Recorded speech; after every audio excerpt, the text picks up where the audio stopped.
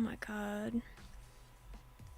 For some reason it reset my audio input.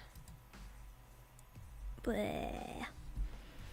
Hello Nene Hamu. Hello Ash Love Curbs. I missed you guys. Hopefully you can hear me now. My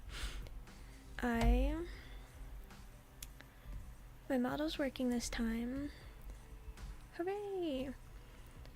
Oh, but for that is to work, I had to sacrifice my light, which means the tracking is a little bit worse.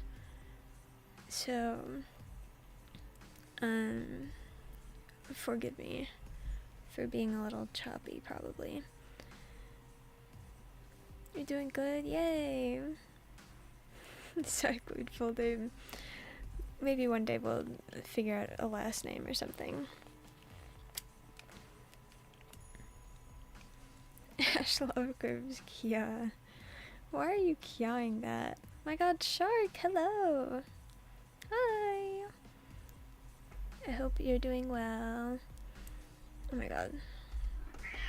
Hello, kitty. Ugh, that's gonna hurt my eyes. I hope she knows my name. I wonder how.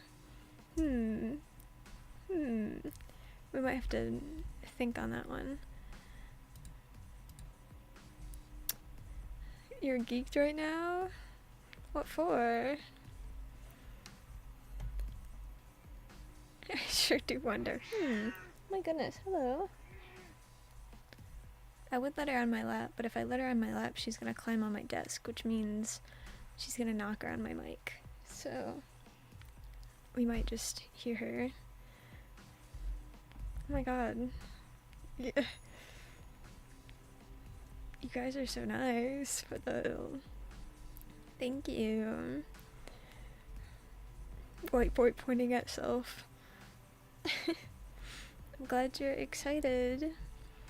So I was... Before I realized I was muted. Oh, I love you too. I don't really remember what happened last time. Let me scroll through my VOD.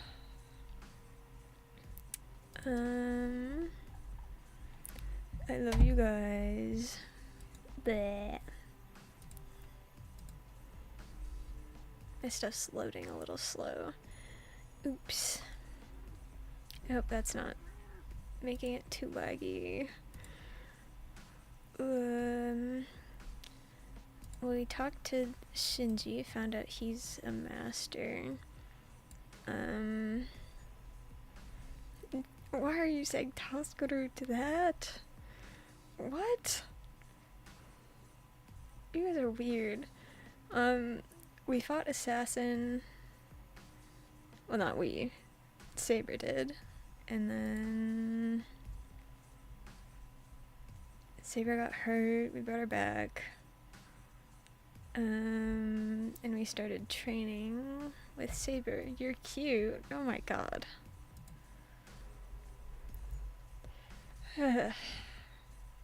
Thank you.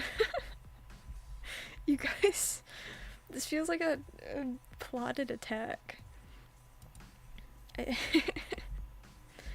But thank you. Thank you. You guys were saying that I say kya to anything. And now you guys are doing all this. It is? What did I do to deserve this, huh? What did I do? Whatever.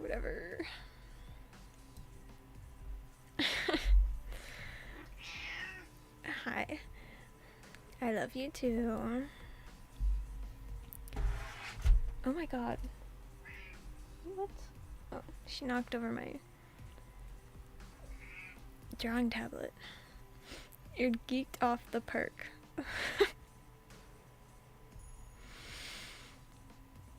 Okay.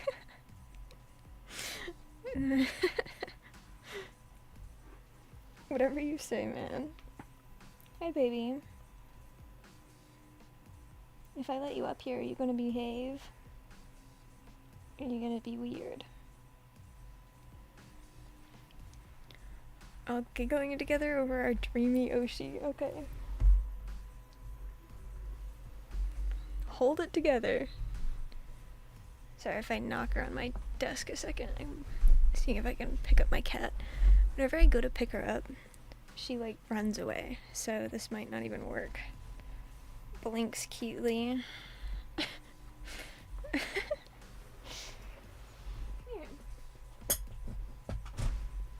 Come on. Oh. Jesus.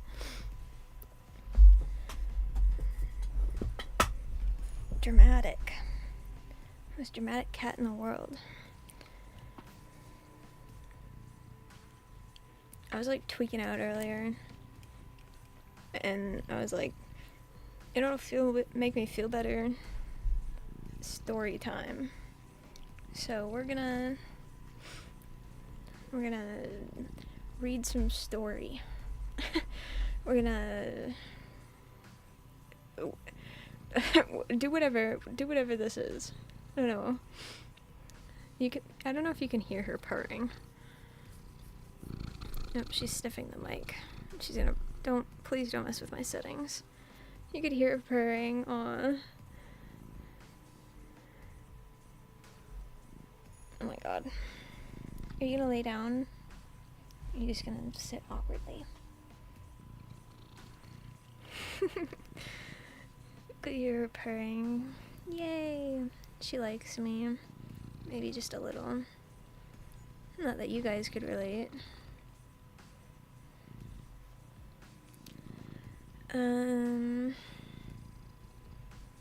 That's pretty much it.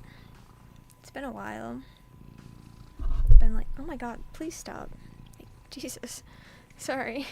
She keeps rubbing her face on, like, my microphone knobs. So if she messes up my settings, it's okay because she's cute. She's just like me for real. You wish. Hey!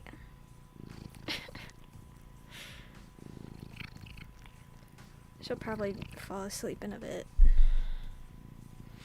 She sleeps a whole bunch. She's an old lady. She's 18 years old.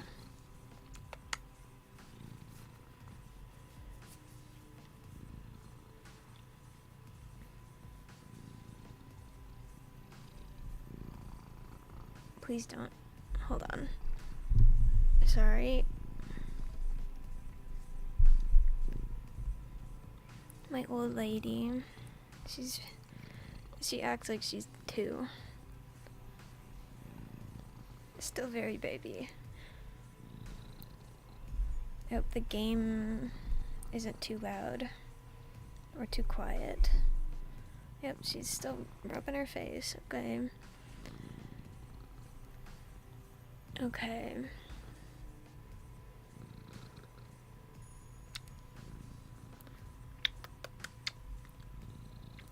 I think it's time to start video gaming. As long as you can hear me over cat purring. Oh, there you go, babe. There you go. She's also deaf. I still talk to her. But she can't hear me. I'm moving my mic again, sorry.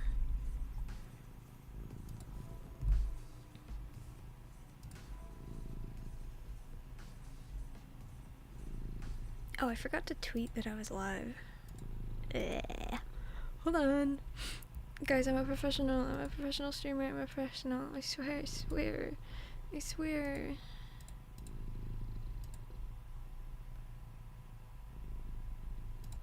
What do you mean? Hello?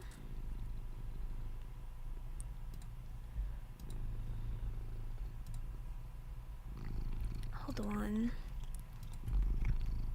Sorry if you can hear her licking my hands.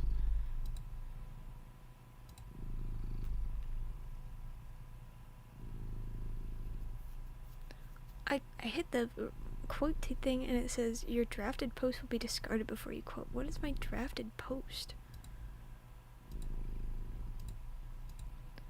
What the hell?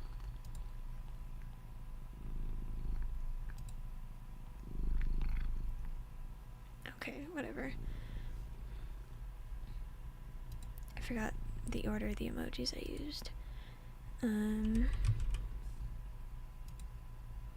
Cat purring, hashtag bless. That happens, it's a weird glitch. What the hell?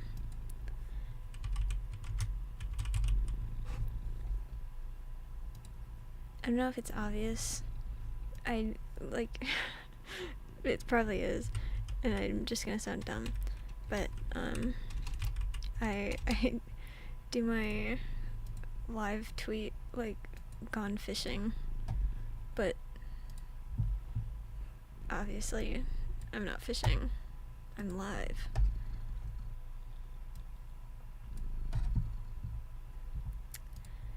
Okay, I tweeted.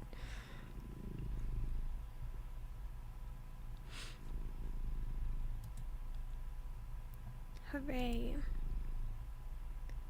Just one more thing. Yeah, her chest is like right at the base of the mic. My cat's is. So she might, you might just like hear that for a while until she falls asleep.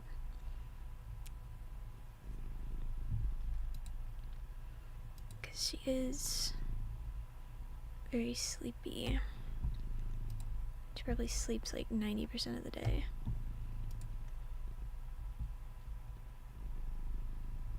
Oh my god. All of y'all replying, okay. You guys are funny. Kicked off this park. Who taught you that, Hamu? Who taught you that? It adds to the ambiance. Where are the reply guys? You guys are so silly. Oops. This is probably Shiro talking. Noodle? Yeah. I was I was gonna guess that. Yeah. That makes sense. Got it. Then I'd like to take a break. Shiro was training with Saber. Sword training. I wouldn't want to do that against, like, Miss Swordswoman herself. I slump against the wall and slowly slide down to the floor. I exhale. Air should be what I feel coming from my lungs, but instead there's only heat. Ouch. While my body is throbbing with pain, I glance towards the clock on the wall. It's a little past 11 o'clock. We started around 9, so we've been sparring for about 2 hours. During the first hour, I was just getting beat up. Stop saying Kya. You're so ridiculous, my lord. Saber struck suddenly, then I blacked out. Jeez. I woke up thinking I would be more careful, and then I just got knocked right back out. Girl, you gotta be nicer.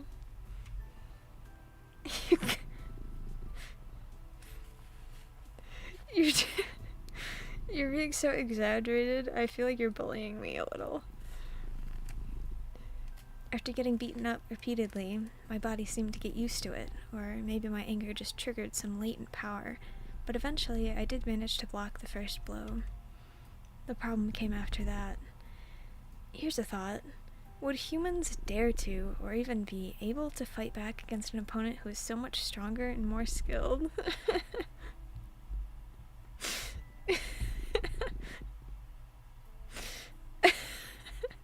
You guys. You're Sycloid filled, okay.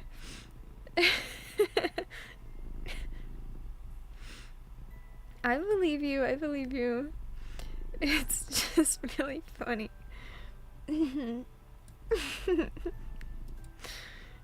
That's so funny. I'm glad. Oh god, that's really bright. Oh my god, I'm glad you're I'm glad you're happy.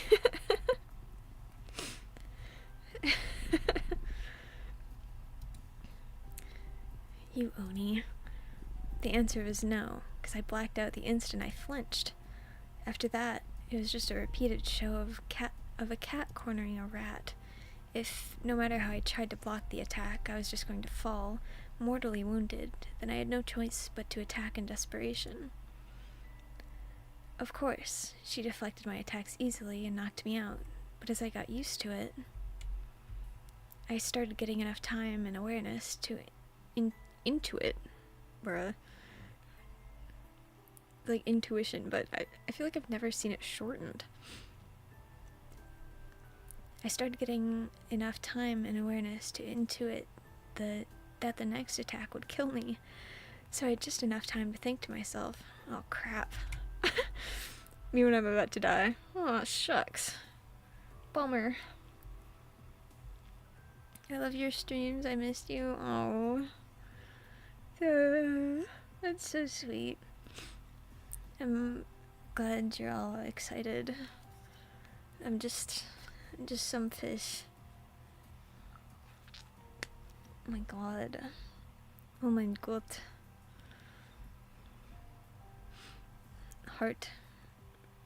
Heart hands. You can't see them. I did them. One day, if I ever get like a 3D model, I'm gonna be so annoying. Like, I guess in a general sense, I was getting in the swing of things. The most awesome fish. Thank you. Ugh.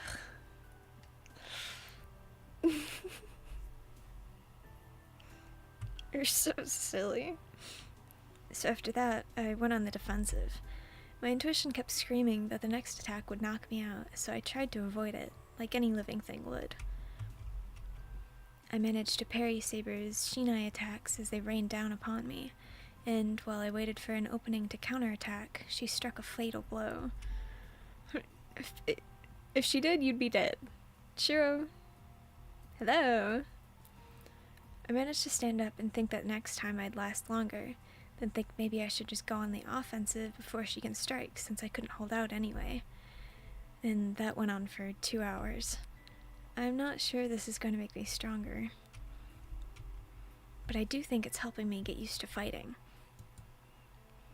Practice so I'm neither confused nor too calm in the face of an enemy.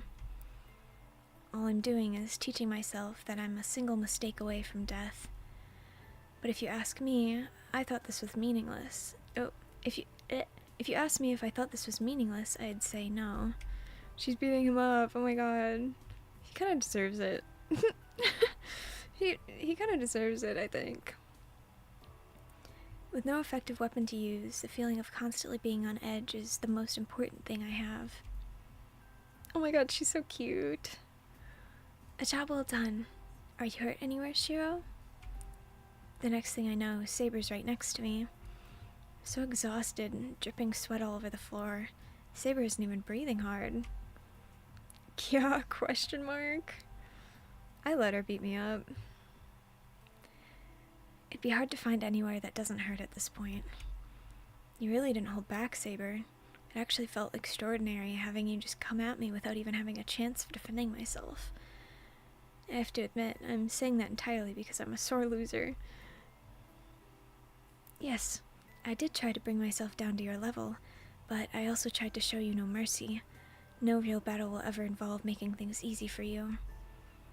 Yeah, thanks to this training, I think I can calmly deal with a Doberman running at me with its leash off.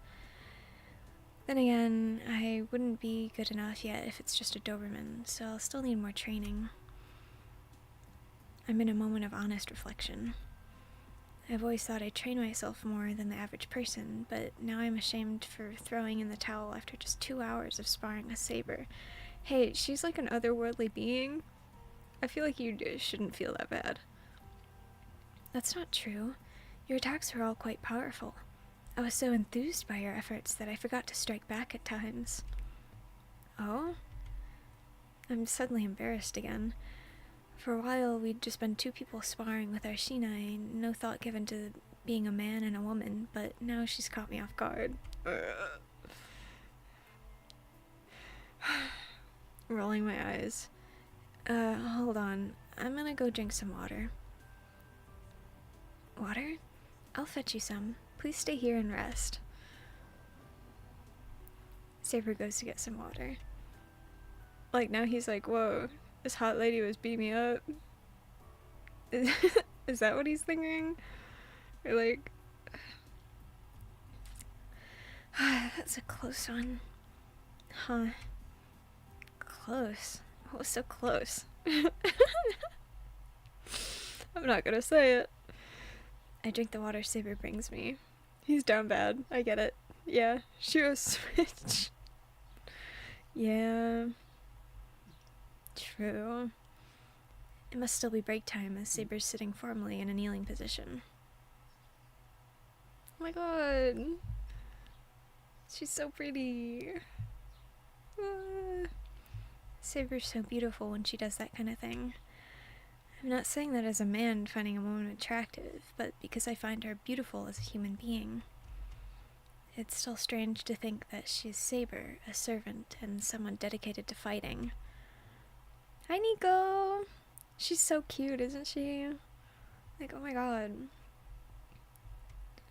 Right now, there's only me and Saber. This might be a good opportunity for me to strike up a conversation, so I'll ask... Ooh. Right now, the reason to fight, I want to know why she seeks the Holy Grail. I want to know more about Saber before she became a servant. I need a trump card. Be nice to have some sort of secret blade technique or something. Ooh. Nico saw me. Have fun fading. I love you. Oh my god. I love you, Nico. I hope your cooking goes well. Wait, oh, she's already interacting. Yeah. What are you talking about? They're being weird.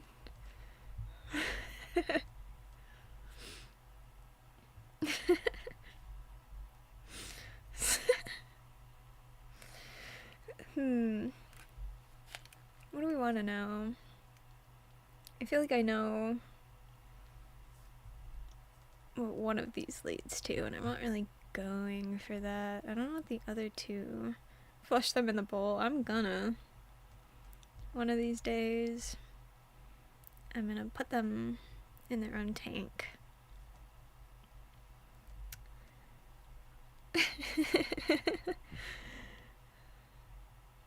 Resilient. Okay. You gotta... Liza Fee. Kya? Pardon?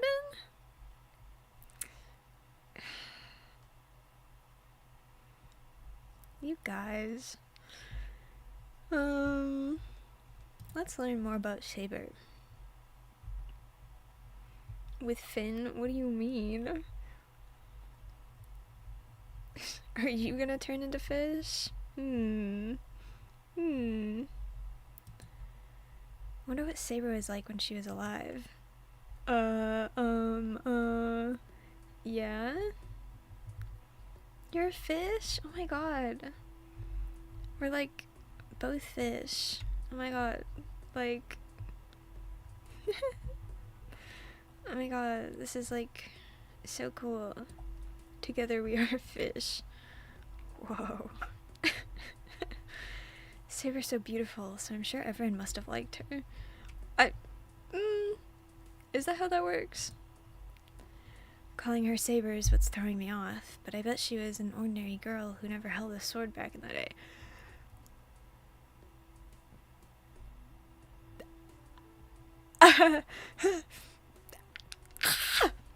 I'm gonna... I hate this guy. I hate him. I hate him. Sure, she was a king. So, Saber, what were you like before? Like, ooh.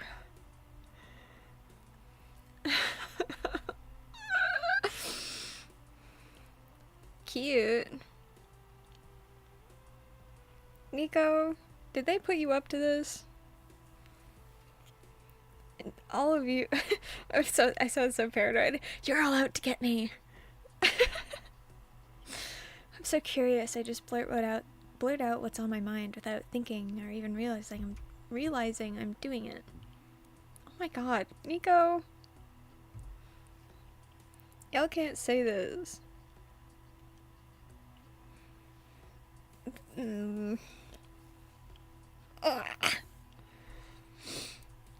Thank you, Nico. I left VC for you, don't even. Oh my god. I'm so flattered. What do we do? I don't know. I just feel like I have to blame somebody. Ugh. Thank you, Nico. That's very kind. Ugh. Whatever. Come again? Did you say something, Shiro? It's nothing. I was just imagining what you were like. I'm not trying to find out your true name or anything, but I just want to know what your life was like. Blame Hamu? I will. I don't hate you guys. No one said that. I just think you're plotting against me.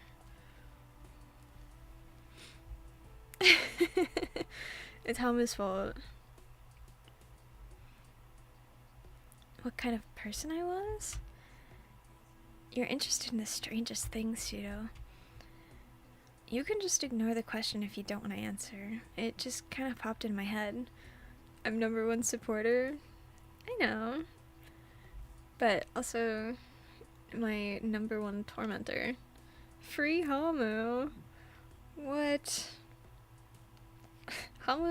Hamu is here willingly, okay? Hamu...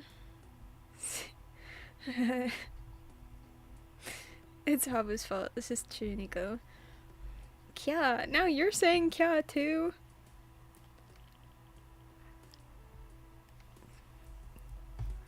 I'm so puzzled. You guys are interesting. I know you're Saber, a servant, but I just thought you must have been a completely different person before you became a servant. That's right. I imagine she lived a peaceful life, as befits a lovely girl like her. You are allowed to cheese. I'm just freaked out. Y'all got me tweaking. Okay. What are you laughing? I'm not gonna make any progress. I do not think that is true. One person's personality does not change just because they become a servant. I was a knight who was handed a sword the moment I was born. Damn, 1 month old and wielding a sword. There's never any other me, as you might have imagined. Seriously? Then you've always been so harsh? That's not good. I kind of sympathize with people who are around you. What the fuck? Shiro. What do you mean by that? I may be stern, but I do not recall being harsh to those around me. That can't be true. Today's training taught me you're merciless. Look at this welt. I made one tiny mistake and you happily drive in at every opportunity, you demon. I did not do it happily. It may be tough on you, but it wouldn't be training if I were not strict. We hate Shiro. We hate him. Like, oh my god, bruh. This guy's mean AF. Saber fight back. Like, knock him out for a 300th time. This is strange. Somehow I never expected Saber to make a face like that. What's the look? I believe it's unfair for you to suddenly fall silent. Oh, I never thought you would get mad like that. So you just kind of surprised me. Like, huh? Is that so? I thought I was only asserting my point. Yeah, but you're not usually so emotional. Oh my god. So that was new to me. Do you really think so? I was simply expressing what I believe. But those aren't your feelings, they're your beliefs. That's not what I'm talking about. I'm saying you never speak straight from the heart. Of course not. What is required from me is not my own personal opinion, but rather my opinion based on my standing and position. That is true even now. I am a servant, a saber, and I will protect Shiro. There's no point in my saying anything unconnected with my purpose, and there's no sense in me thinking otherwise. That may be true, but that would be boring for you. You might have a role to fill, but that doesn't mean you have to devote yourself to that and nothing else. There are things you want to do too, right? As I said, my job is to protect you. You are inexperienced as a master to begin with, and so I am attempting to train you because you stubbornly insist you wish to fight in spite of my warnings. That may not be entirely true, but, well, if you say so, then I guess it's okay. I feel like this conversation has softened Saber up a bit. She even looks more cheerful now, so as not to ruin the moment, I decide not to press the matter. Who wrote this? Oh my lord. They're trying to communicate. In a way. My cat is squeaking. A man, definitely. Anyway, now that we've talked a bit, my body's cooled down, so we should get back to training. Saber, let's go again. I've had a chance to rest. Are you sure? You do seem to have cooled down, but you also appear to be in pain. It's fine, just bruises, so I can deal with it. Besides, I'm healing automatically now anyway. But if it gets worse, this training will be pointless. I believe we should wait longer and see. It's fine. I want to do more before Tosaka comes home. I wouldn't want her to see me in this state. I understand. It would not do to have Rin, who will eventually become our enemy, learn about your abilities. Reckless though it may be, I suppose we should pick up the pace a bit. Saber picks up her kunai from the floor, but then a really out-of-place sound echoes through the dojo. Saber? I think her stomach is growling. It seems I am hungry. I had not noticed, engrossed in our training as I was. Oh, yeah, now that you mention it, it's lunchtime. I can't blame her for her stomach growling. I'm not that hungry yet, but if Saber is, we should have lunch. And if during that time I heal more, that's even better. Hey, it's lunchtime anyway. I'll go buy some groceries so you can rest in the living room. Shiro, if you're going out, I will accompany you. I'll be fine. I'm just going to the shopping district nearby. No one would attack me in broad daylight.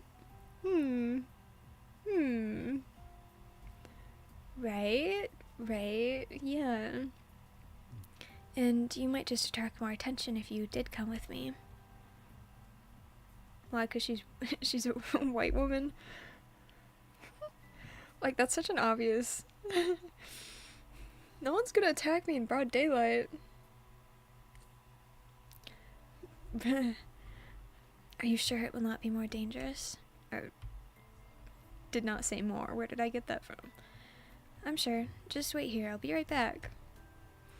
You can't say that! Shiro!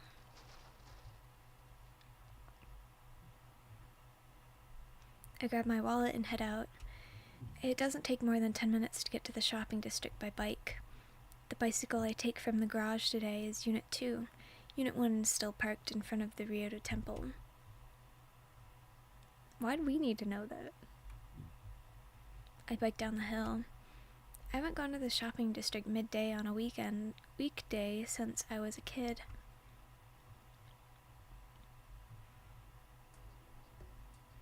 The intersection is packed with housewives returning from midday shopping. Can't you see? They're coming from the neighborhood shopping center Sakura and I frequent. I miss Sakura. I finished buying a bag of groceries. Enough food to make lunch for 2 and a light snack. I don't buy anything for dinner since Tosaka's in charge of that tonight, but I do buy enough bread for 4 for tomorrow's breakfast. I don't know how to make strawberry jam, so I reach for the cheapest. Well, no. That might get some complaints, so I go for an expensive jar instead. Why? I feel like who's gonna complain? Tosaka? Probably. Damn, this is really eating into my wallet. Why the hell do I have to spend 1,000 yen on something so sugary? I load the groceries into my bike as I grumble. But then, I feel someone tugging at me from behind. I turn around, wondering who it is. Boo! Yep. Standing there is the silver-haired little girl. I stumble backward, knocking over my bike.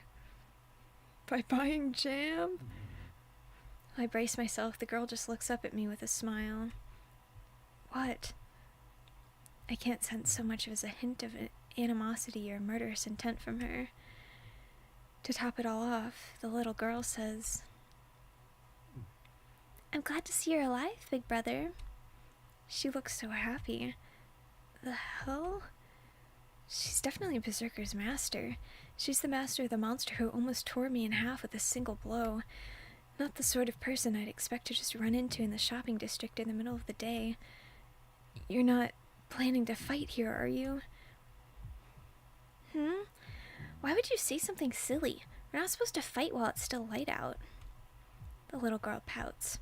She's certainly acting like the little girl she seems to be. Kya, Ash, come on. I've no idea what she must be thinking. I can at least sense that she doesn't pose any threat, though. You're...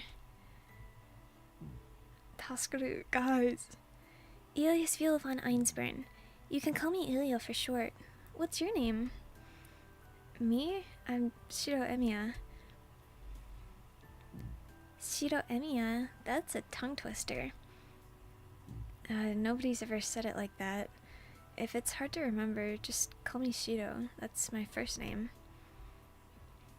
Shiro? That's easier. Shiro, huh? Yep, it has a nice ring to it. It's simple, but also kind of haughty at the same time. Elias Viel looks at me suggestively.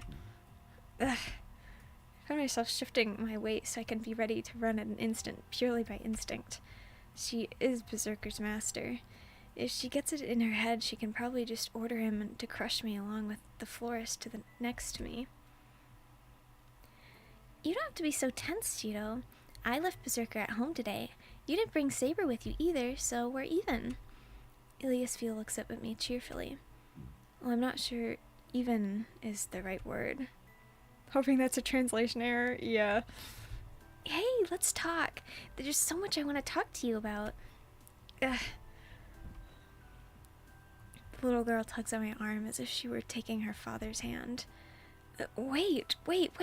What's that big idea? Is this some weird new strategy you thought up? What do you mean? I just want to talk. Kids make friends and talk with them all the time, right?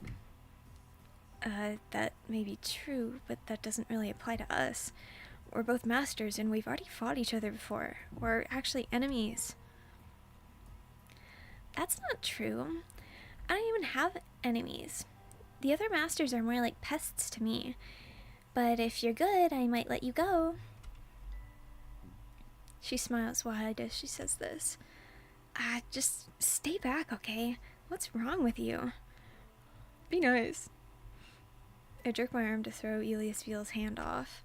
Kya! She's about to fall. She nearly falls flat on her back because of how hard I shook her off. Oh crap, Elia! I don't know why I did that. The next thing I know, I'm reaching for Elias Viel.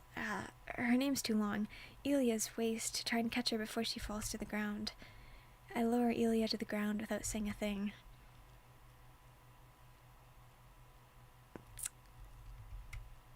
Ilya's silent. I don't know what to say myself, so I just stand there looking down at Ilya. Oh, this is awkward. So awkward, in fact, that I'm about to just turn around and leave. But then... Why? Do you hate me or something? She asked with the same glow in her red eyes that she had when she spoke to me the other night when she was with Berserker. A chill runs down my spine. I sensed no danger earlier, but she's just reminded me that she's still Berserker's master. If I cross her, I'm dead. I'd never be able to face Saber if I died in vain here, and everyone in the shopping district would get dragged into this as well. Yeah, that's a safe bet. Ilya's willing to use her powers anywhere.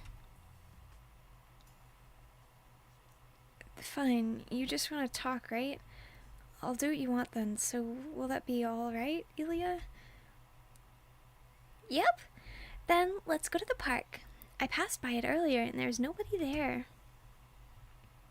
Ilya skips off towards the park. Come on, hurry up. If you don't, I'll leave you behind, Shiro. She's cute. Ilya spins around as she runs through the shopping district. She really did go ahead without me. I'm more moved than I am confused. Apparently, once you promise Ilya something, she treats it as the absolute truth. And that's why she just skipped off so happily. It's also why, even though she left me behind, I don't even consider taking the opportunity to run for it. I had already promised her I was going to talk with her, and she clearly trusts that.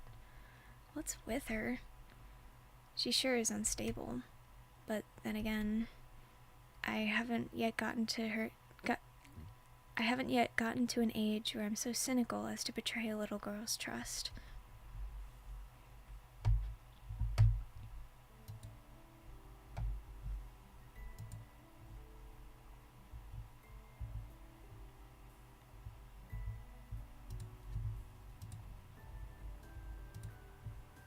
Oh my god, hold on. Okay, we're fine. Ilya and I are the only two in the park, a little ways away from the shopping district. Kids are in school at this hour, or maybe the park's not as popular anymore. Our conversation begins in the tense, wintry air of the park. So, let's talk. Oh, what do you want to talk about? Do you want to know about Saber? Huh? About Saber? Why? We're masters. Don't you want to get information about the other servants? I don't want to talk about that kind of stuff. I'll get bored if we don't talk about something funner. I don't really find anything in particular boring, but okay. What do you think is fun? I don't know. I haven't really talked to people that much, so I don't know what to talk about. So you brought me out here not knowing what to talk about? Didn't anyone teach you to think before you act? They didn't, did they? Then from now on, you're gonna be a proper, thoughtful adult. Boy, what? No thanks. I'll leave all that to you, Shiro.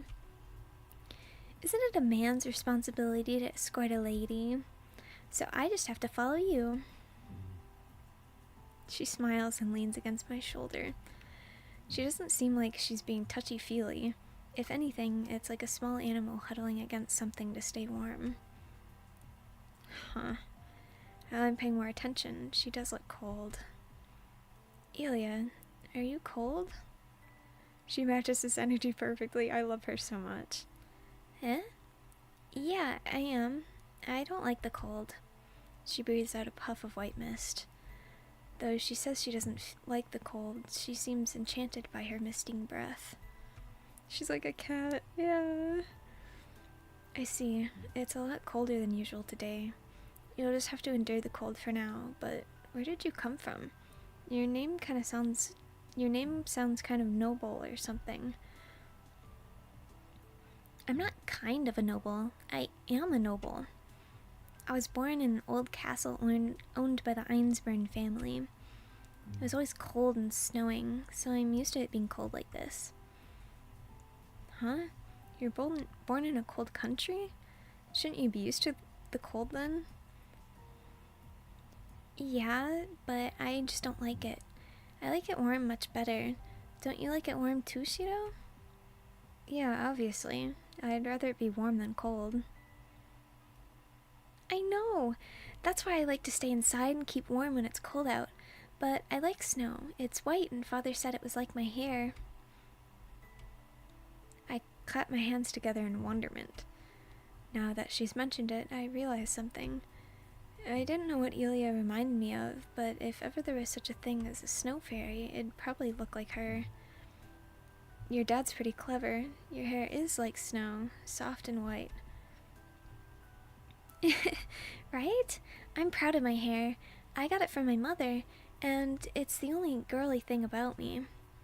Elia giggles joyfully. Seeing her act this way leaves me numb.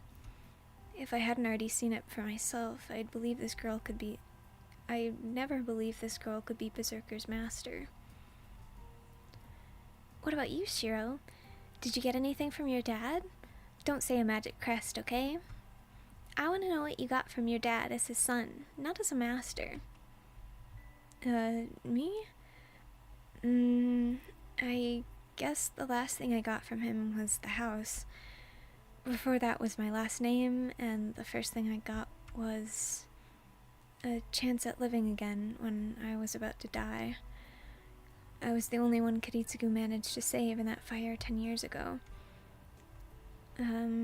Let's see, I didn't get any physical features like you did from your parents, but I think I got plenty of things that were just as good. Elia looks delighted, as if it was a story about her. Who wouldn't be happy seeing a smile like that? But from what you just said, you didn't get his magic crest. That's weird. Does that mean you're not a master? Huh? Well, I'm an apprentice mage without a magic crest, but I am a master. A tragic backstory. Now that you mention it, you're a master, which makes you a mage, right? Huh? I'm not a mage. I'm a master. I was never taught magecraft. Huh? Then you didn't inherit your parents' magic crest? But I thought your family was a prominent one, since you have a castle and all.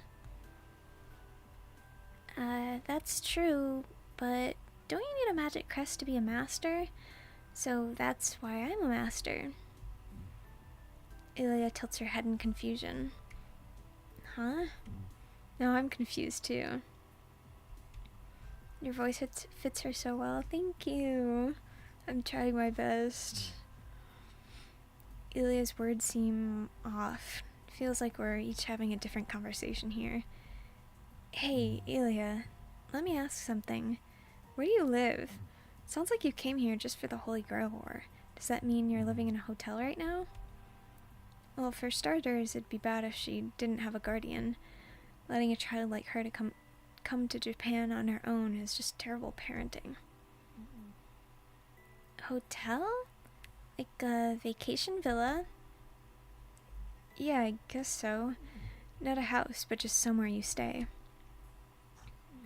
Then yes. Do you see that big forest over there? There's a Western-style mansion my grandfather's grandfather built over there. I was told that the Einsburn family's master stayed there for the Holy Grail War. Ilia points west. Yeah, there's a deep forest in the mountains there. The place hasn't been developed yet. It takes about an hour to get to that forest by car. Did you come all the way from there alone? Yep, I snuck out today. Sella and Lestrit may be my maids, but they're so annoying. I came all the way to Japan, so I think I could go out and do some things. I may have always gotten what I wanted, but I've been shut in my room all this time, so this should be my reward. Huh? You were locked up in your room? Yeah, I wasn't allowed outside when it snowed because it would be bad for my body. That's why I usually played in my room. But I'm fine. It's not as cold here as the castle, so I'm fine by myself. Elia beams proudly. She swings her legs back and forth, seeming to be genuinely enjoying herself. I find myself reaching in my grocery bag. I take out the dorayaki, a Japanese pancake sandwich filled with red bean paste I'd bought to give Saber, and without knowing why, I hand it to Elia. Want it? It's not the fanciest thing, but it's good. Eh? What's this? Food? Yeah, I'm not a big fan of sweets, but this is the only exception. This was a favorite tea snack my old man and I shared. So you're giving this to me? Hikar. Yeah, it's not as good if you eat it alone, so let's eat it together. Aww. I hand her the dorayaki. He's good sometimes. Elia hesitates, but takes the unfamiliar snack. Okay, thanks. She happily takes a bite of the dorayaki. She practically devours the thing. Hashtag sibling moment, true. I nibble my dorayaki and try to hold... Oh my god. Translation error, question mark. And try to stop myself from being overwhelmed by the shocking thought I've just had. I don't believe myself. For reasons I simply can't understand, I just found myself thinking it'd be nice to have a little sister like her. But honestly, I think Elia is too innocent. She might really be an innocent young girl who hasn't learned the difference between good and evil. Honestly, I can't even begin to imagine how a mage family raises a child. But I know without a doubt that Elia wasn't raised in a normal environment. Thulsaka may act the way she does, but she's a mage at heart. She understands the gravity of the Holy Grail War and knows that the killings between masters are murder. But this girl may have become a master without really appreciating what it means to kill people. I haven't been talking to her long, but I don't think Elia is the sort who'd choose to kill anyone. If that's the case... Elia, there's something serious I want to talk to you about. But then... Elia suddenly raises her head, as if someone's just called for her. Elia? What's wrong? Did something happen? Yeah, I need to go home. Berserker woke up. She jumps off the bench. Elia runs out of the park without so much as a goodbye. She disappears in an instant. Drinking water. Oops, sorry. I woke up my cat.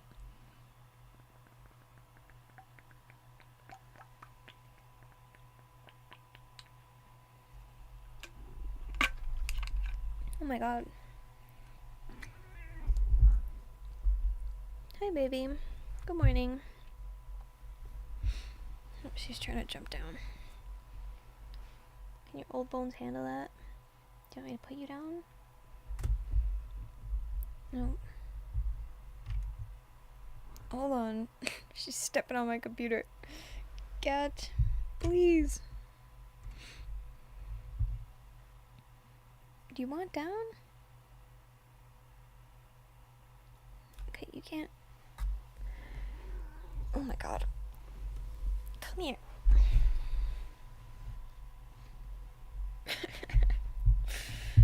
Okay, I'll let you down. There you go. Ugh. Sorry. I go back to the house. I decide to keep quiet about meeting Elia. This is the sort of thing I should be sharing right away, and I know it, but I don't feel like talking about it. Elia wasn't acting like a master in the park. We talked about trivial things and casually parted ways, so I hesitate to bring up what happened today to the others. I feel bad for keeping secrets, but I don't want to think of the little girl I met today as my enemy.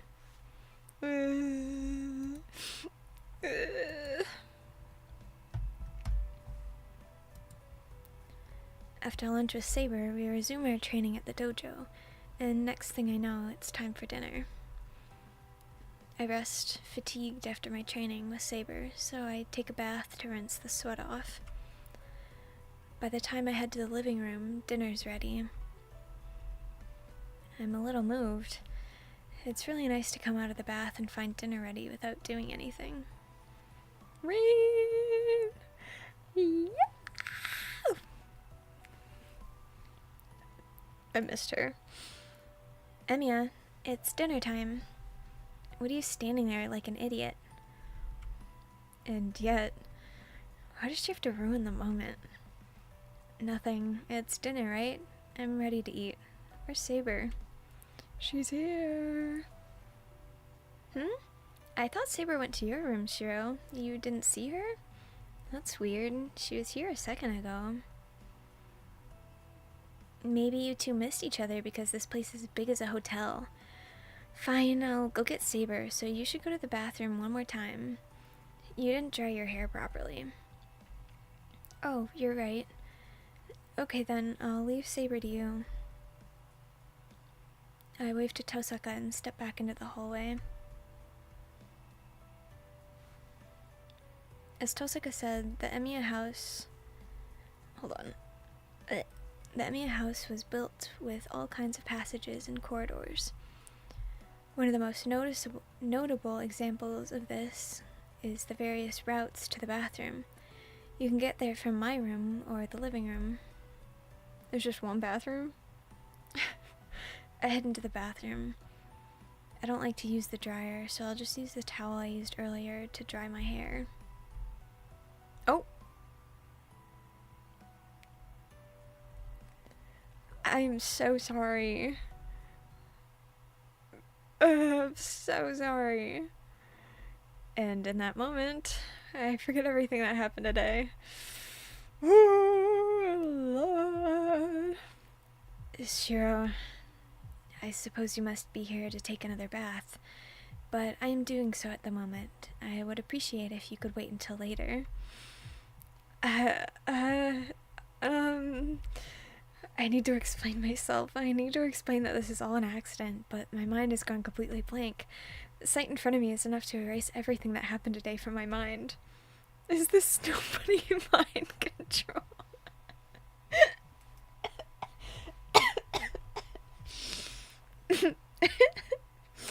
Yeah.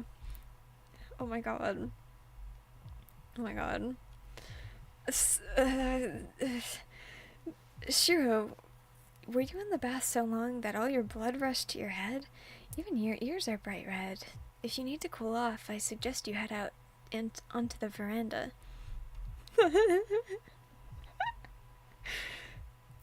No, yeah, I'll do that, but before I do, I should apologize.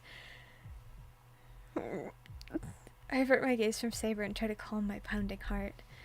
This was an accident. Well, actually, there's not really much room for me to explain myself now that we've actually run into each other like this, so go on, get mad at me, Saber. I try to keep my eyes averted and calm myself down at the same time. Saber thinks for a while, then says, Shiro, please raise your head. I do as I'm told. Damn. Hey, wait, why are you still like that? You have nothing to apologize for. I wish to tell you that there's nothing for you to worry about, even having seen what you have. This guy's such a loser. She's one naked woman and falls apart. Come again? I have told you this before. Gender is meaningless to servants. Seeing my body may have made you panic, but as I have said, I am a servant before I am a woman. As such, your consideration is unnecessary. What? What is Saber saying?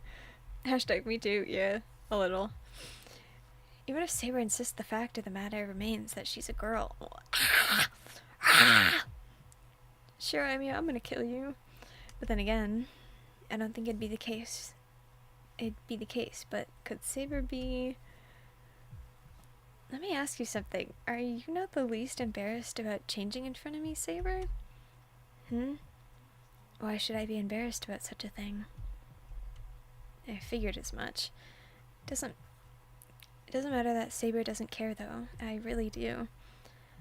Sorry, just let me apologize. If something like this happens again, you can do it. Whoa. Pause. You can do whatever you want with me. Scratch his head. I do a quick 180 and rush awkwardly out of the dressing room. Saber stares after me oddly as I leave. Why? Ooh. Ooh. Ooh. Shiro. Do we need to cover the screen? Maybe I should. Well, I'll be fine. It'll be fine. I think they removed the more risque scenes in the remastered version on Steam, I think. But I have I have a solution if we need it patched. They patched out the sex. We finished dinner. It's probably a typical dinner, except it didn't feel that way. I've lost my appetite since the incident in the bathroom. Was she that ugly? Sorry. Like, why would you lose your appetite after that? Like, she's not that scary. Naked woman! Ah! So cold. I'd opened a window from the veranda to let the outside wind cool my head, but I need to stop. I'm gonna catch a cold if I keep this up. Shiro, there you are. Saber, did you have something? No, but I thought you did. I thought Reen promised to teach you magecraft tonight. Sycloid 20. My famous quotes. Naked woman, scary! I'm so scared. Oh. I smack my forehead. Facepalm moment. Oh my god. I completely forgot. Thanks, I'll head over there right away. I rush to the outbuilding and head upstairs. I knock on the door of the guest room that Tosaka had taken up occupancy in. Shiro, I have my hands full, so just come on in, it's fine. Tosaka's voice sounds from inside the room, but she sounds a little unnerved. She naked too? No. Oh! Needle alert. She's doing drugs. What the hell? No, she's just pulling her own blood, question mark? I walk in to see Tosaka holding a jewel in one hand, a syringe in the other, and a handkerchief in her mouth. I have questions, Tosaka. Hold on. Message retracted. What did you say? Need that. True. A tourniquet? Yeah, it's like a rubber tourniquet. She sticks a needle in her arm as she speaks, her mouth full. Kya! She draws blood into the syringe. I was right. Tosaka slowly drips blood from the syringe into the jewel, then grips it tightly. Oh. Flashbang. A wave of vertigo washes over me. I can tell it's a ripple of magical energy. Even after all that, it's only at 30%. I guess I'll have to make do with just the 9 I have. Tosaka slumps her shoulders in disappointment, puts the stone back into a jewelry box. Tosaka, I came here to learn from you, as promised. But before we get to that, I'm curious about what I just saw. Yes, I was waiting for you. You fortified your body with Saber during the day, right? Then we need to train your mind at night. Tosaka seems happy, ready to teach. Saber said she wasn't good at teaching, but I'm guessing this will be the total opposite. Anyway, So, what should we start with? You mentioned that you can only use strengthening magecraft. Actually, before we start, I need to know, or else it's gonna bother me. What the hell were you just doing? Sticking yourself with a needle is dangerous. Huh? I was just making magic bullets. My family's style of magecraft uses the flow and conversion of power. Whenever I have the time, I transfer my magical energy to other objects. Wait, what are magic bullets, and what's the point of transferring magical energy? Magic bullets are exactly what they sound like, bullets filled with magical energy. Have you ever heard stories where jewels contain human emotions and thoughts? Jewels in general can easily store magical energy, and it seems like my family has always been really well suited to the practice. If you don't do anything for, say, a day, you wind up with an excess of magical energy, so I put that energy into jewels. I repeat this for days, months, and even years, and that turns the jewels themselves into magecraft. The jewels obviously have limited capacity, and I can't control magical energy outside myself.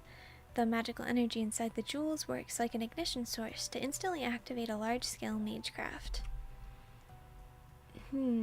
So you're saying you fill these jewels with your own magical energy as a backup? Backup, like combat support? That's close, but not quite right. It's more like stuffing something into a disposable pack. So it's like you're temporarily expanding a computer hard disk. That's amazing. You'd be able to use as much magecraft as you want with that kind of skill. Hard disk? No idea what that is, but it's also not as great as you think. The moment I infuse the jewel with magical energy, the magical energy is bound by the jewel's attributes, which limits how I can use it. Yeah, but magical energy never ceases to surprise me. I didn't know you could store it like that. Why don't other mages do something so useful? The ability to store magical energy in something outside yourself is unique.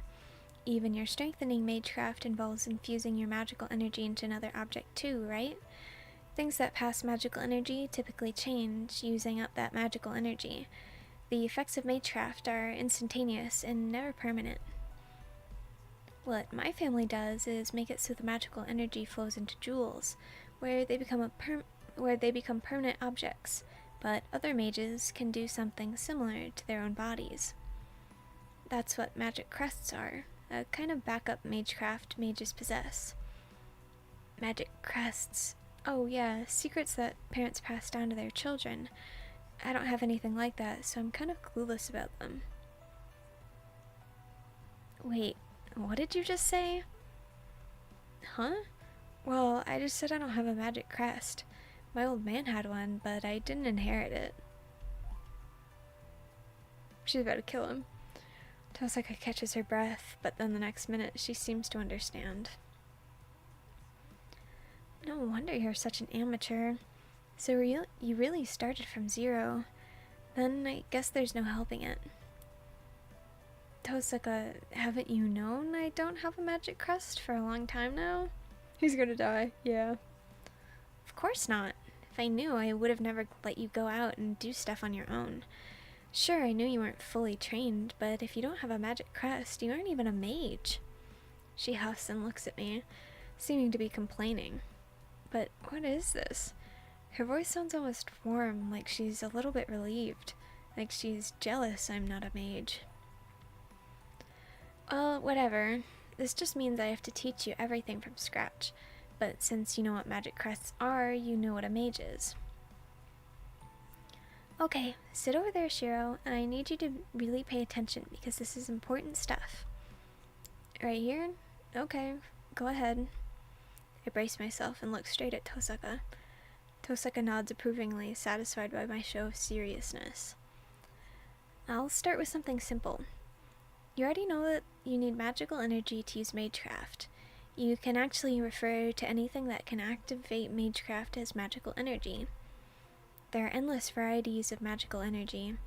Some may use magecraft via their own means, while some may do it by paying a price of some sort. You at least know that, right?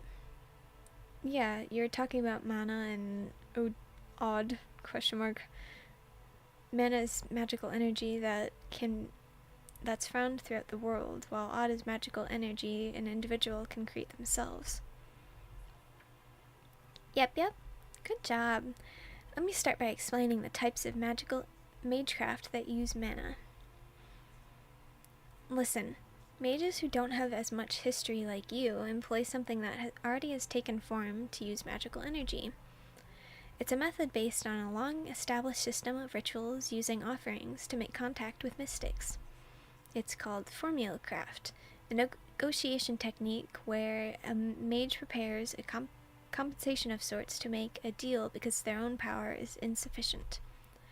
This way, even a caster with weak magical energy can use magecraft. They don't need to use their own magical energy because they're borrowing it from elsewhere, from mana, so the caster only has to perform a ritual.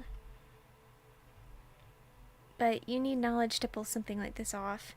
You're not at the right level to do something like this. Besides, something reeking of blood probably wouldn't be your style anyway.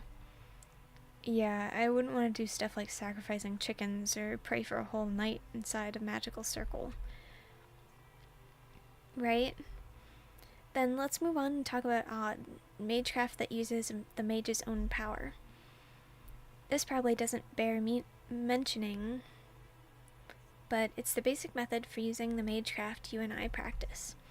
Your strengthening magecraft only uses your own magic circuits without using anybody else's power, right? I nod. It seems she's getting into the nitty-gritty stuff now. Right. The magic circuits that function to create your own magical energy are a hereditary trait passed through our generations. Magic circuits are forged over many generations and get more powerful as they're passed down to the next generation, and so on. The child of a mage family is already fit to use magical energy because of this. It may not be fair, but you and I had different starting points. I know that. Doesn't bother me. Keep going. I wasn't too worried about that either. But whatever. Anyway, other than magical circuits, mage families also have secret magecraft that they cultivate over generations. It's similar to my jewels you saw earlier. Once a certain magecraft is mastered, a mage can physically hold that magecraft. Do you know that feeling of getting a hold of magecraft, even though it's typically shapeless and simply devised? I don't, but I'm guessing it's like it becomes part of your body. Bingo! Magecraft that goes beyond the realm of principle and becomes a part of you, then becomes tangible. It's a feat that can authenticate an otherwise unstable magecraft, and at the same time it becomes the testimony of that mage's existence. And when a mage is on the brink of death, they pass down their great accomplishments to their successor in the form of a crest. It's their way of telling their successor to go further, to places they were unable to reach, and that their crest may be of some use to them. Though, to be honest, both the one handing down the crest and the one receiving it know it's of no help. Huh? What? Are you saying that something so awesome is useless? It is useful. An ordinary mage would consider a single crest to be like a security blanket. It's that helpful. But then again, it's like getting a car. No matter how fast it is on the road, it's never going to take you to the moon. Huh? Just forget that part. Let's move on. You might know this already, but this crest is what's called a magic crest. The head of the mage family spends their entire life completing their magecraft and makes it into a crest to pass it down to their descendants. And the descendants completes another magecraft and adds it to the crest, which gets passed down to the next descendant. The magic crest gets more complex as it passes from generation to generation, but it's also a constraint mages can't escape. So what you're saying is that the entire history of a mage family is recorded in these magic crests? No, that's not it. Family records are recorded in books. Magic crests only contain magecraft. It can cast spells on its own, or it can let you use magecraft you haven't mastered yet. In simpler terms, it's like having magic circles engraved on your body. Huh, then doesn't that mean you can engrave the crest on anyone? If these magic circles are all you need, then you can draw as many as you want as long as you know the shape. That's not how it works. Magic crests are like living things. It's more like transplanting an organ. There's only one organ, so you can't split it among other people or copy it. There's no point in splitting a heart in half because it just stopped working, right? Oh, yeah, you have a point. Does that mean you also have a crest implanted in you, too? Implanted is a pretty backwards way to put it, if I do say so myself. In my case, it's on my left arm. It covers my entire arm from my shoulder to my hand. It doesn't show up as long as I'm not using it, so I don't have to hide it with command spells. So that's why a mage family only has a single heir. If a family has multiple siblings, typically any not chosen to be the successor would not be taught magecraft and would instead live an ordinary life. The magic crest can't be passed down to them, so there's no point in them being a mage. Yeah, Shinji said that too. I get it, so that's why Sakura wasn't taught any magecraft. Right, but the crest inheritance stopped a few generations ago in the Mato family, so I assume Shinji only learned about magecraft. Honestly, those are the most annoying sorts out there. They can't really feel what magecraft is, but they still try to use it. Tosuka sighs a deep breath, swearing quietly. Well, I was supposed to teach you magecraft, but we got a little sidetracked. I'll need to come up with a different approach now that I know you don't have a magic crest. Let's call it for now. I'll prepare something for you tomorrow. We'll do more then. Oh? I'll just have to trust you then. And what do you mean you're gonna prepare things? I mean a lot of things. Since you have no crest, you don't have a switch. I'm gonna go in and tamper with your body. Oh, so we'll need medicine and other tools. Oh my god.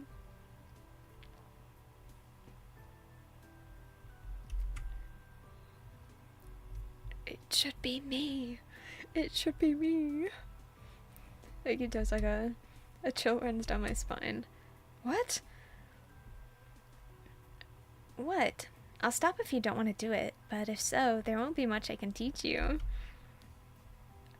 Tampering. She was switch. I feel like at this point, it's not even switch anymore. Well, I don't want to, but I'm still gonna ask you. Whatever you say is probably the right way to go. And that's what we'll do tomorrow. Oh, right. Are you planning on training with Saber tomorrow, too? Huh? Well, yeah. I'm concerned about the bounded field over the school, but there's still some time before it activates. I want to at least be able to fight by then. I see. Well, not that it's important to me, but it seems like you and Saber aren't getting along. Well, that... You managed to talk normally before dinner, but you got all quiet at dinner. I just want to check. Are you two getting along? If you two end up bickering during battle, I'm gonna suffer the consequences too, you know? Ugh. It's just that something happened right before dinner and now things are awkward. That's all, but I'm not sure if Saber and I are getting along. When I spend it all day dueling her, I think I got a sense of what Saber is like. I trust Saber as an ally, no question about that. But if someone asked me how I feel about Saber in other senses, I wouldn't know how to answer. 'Cause I lost all sense in that very moment. Snow bunny mind control. It's hard to say, but what about you, Tosuka? Do you like Saber? I do. There's nothing about her I don't like, really. She's strong, polite, and pretty. A huge difference from my Mr. Cynic. Huh. I see. So you like Saber. That was cute. Oh my god. What? All I said was I like more about her than I don't. Quit being so blunt. You'll make enemies. She flustered because she's gay. She's in love with Saber. They should get married. I refuse. I've never been good with words anyway. I figured as much. You're never sarcastic or cynical. I bet you think of me as loud and annoying. Why would I think that? I like the way you say things. Otherwise, it wouldn't feel like it's really coming from you. What? Crap. I would have struck a nerve. Tosaka turns away pouting. But I have to admit, I feel a little better, even happy, knowing that Tosaka likes Saber. She knows she can be perceived as pushy, yeah. She's aware. Ugh. She cares. But I like her personality. I think she's very caring and very passionate, but like trying to not look like it. The day ends. I still feel uneasy with Saber sleeping so close by, so I escape to the shed. Boy. Oh my god. I saw her naked body once, so I can't sleep anywhere near her. Like, was she that ugly? No, that's not what it means, but... I stop and look up at the winter sky. Not because the night sky is particularly beautiful. I'm just feeling the winter chill and a daze doing nothing because it calms me. Like, damn!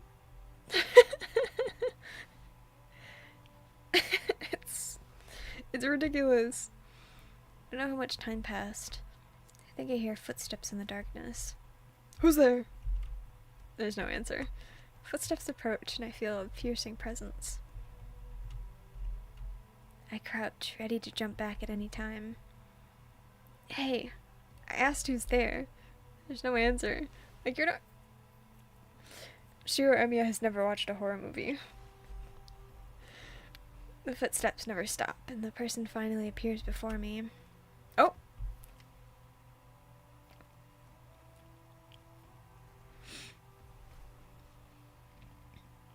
Hello, gorgeous.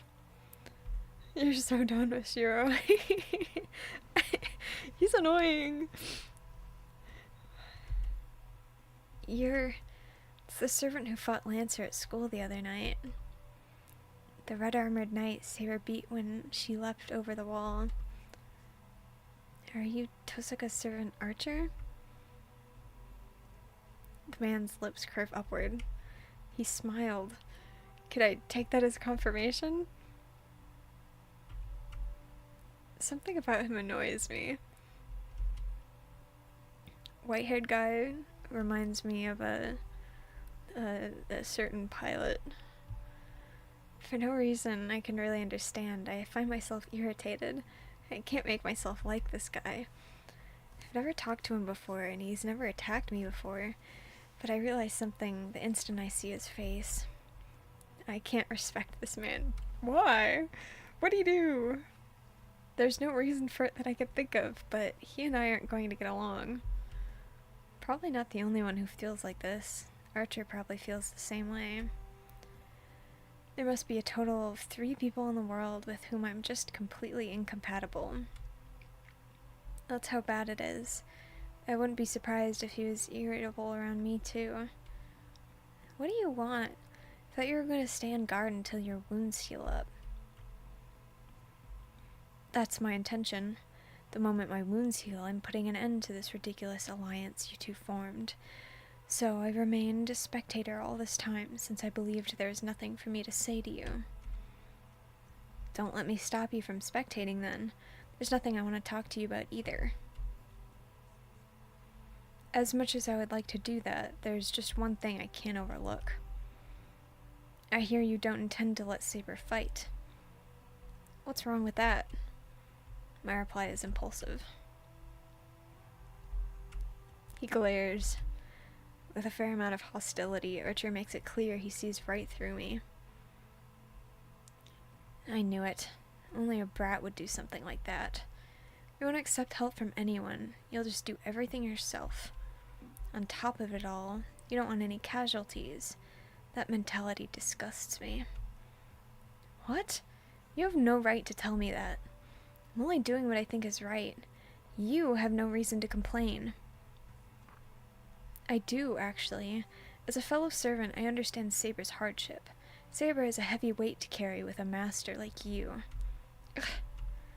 He's not lying, but what really ticks me off is that I didn't want to hear this from him of all people. Screw you! Not a burden to Saber. I'm gonna fight in her place, so there shouldn't be a problem. Are you saying she won't get hurt as long as she doesn't fight? Servants only exist to fight. Forbidding her to fighting is blasphemous. I doubt there's any point in telling you that. Having said what was on his mind, Archer falls silent. A few minutes pass. The two of us just stare at each other. That's so awkward. I gulp. His cold stare seems to be trying to probe my insides. Oh. And then suddenly... So what's your plan, Master of Saber? The Red Knight seems calm as he asks his question. What do you mean? Do you really expect to end this war without fighting? Do you really think you'll never fight or kill anyone? I never said I won't fight. I'll fight if I need to fight. I see. But you won't kill anyone when you fight? Yeah. Got a problem with that? I have no intention of butting into your moronic reasons for doing what you do. I don't have the time, and I'm just not crazy enough to try. Archer turns his back to me. Damn, sorry. Don't get things confused, though. This champion of justice you're pretending to be, nothing more than a cleaner. You should know that only the survivor is going to have a chance to save anyone that way. Knowing the context of this is funny, it is. Damn. Back muscles have cocomelon. Like, damn.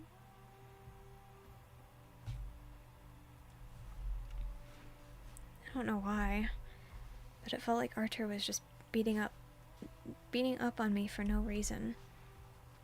Wait, what do you mean a champion of justice is just a cleaner? You should have figured it out by now. Listen, your approach won't undo a tragic death. That's the limitation you're working with. A champion of justice is someone who can only clean up a mess that's already been made. You'll never be able to save the very people you're hoping to save. That's not true. The idea that you can't save the person you're reaching out to save is wrong. An ideal is just that, an ideal. As long as you hold to that ideal, the friction between it and reality will only get more intense. That's the path you're on right now. Someday you're going to face reality, and you'll have to pay the price.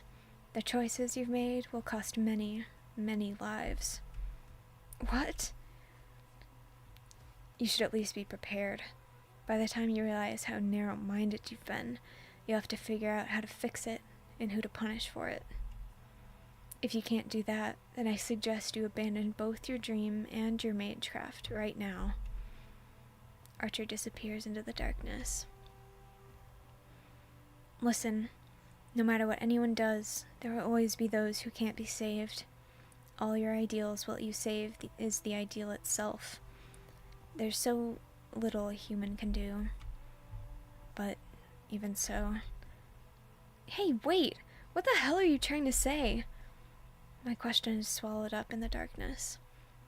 Archer is already gone, and I'm just talking to empty air. What the hell is with him? He just showed up and unloaded a bunch of crap on me and disappeared.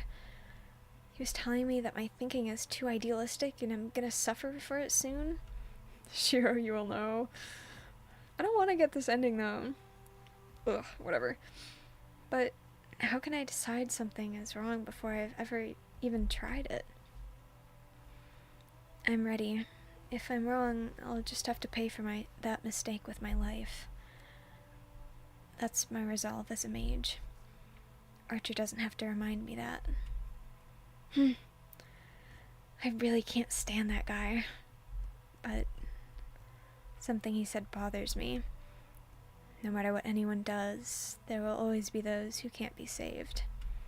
There's so little a human can do. But even so, can I keep pursuing my ideals without ever looking back? I muttered to myself. Felt like that's what Archer wanted to say.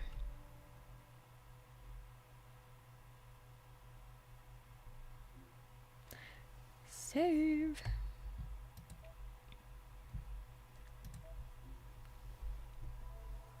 Drinking part 2.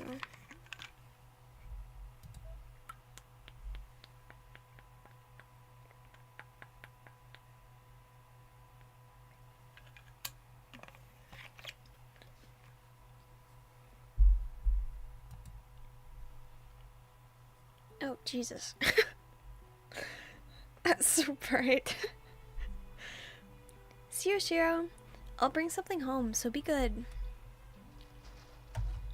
Fujine waves as she heads out for work. I'm gonna get going too. I need to swing by home, so I'll be a little late. I should be back by dinner though, so don't do anything rash while everyone's gone. Guess what he's gonna do? Alright then. It's 7:30 in the morning. I see the two of them off that instant, so there's only one thing left to do now. I miss Sakura. Okay, we're gonna continue where we left off yesterday. Let's head to the dojo, Saber. Oh? Are we gonna be training right away? You've just eaten. Perhaps it would be best to wait a while. He's gonna throw up. Don't worry about that. I've trained myself to the point where stuff like that doesn't affect me. And today's breakfast was bread, right? I don't live an unhealthy enough lifestyle for something like that to affect me. Well, if you insist, I do not mind. Good, then let's just go.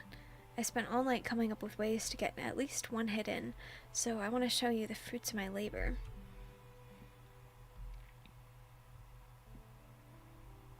Jesus. It scared me. Ugh. I'm unable to dodge Saber's counterattack, but the Shinai and I tumble to the ground.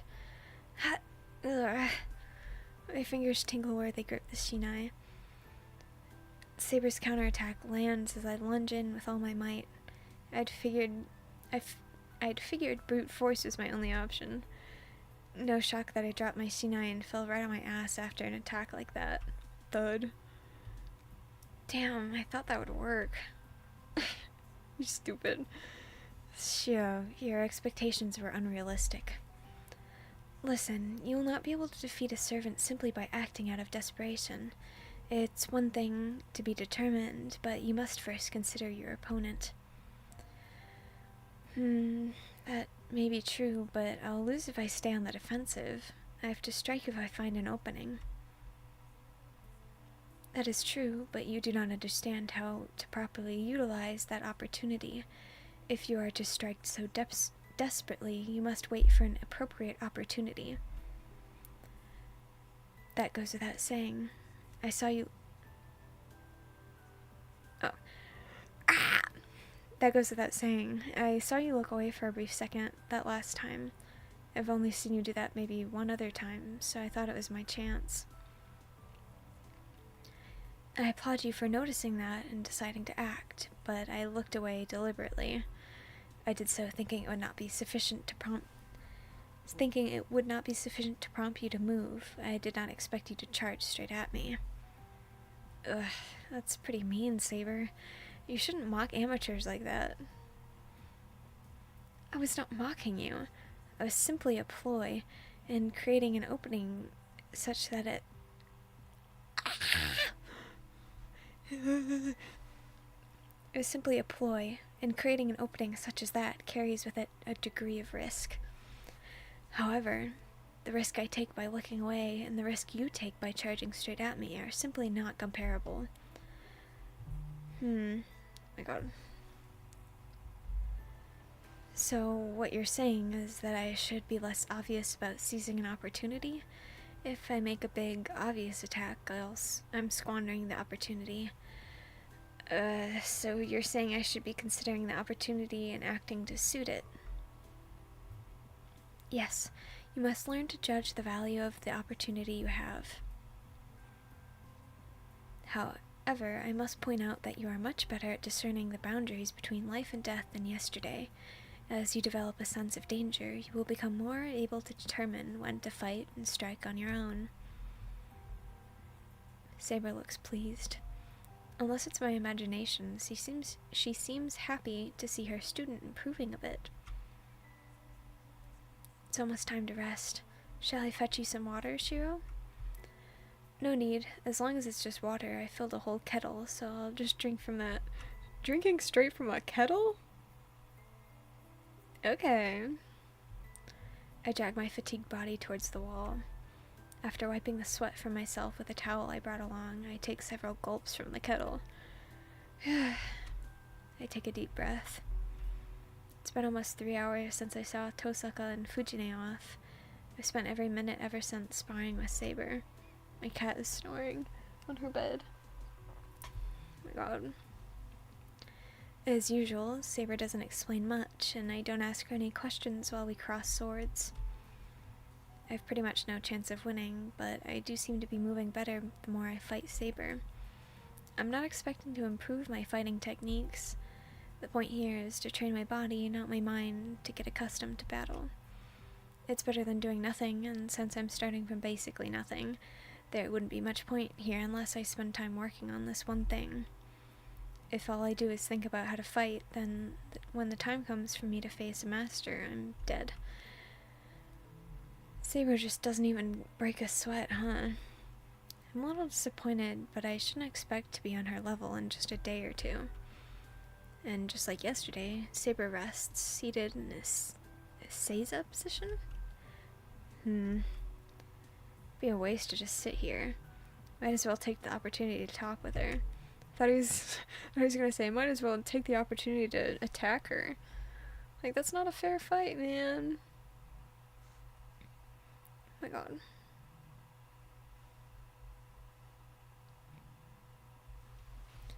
Okay then. What?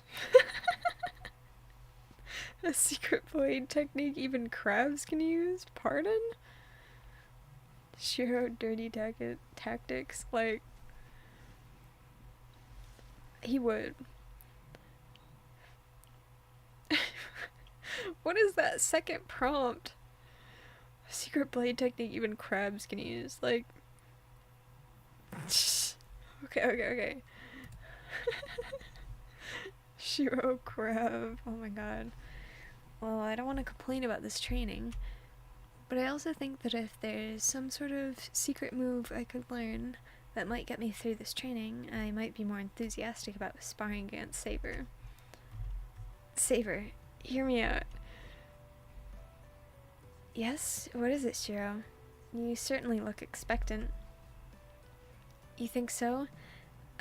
Well, I guess I want to ask you for a favor, and I have some high hopes for it, but let me get to the point. There's something I want you to teach me. Huh? I'm not entirely sure what exactly you wish to learn, but I will share what I can with you. Saber thinks it's a serious conversation, so she sits in front of me in a formal Seiza position. So what is it that you want to know? Is it about servants? Saber regards me seriously. I feel like I already know what's going to happen in the next few seconds here, but I should go for broke and ask anyway. I'm actually really serious about this, so I want you to hear me out and please not get mad. Yes, that's what I mean to listen That's why I mean to listen intently. Please do not hold back. Ask whatever's on your mind. Okay, I'm gonna take you at your word. So, is there some sort of secret technique I could learn that would let me take down a servant? It'd be great if it were strong enough to even take you down.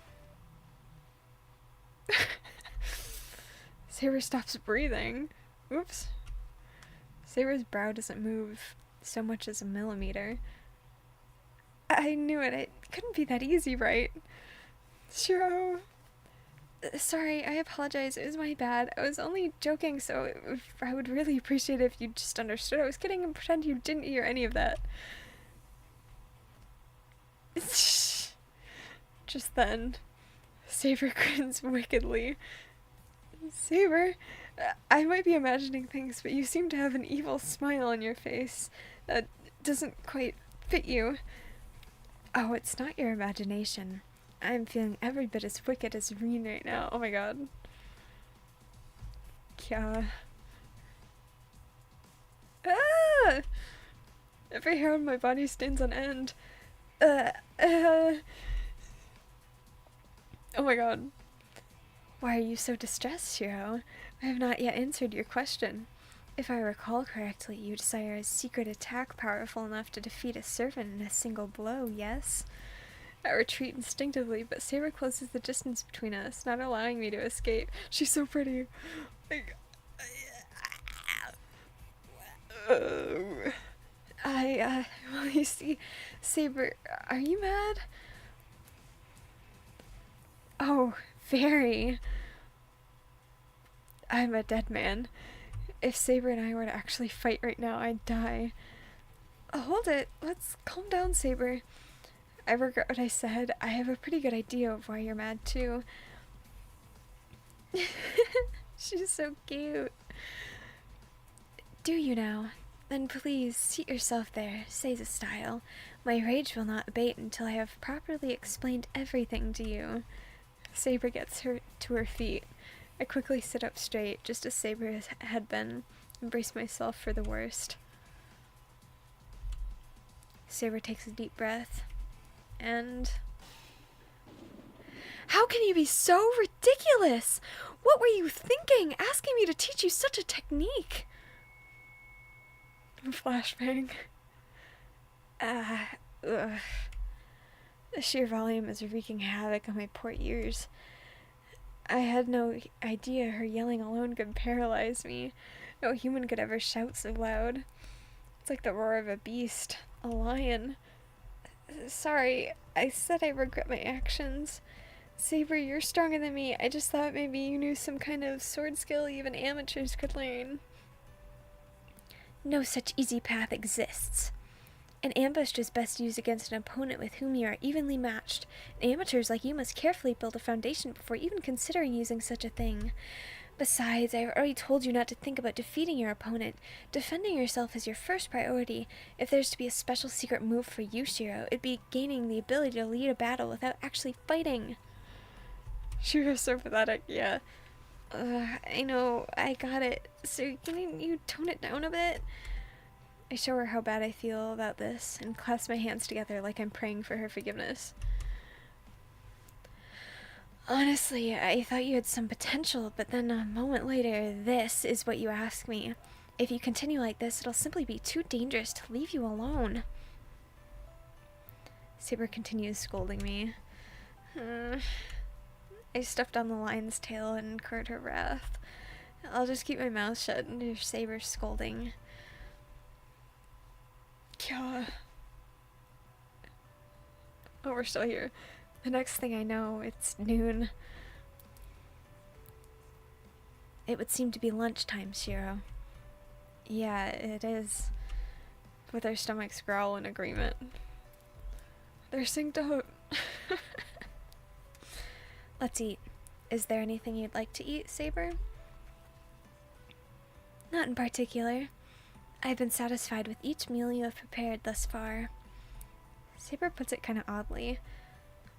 Well, at least she's not picky like Tosaka. I'll go do a bit of shopping. I'll probably come back the same time as yesterday, so rest in the living room until then. Yes, I'll be waiting, Shiro.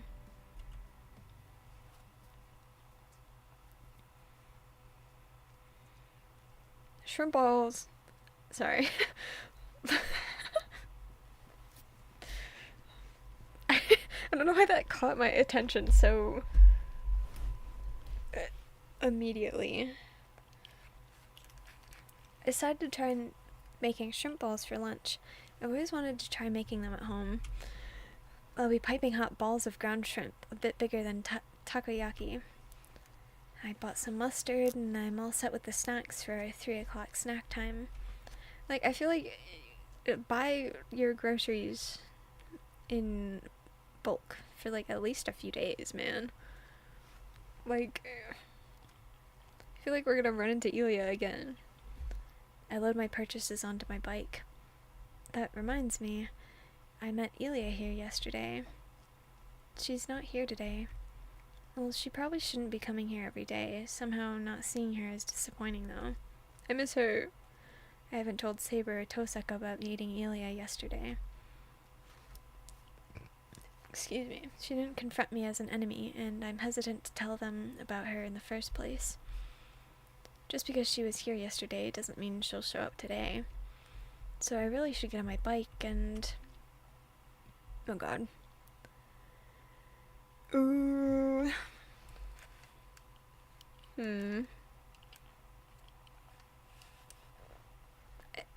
This feels like a very inconsequential decision. Like, I feel like...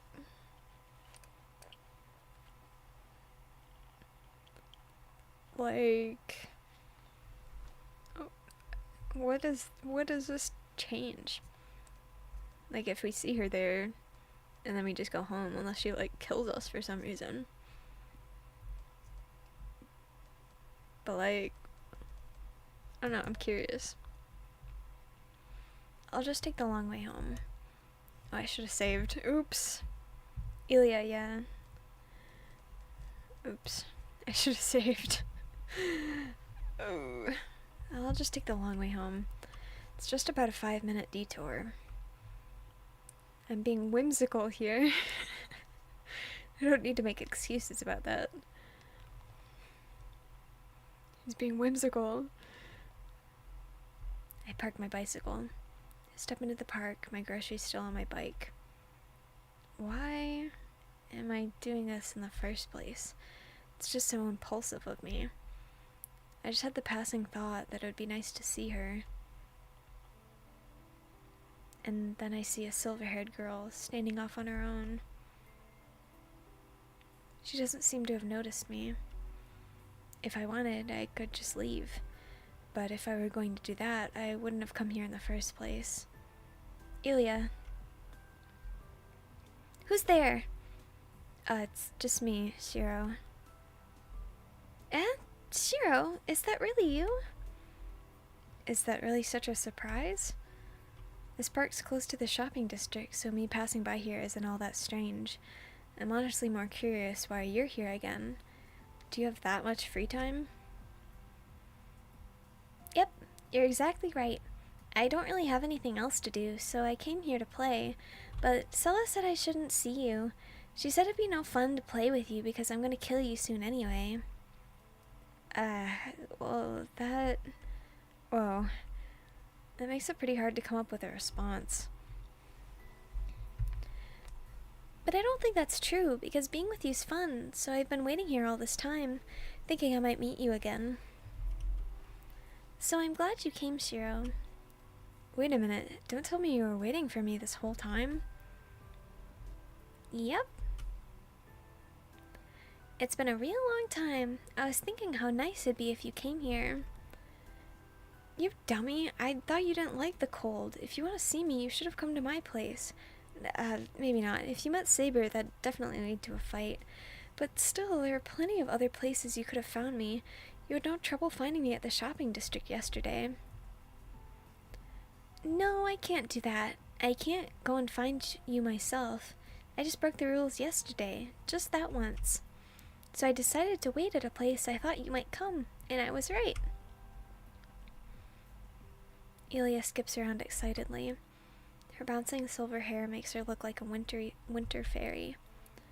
I got that, but why do you want to see me in the first place?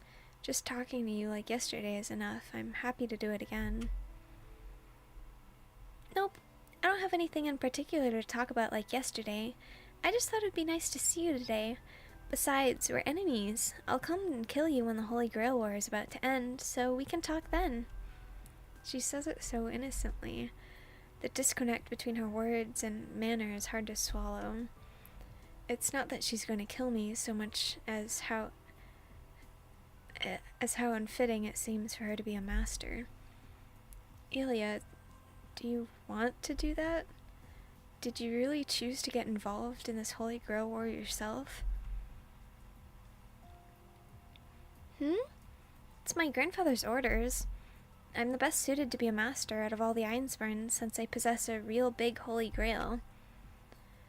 She's been raised in a special environment. She doesn't question it for a moment. Yeah. She's not been taught any of the regular social norms, I guess.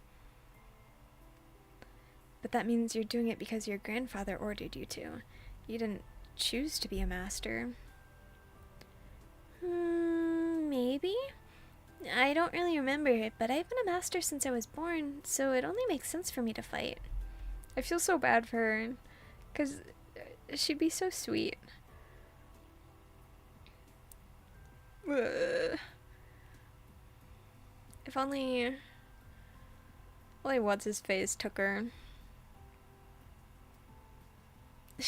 What's-his-face? I forgot his name, but also, spoiler. That's wrong. If you're just fighting because someone told you to, you should stop. First of all, killing doesn't suit you. Oh? It doesn't sound like you're pleading for your life. You actually sound really worried about me, big brother. Of course I am. I don't know what anyone else thinks, but I hate the idea of someone like you fighting. If it were up to me, I'd rather see you quit being a master and go live a quiet life.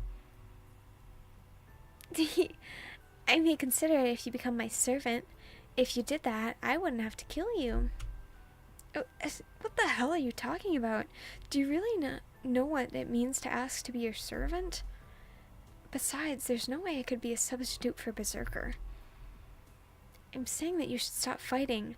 I'm telling to give up your servant, so why would you need me to be your familiar? Not a familiar, a servant. Servants are always with you, right? That's why I just need you to be by my side. Huh? Hold on a minute. Don't tell me, does Ilya think... let me ask you something. What's a servant, Ilya? They're mine, right?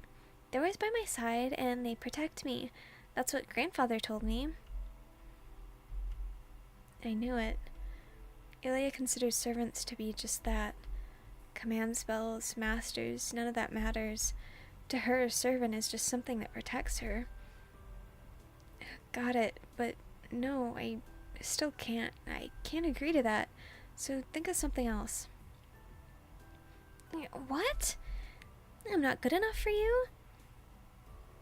Well, it's not about being good enough. It's just that I'm worried about Ilya, but I know I can't be by her side 24/7 either. Ilya, I have Saber, and as a master, I need to stop other masters, so I'm sorry, but I can't be your servant. Like, that's obviously not what she means. What? I made a conscious... Huh? I made a concession because I was talking to you. You're gonna pay for it. Hey, wait, hold on. Ilya, we haven't Stupid Shiro, you're the worst for embarrassing a girl. There she goes. Ilya just runs out of the park, not listening to me anymore. He's so dense. I try to follow her, but I can't find her. Crap, this is just like yesterday. I sigh and go back to my bike. But I don't think she'll just suddenly attack again like when we first met that night, so I should probably have one more chance to convince her.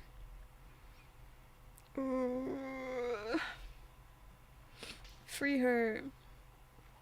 We finish eating lunch, then continue our training in the afternoon. I keep crossing blades with Saber, never getting tired of it. We keep training and only plan to stop when Tosaka and Fujine come home. But our training is interrupted by the sound of the doorbell. Shiro, it appears you have a visitor. She's such a tragic character, it kills me. Ooh. Ilya, we're gonna get you out of there. In my brain, she lived a normal, happy life in a normal, happy home and was happy, and nothing bad happens to her. Ugh. Yeah, I heard it. I'm gonna go get the door, so you stay here, Saber. No, it could potentially be an unwanted visitor, so I will accompany you, just in case. We all know.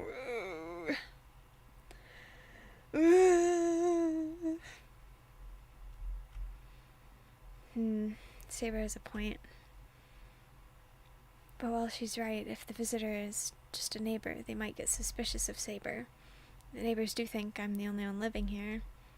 Then again, well, I guess I'll deal with it if it happens. Sakura and Fujine already come and go freely, so there's no point in me worrying about the neighbors.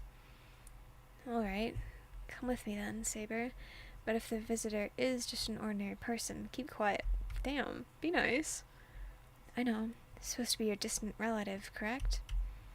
Yep, that's our story.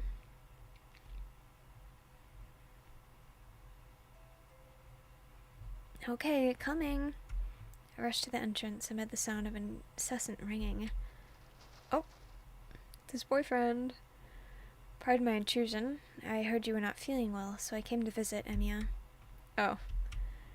It's not an enemy or a neighbor. It's a friend from school. He's so... Yeah, that's the only way you can really describe it. Yowie! Oh, it's just you, Issei. It's a pretty rude greeting. Is that really how you should receive a friend visiting out of concern for you? Even as Issei complains, he hands me a paper bag. What's this? Apples? He's so cute. A get-well-soon gift. Considering you hardly ever catch a cold and skip school. I thought, oh my god. I thought I should at least bring something to make you feel better. He's the only one that calls it his bullshit, like... Grateful for his concern, but unfortunately I didn't take the day off because I'm sick. And because a bag full of apples doesn't seem appropriate for a young guy like him to bring as a get-well-soon gift. What's wrong, Emiya? Did you not like the fruit? No, I do. It's just... it's a little complicated, but I really appreciate the sentiment. I bow to him to show my appreciation. Emiya, this may be a silly question, but who's the woman standing behind you? Hamu what? He... Yowie. Uh-huh? Saber's standing just behind me. Oh. I get it. Issei must have locked eyes with Saber when I bowed to him. I feel like she could have gone into that, like, the room that's, like, just by the door. You know? Like, she didn't have to stand right behind him. I've not seen her before. Why is a woman like her at your house? Like her. Issei gazes intently at Saber. Why do you have a white woman in your house? He's extremely shy and always cold to new people and people he doesn't like. Well, her name's Saber and... I'm Shiro's distant relative. I got to know the former master of this house, Kiritsugu, when he was visiting overseas. I came here the other day to do some sightseeing, and I was allowed to stay here, given my connections with the family. Huh? Saber makes the story sound pretty convincing. What's he acting confused for? Like, they've been over this. So you're an acquaintance of Emiya's father. I see. I hear he loved traveling, so it's no surprise he'd befriend someone like you in his travels. What? Issei, who's supposed to be extremely bashful around strangers, accepts this story so easily. I see. I understand the situation now, Emiya. Your sickness was just an excuse. You've been showing her around, haven't you? Oh, yeah, let's say that. That's... Can he be any less convincing? Yeah, let's say that. Let's go with that story. Boy. Be serious. Well, in broad terms, nothing I've said is entirely untrue, I think. Then you won't mind if I come on in. Go prepare some tea for me in appreciation for what I've done for you here. I'd also be happy to tell you about what's happened these past 2 days at school. Issei takes off his shoes and steps up into the house. Yes, this is his white woman. This white woman is my cousin. It's true. What do you mean an appreciation? I'm still kind of busy, you know. We can chat another time. Aww. What are you talking about? You were the one who abandoned your bike outside outside our place. Oh right, I did leave a bike up in Ryoto Temple. Right? And I brought back your bike. I'm busy as well, and yet I didn't go to the student council room.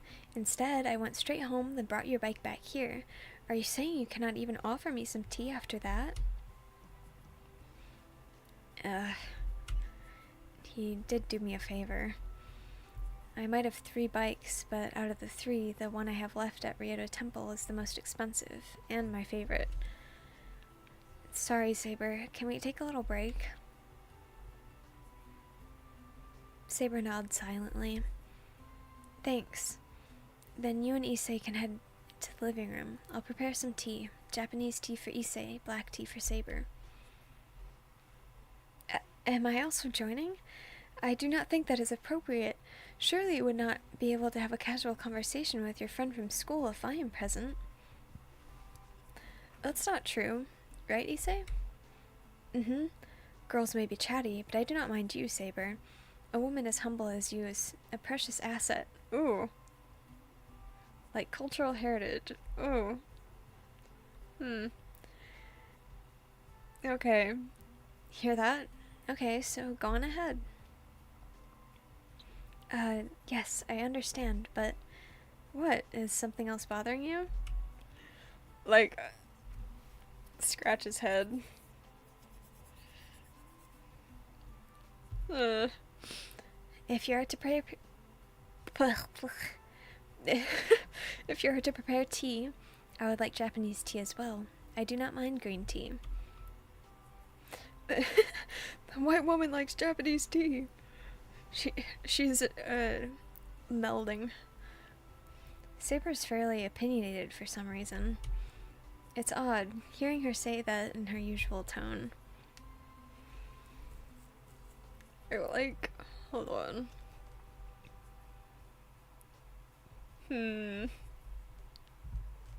Okay.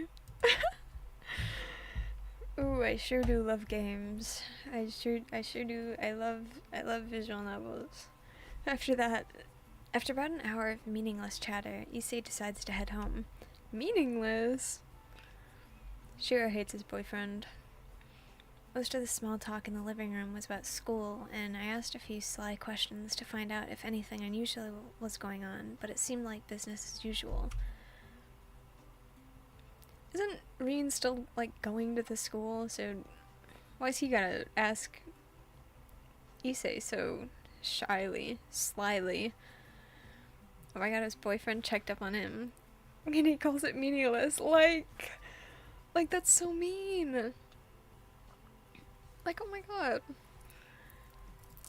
He did all that for you, and you're like, this friggin' loser talked to me for 2 hours. -2 million points. I'll see you. Will you be absent tomorrow too, Emiya? Yeah, I'm not going to school this week. Saber needs to be with me tomorrow too.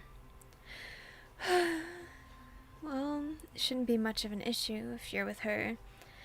There are a few suspicious aspects to this, but I've elected not to ask about any of it. Issei nods as if satisfied. now that I think about it, how should such a shy guy warm so quickly and easily to Saber? Hey, Issei, for this being your first time meeting Saber, you seem to be in a good mood. What's up with that? Oh, is he jealous? Jealous? Jealous? What a strange thing to ask. I grew up in a temple, so is it really that odd for me to be able to see the good and bad in someone? I do not know her background, but I saw that her spirit and soul are pure. She cannot possibly be a bad person. Huh. I didn't know you could tell that kind of thing. I'm a little impressed. Jealous. Jellyfish. Ooh, sorry, that was my shoulder. I normally can't, but even an amateur like me can tell when her spirit is on full display like that.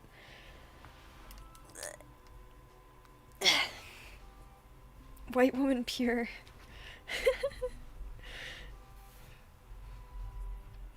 Even a monk in training will notice the holy presence of a divinity standing right beside them. Simply put, Saber is just that beautiful and pure. Well, that's rare. You say praising a girl. Oh. You're alright, white girl. It's rare for Issei to praise a girl. Ooh.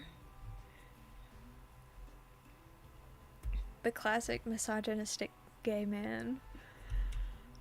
Got it. So you've taken a liking to Saber too. That's good. I was worried Issei wouldn't like her because all she did was listen to us talking. Of course, she's a good person. It would be hard to dislike her. Yeah, and I know she's a good person. Even if she might be a bit aloof, Saber's always like that, so don't take that to mean she doesn't like you, Issei. You did.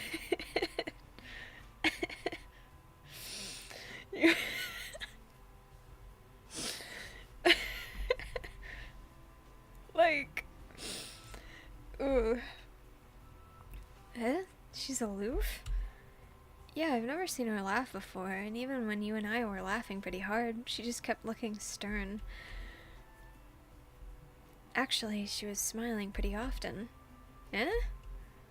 That's ridiculous. Oh my god!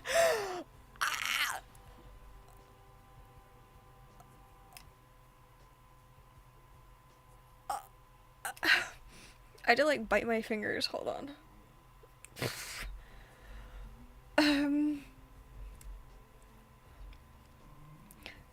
Shiro.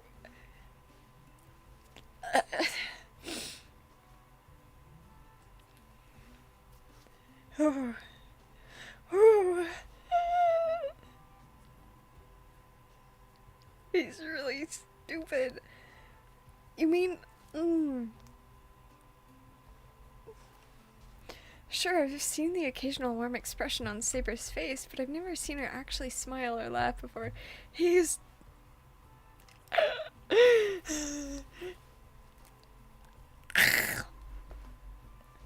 I'm gonna, like, choke myself to death. He's so stupid. Please. Free me. You're kidding me. I can't imagine seeing a Saber laugh out loud. No, it's not like that. She was smiling when she saw you smile. Didn't you notice? Huh? She was smiling when she saw me laugh. Was she... Boy!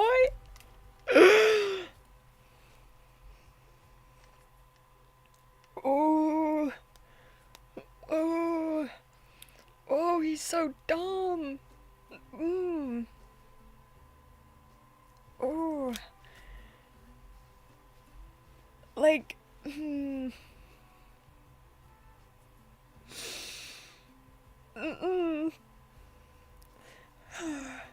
Get it together. Like, being like a little unobservant or like not noticing some things, that's fine. It's like whatever. But like this guy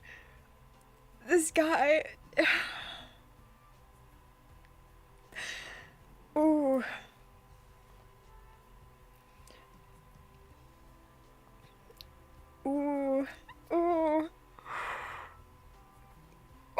my god. I'm doing that one gif with the guy with like his hands clasped together and he's like crying. That's me right now. Man.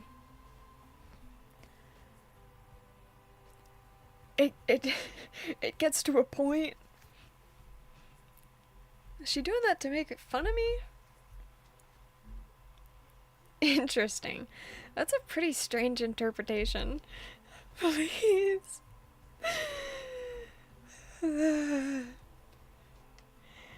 But you know what? You really shouldn't worry yourself over something like that. Everything begins with questioning yourself. Issei, priest son that he is, ends with his usual catchphrase and leaves my house laughing. He's so dumb. I'm gonna start like pulling out my hair. Like what? Ooh. Man, what's with him? I gotta take a deep breath.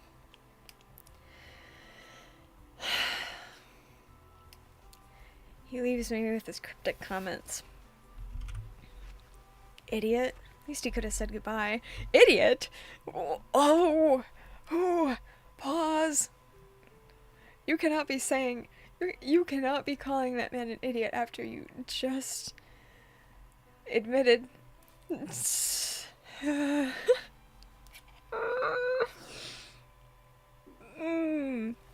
She just admitted to not, like, oh, I'm biting my hands again. Like, don't piss me off. Ooh. Is this affectionate? I'm pissed off. Out of all the things, this is what I want Shiro Omio dead for. Like, this music's nice though. I don't think I've heard it before. I need a drink. Water, not alcohol this time.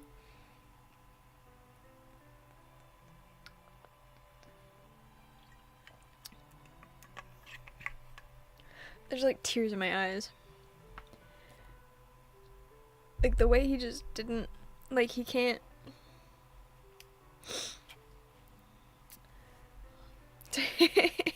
This time. Well, I made a tweet earlier. I was like, I need a drink, and then Dana asked, like, water or alcohol? And I said alcohol. And then Dana, sorry I'm airing you out, Dana. Dana replied to that with, alcoholism can cause erectile dysfunction, and then he deleted it right after replying to me with that.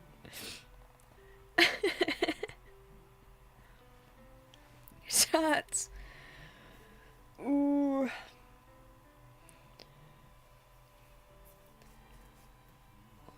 Like, I think being unaware of someone being affectionate towards you to a certain level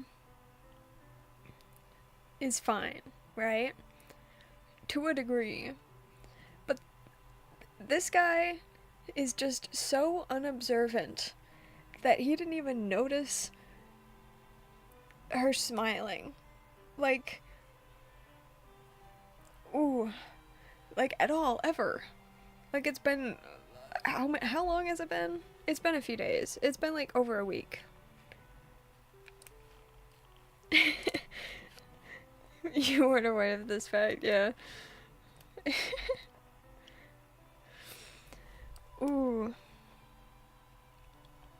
He's so stupid. Oh, that like pained me. That was like difficult to go through. I hate our protagonist, man. Holy. Okay. I'm fine. Ugh.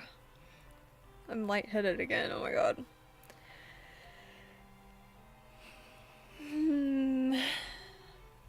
So stupid. The sun's setting, so today's training ends. Practically at my limit, and I still have magecraft lessons from Tosaka tonight. I failed to land a blow on Saber like I'd hoped, but I should save at least some energy for tonight. Don't die, I won't. Not yet. It's also my turn to Twice has this word tripped me up. It shouldn't be that hard. It's also my turn to prepare dinner tonight. Saber went to wash up after me, so she won't be back for a while. Don't walk in on her again. Fujine! I'm home! Oh, I see you're making dinner, Shiro. Ash Lovecurbs, do you think I'm immortal? Good, good, admirable. Fujine bursts into the living room, practically a bundle of energy, and immediately dives onto a cushion on the floor. Unlike Saber, who needs to sleep over half the day, Fujine is like this all day, every day. I bet it's no different when she's asleep. What do you mean? Okay. No, I'm sorry, dear. I'm not immortal.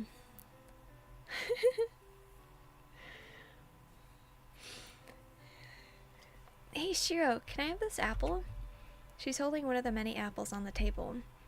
Sure, there are a bunch, as you can see. Everyone should eat 3 a day. Whoa! Really? Then let's make an apple pie. And by we, I mean you.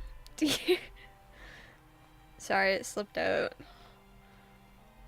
My bad.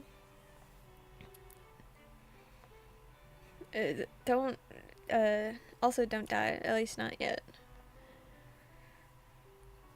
Fujine takes a casual bite of the apple as she makes her suggestion. I'd put some apples I'd already washed out on the table, but I guess she's not the sort to care. What a waste of the get well gift. Damn. To make an apple pie? Lucky shark. You're so funny. Misunderstanding or no, shouldn't she be a little more considerate about the gift my friend gave me out of concern? She doesn't know that. Like, hold. She he literally did not tell her. He didn't tell her. And he's mad that she's... I'm on my last straw with this man. My internet's dying. He's trying to stop me from watching my Sycloid stream. Oh no! No! I'm sorry. I hope it fixes itself immediately. Oh my god. You guys are so funny. Misunderstanding or no, shouldn't she be a little more considerate about the gift my friend gave me out of concern? For once, I should give her a piece of my mind. Boy?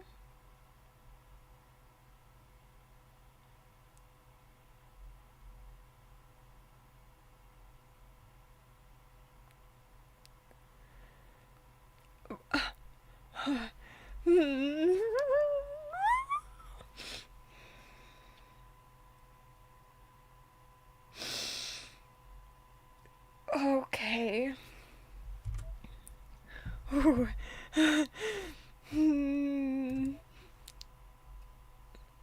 Like, okay. Who does he think he is? Like, I get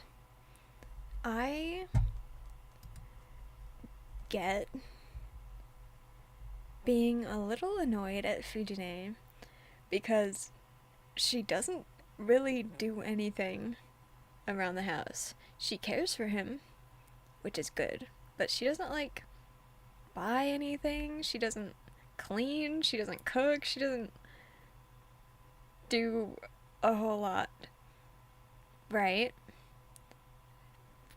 But it's an apple that you had like a whole bag of that you obviously were not gonna eat all on your own.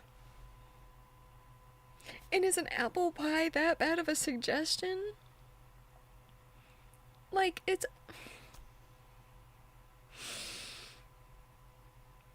Shiro! Ooh. Shiro, I mean, you deserve your fate. Sorry. Mmm.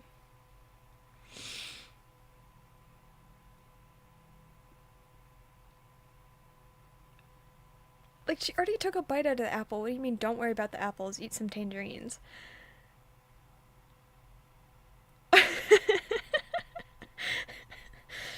Shiro, I mean, your eternal damnation is coming.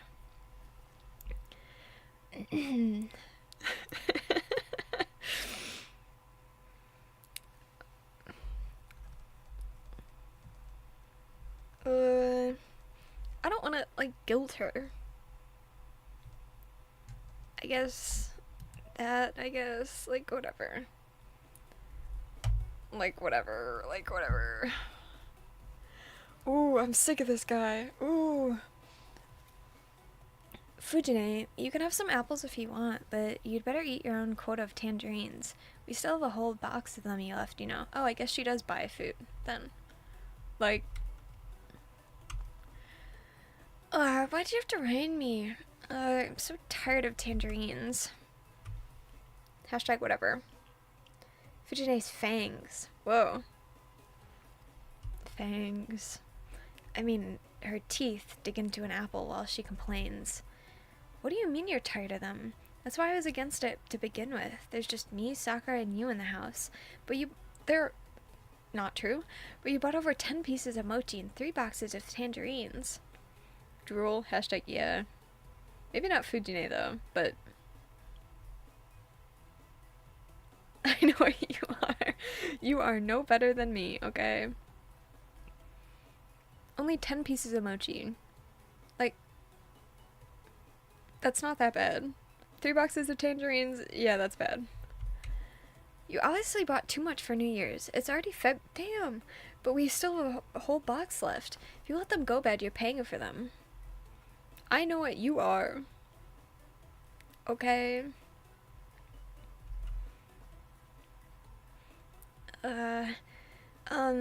If I may ask, how long does it take for a tangerine to rot? Like, it's been 2 months. Damn. Well, for about 2 weeks to a month at room temperature, so they're nearly done for.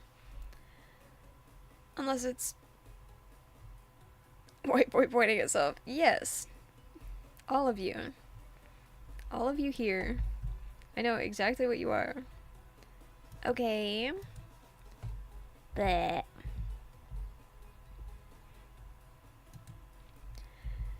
I'm storing them in a cold room, so we should have a little more time. All of you. Yeah. I'm dragging everybody into this, okay? Oh crap. Does that mean they're good to eat or about to rot? Fujine, I beg of you, never live on your own. I've heard some real scary stories about food poisoning. If you live alone, you should at least check the expiration date on food. And be very careful when you eat fish in summer. What the hell? Sorry. You've been the nicest out of everyone, Shark. So, I'll let you go untormented for now. Meanie? I'm never mean. Don't worry about that. I'll just come for you to... Oh my god. I'll just come to your place if I ever live alone. Bro's babying her? He kind of needs it. Or she kind of needs it, like... for now, yeah. She's like a little stupid and unaware of the real world. But not totally. Like, she very clearly does not know much about food. The OG girl failure, true. Don't worry about that. I'll just come over to your place if I ever live alone. You can give me leftovers. Like hell I'd give you my leftovers, you dummy. You have a huge appetite. If you're gonna come over for a meal, I'd just make enough for you too. I huff as I turn away and go back to preparing dinner. Okay, then I'll just make tons of money and give you enough to pay for all the ingredients you buy. Aw, that's so sweet. Oh, never mind. You're a good for nothing like Kiritsugu, so money's always tight. Big talk coming from you. Why'd you get so many tangerines anyway? You know Sakura doesn't like those kinds of fruit, and I don't eat much of them either. I might as well ask the question that's been bothering me since New Year's. In this economy? Like, damn! Well, it's not really this economy, it's 15 years ago. How old is this game? Pause.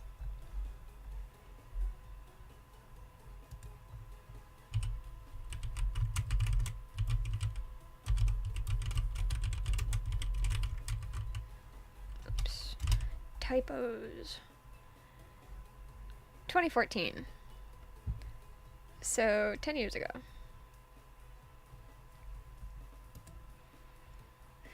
No reason. Oh, but don't you think orange pico... Huh?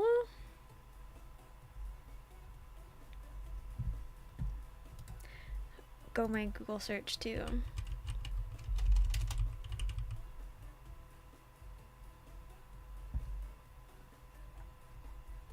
Hello, it's a tea brand. Yeah, how long ago?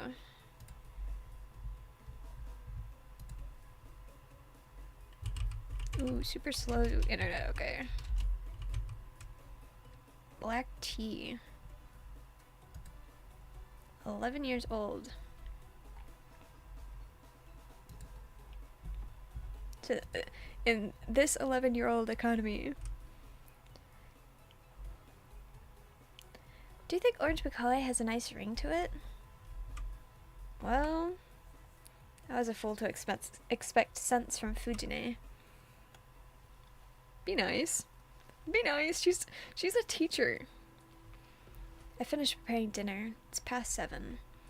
Saber and Fujine are in the living room, and Tosaka, who's usually here by now, isn't. I hope nothing's happened to her. I don't think Tosaka is the type to get into trouble, but I also know she sometimes makes huge mistakes. Be nice. I guess I'll go check it out. If it's just looking around the house, I should be fine alone. I head out to the hallway. As I'm about to leave the house, Tosaka walks in wearing her coat. Oh. Welcome back. Tosaka. I'm home. What? Greeting me with your apron on. It's a good look for you. Ooh. I want her a little. Tosaka jokes casually, but her face is completely expressionless. That's scary. The people who can joke like that with such a casual, straight face are the most terrifying sort of people. Male life show, yeah. Should be me. Tosaka, what were you... The moment I try to ask her what happened, I spot blood on her hand. It's a small blood stain, and her index finger is swollen. Does that mean... Tosaka, I have a bad feeling, and I can't keep it quiet. What? I'm not listening if it's stupid. Actually, did you maybe punch somebody? Bingo! I gave you that annoying Shinji. Ooh! Yes! I gave that annoying Shinji a piece of my mind, the end of my fist. Yes! Tosaka huffs and passed right by me. Okay, so she gave him a knuckle sandwich. Then the bloodstained and swollen finger would make sense. Hey, wait! Hold up. What do you mean you hit Shinji, Tosaka? Hell yes! Yes! It should have been me.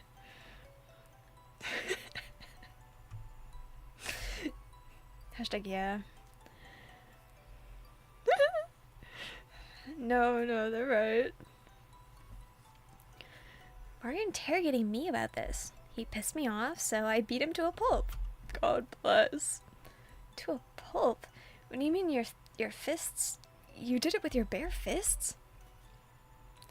Bare as can be. Bare like a grizzly. What are you questioning, Ash? Like, come on now. Tosuka snorts again. A brief silence. I don't know what to say, so I keep my mouth shut. An awkward silence stretches between us. Let me get back to the point. You said you punched Shinji. Why did you have to do that? We're strange. Ash. Adjusts my glasses. Ash, be nice. Yeah.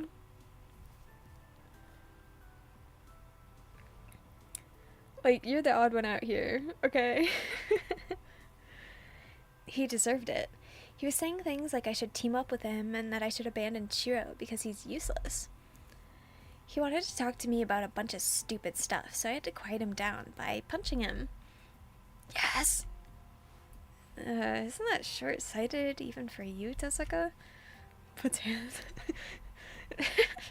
Don't start fighting. Don't start fighting.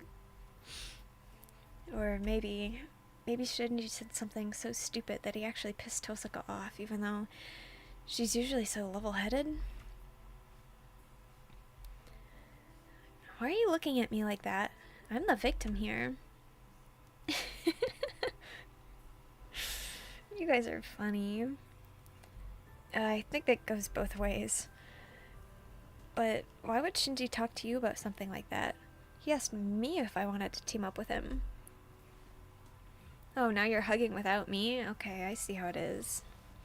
You guys hate me.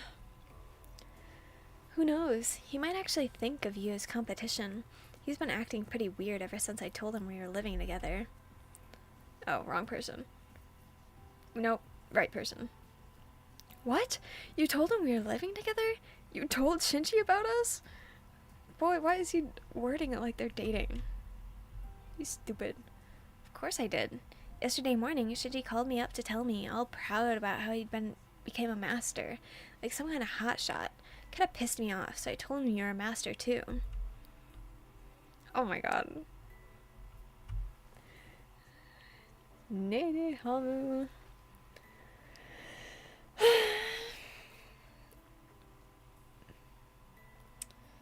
Yeah, whatever. Like, whatever. Like, you told him about us? Like, that's about us, not about you living in my home. Ooh. Thought that put him in his place, but then I found him waiting outside the house just now. Damn. I wish I could have seen that. I want to see him get beat up. You guys, again, you guys make fun of me for saying kya at things. And then you say Taskaru at that. Shinji's weird as hell. Like, I cannot. Ooh. His reckoning can't come soon enough. So I told him that I'm living at your house, and that I had no intention of working with a half-assed master like him. Do you think that was bad? Hashtag sorry. It's okay. Pat pat. The lion does not concern itself. God bless. Me neither. I don't car. Yeah, that's pretty bad. Shinji was just... Ooh. Guys. What? What are we kyaing? Hold on. What'd I do?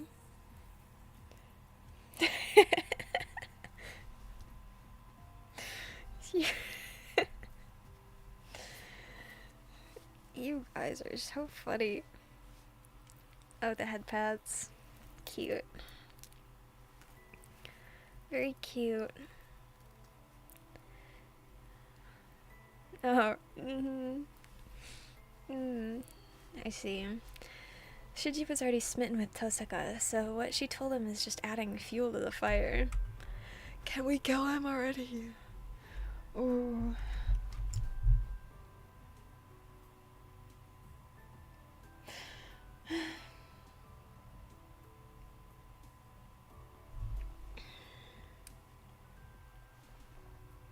Cute. Yes. You're very cute. Well, but still, now it all makes sense. Figured out why Shinji's been hostile towards Tosaka and why he's being so persistent about asking her to team up with him. Oh my god.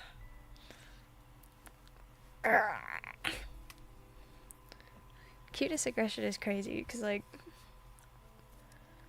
gonna strangle you. Meaning he... But that's strange. Why would he be so obsessed with me?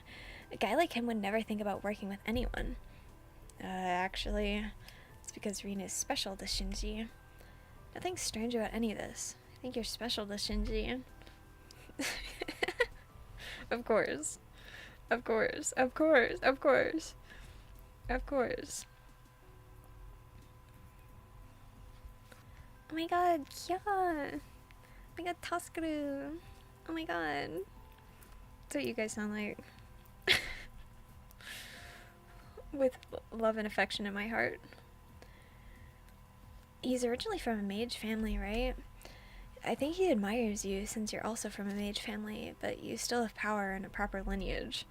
That's why he's so persistent with Tosaka. Yeah, and nothing. It's just...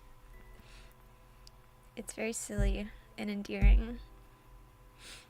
And I'm flattered.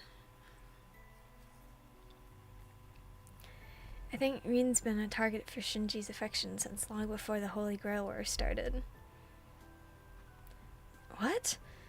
Well, yeah, I'm flattered that he likes me, but...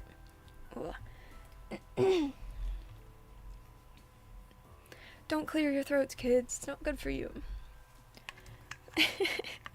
Cute. Ooh. You're so silly.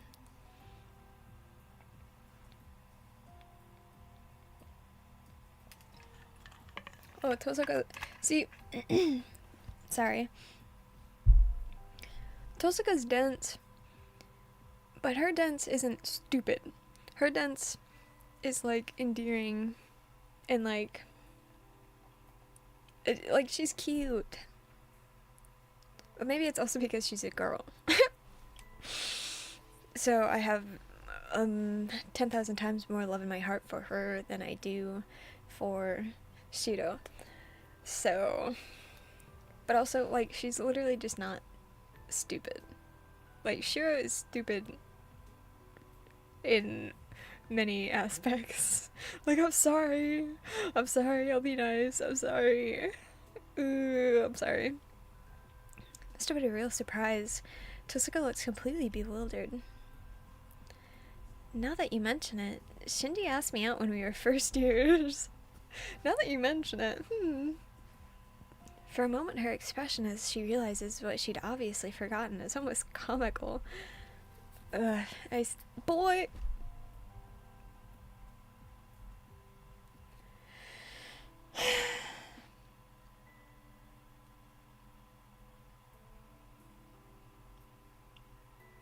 Shinji sympathizers, kill yourself. Sorry. Right after I said I'll be nice. Oops, my bad. Whoa, no wonder he's so persistent. I finally get it. Well, whatever. So, how did you reply? #true.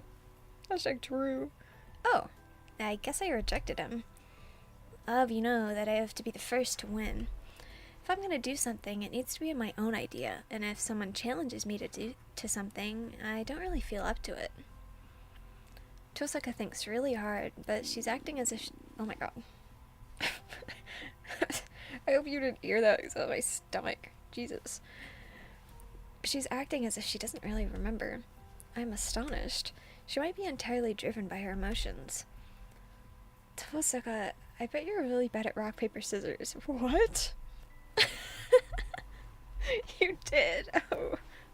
I'm so sorry. I'm so sorry. That's awful. I'm really sorry. Please get food. I just ate. It's just my stomach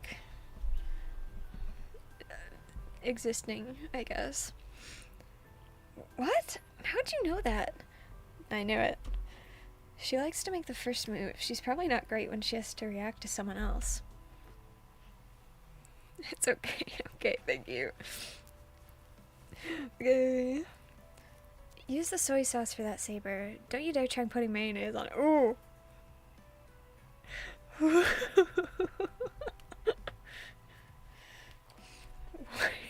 The white girl and her mayonnaise. If you say so. I witnessed Taiga doing it, so I thought I should try it as well. Funine is just clowning around. She's hardly a good role model, so be careful from now on. White woman. Is that so? I was referencing Sakura before, and you took no issue with that, so... Well, I'm not mad about it. I took the time to make the meal, so I just want you to enjoy it. So, back to our conversation. Shiro, another helping. Fill my soup bowl up. Give me a bit of everything. She probably puts only mayo in hers. Ooh. Ooh. The singular condiment sandwich. 2 pieces of bread and mayo. Got it. What about you, Saber? We trained harder than usual today, so you might be hungrier. Not especially, but just to be sure, I'll take another serving. Got it. If you find you woke up in the middle of the night and raided the fridge because you were too hungry to sleep, I might die of shock. What? Okay.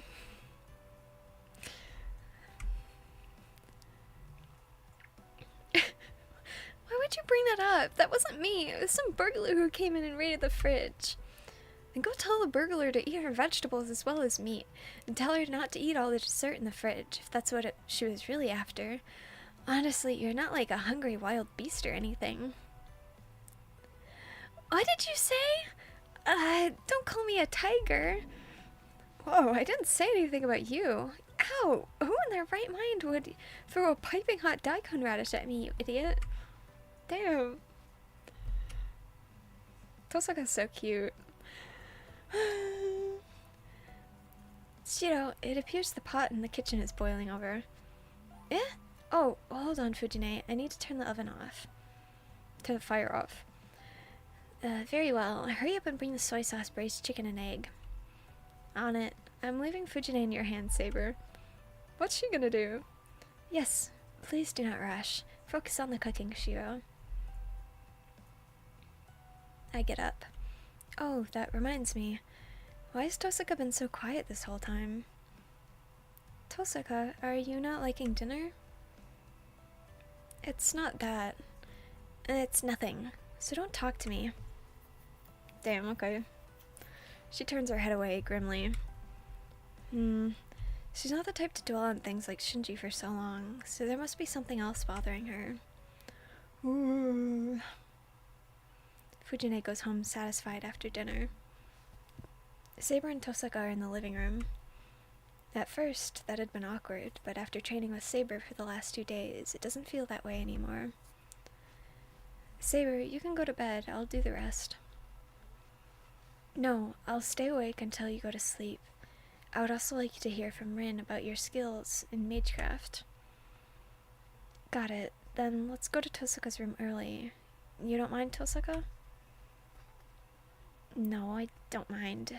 I have to say, you sure have gotten friendly with Saber. Huh? For some reason, Tosaka says this with the same miffed tone she had when we were eating dinner. I'll be waiting in my room, so come by after you finish cleaning up. And I'll take the day off school tomorrow, too. Come to my room in the afternoon. Shiro, what did you do to Reen? She seems to be very angry. You think that too, Saber? Oh my god. I don't know. I don't think I've done anything to make her mad. Saber and I face each other and tilt our heads. We have no idea why Tosaka's so angry. I really like this outfit on her. She's so pretty. Okay, try to strengthen this lamp for starters. You just need to reinforce the glass. Tosaka hands me an old-looking lamp. I sit on the floor. I cup the lamp with my hands and take a deep breath. Tosaka says it like it's so easy, but I'm all tense from nervousness. I've been trying this every night, but with a success rate below 0.1%. Ooh. Tosaka says she wants to see what I can do to measure my skill, but there's nothing to measure if my strengthening doesn't work in the first place. I try to shake off any distractions. Right now, I need to focus on the lamp. The blueprint of the lamp pops into my head. The material of the glass, its composition, the flow of its power. I can see it as if it were a network of blood vessels. Then all I have to do is infuse my magical energy into those vessels. I just have to do what I always do. The sensation of a burning metal rod sliding down my spine. All I have to do is let that burning nerve into myself, however much it shouldn't exist in a human body, and let it fuse with me. As long as that works, all I have to do is pour the right amount of magical energy into the glass. Oh. It shatters. I couldn't control myself, and I ended up using more magical energy than I should have, and the glass shattered. I looked timidly at Tosaka. Figured. I was afraid this might be the case, and it is. What do you mean, Tosaka? Isn't it obvious?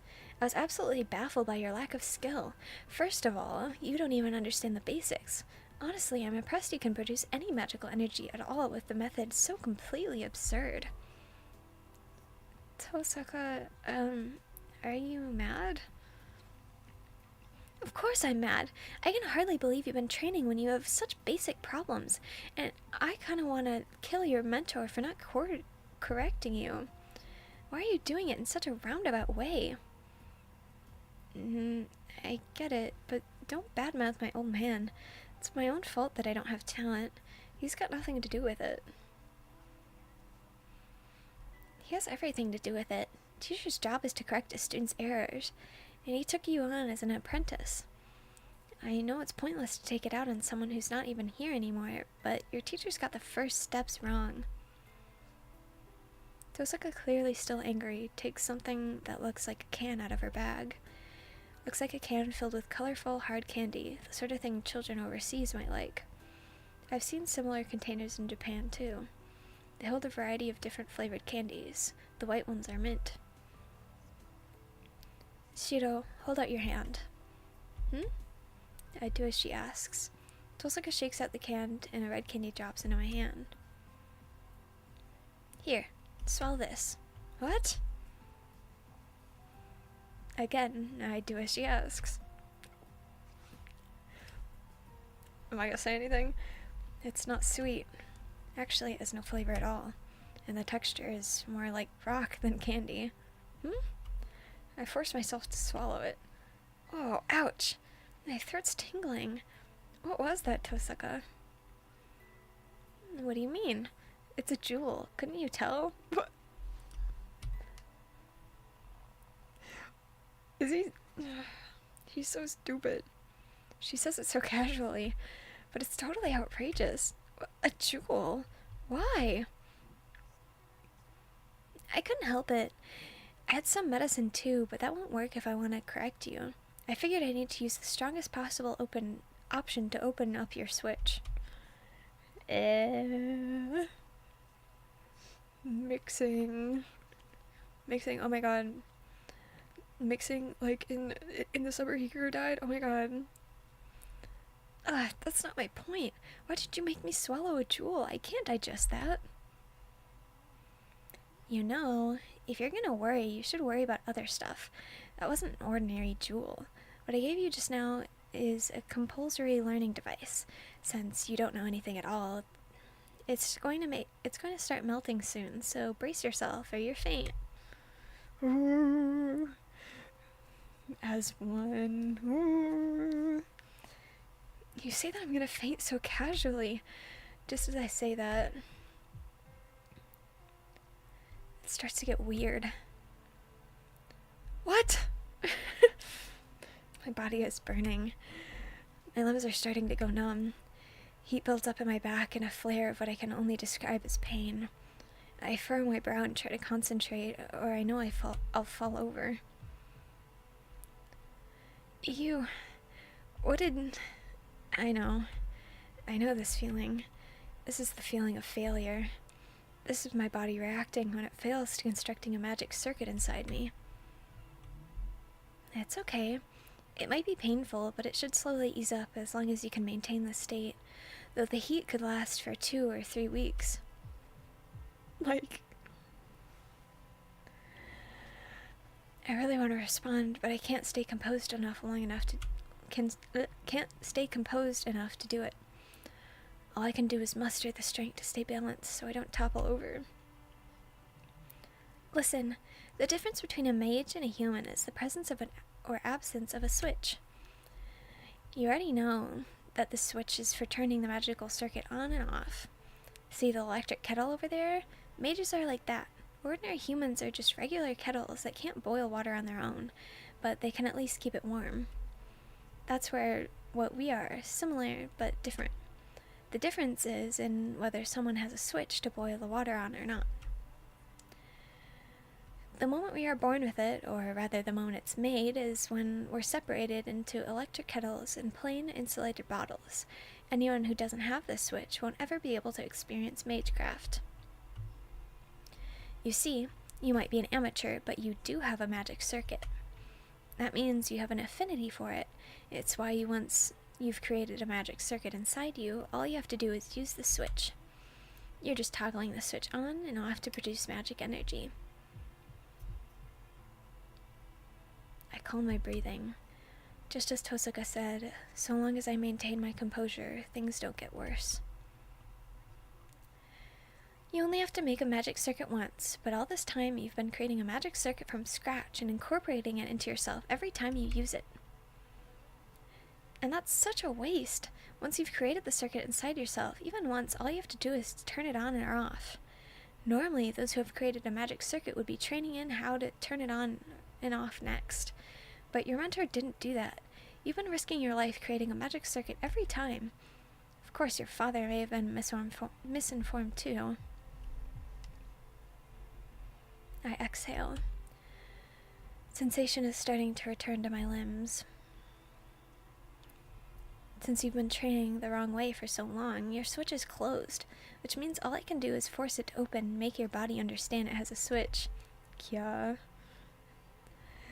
You see, that jewel you swallowed forces that switch on, so it'll be like this forever unless you can use your own strength to turn it off and return to your normal state. If you can do that, you won't need the help of the jewel. After that, you should be able to control your magic circuits with simple mental commands. I get that, but can we do something about this burning sensation? She keeps telling me to turn off the switch, but how the hell am I supposed to do that? You can already talk. Huh, I guess you're good at controlling yourself. You might get back to normal faster than I thought. As for the switch itself, your body will naturally turn it off to calm down and get comfortable as quickly as it can. All you have to do is will that process to speed up. Easy, right? No, it's not. I don't get it. You say there's a switch, but it doesn't feel real to me. She's so nonchalant. She don't gaff. You might think that right now, but eventually you'll be able to form a really clear image. It'll be like a button in your mind, and all you have to do is press it. It should open your magic circuit easy as that. I hope so. I just feel sick right now. I figured you would. You've always closed your magic circuit after using your strengthening magecraft, right? Now you're doing the opposite, opening your magic circuit up. It's like you're running full speed this whole time, so of course it's tough. But that's all part of being a mage. If you're gonna fight as a master, turning the switch on and off will be a huge help to you. I know. You took me by surprise, but I appreciate what you did. You're right. Once I grasp the idea of this switch, it'll help a lot. Like the way she didn't explain anything to him. So you do understand. No need to thank me, though. You're my ally, so... You're my ally, so I'm only doing this because I can't afford for you to be weak forever. Tosaka huffs and looks away. Maybe it's because my body's all warm, but dazed as I am, I find myself thinking that Tosaka might just be a good person. Might. Be nice. What? Why are you staring at me like that? Nothing. I just thought you weren't really being honest. I see. You must have a lot of spare energy if you can manage to be so flippant right now. If you're fine, then you won't mind me continuing, right? Tosaka grins wickedly and draws closer. Ugh. Hold on a minute. I still can't move a muscle, so what is she... Hey. Oh my god. Sorry. Try doing your strengthening magecraft again. You might not be able to control your magical energy right now, but you'll be no use in battle unless you can get used to being in this state. It's okay. I brought a ton of lamps. I don't know how many times you're gonna fail, but I'm not gonna let you rest until you succeed in strengthening. She smiles, and even though I can hardly move, she hands me a lamp.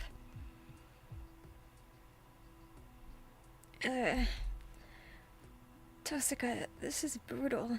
It's like forcing someone to walk a tightrope while they have a 40-degree fever. No big deal. Honestly, I didn't think I'd give up before you did. Tosaka glares at me. Her penetrating stare is accusing.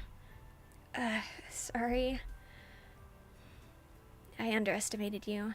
Never imagined you would destroy all 30. Sorry, but that's it for today's training. We don't have anything else left to measure your skill at strengthening. Ugh. Come on, at least I tried. I tried hard, even though my body was burning up like it'd been thrown into a boiling kettle. I tried, but in the end I didn't manage to succeed in my magecraft a single time. You know, if it's just the glass that's broken, you can fix it. I saw you fix the broken window in my house the other day.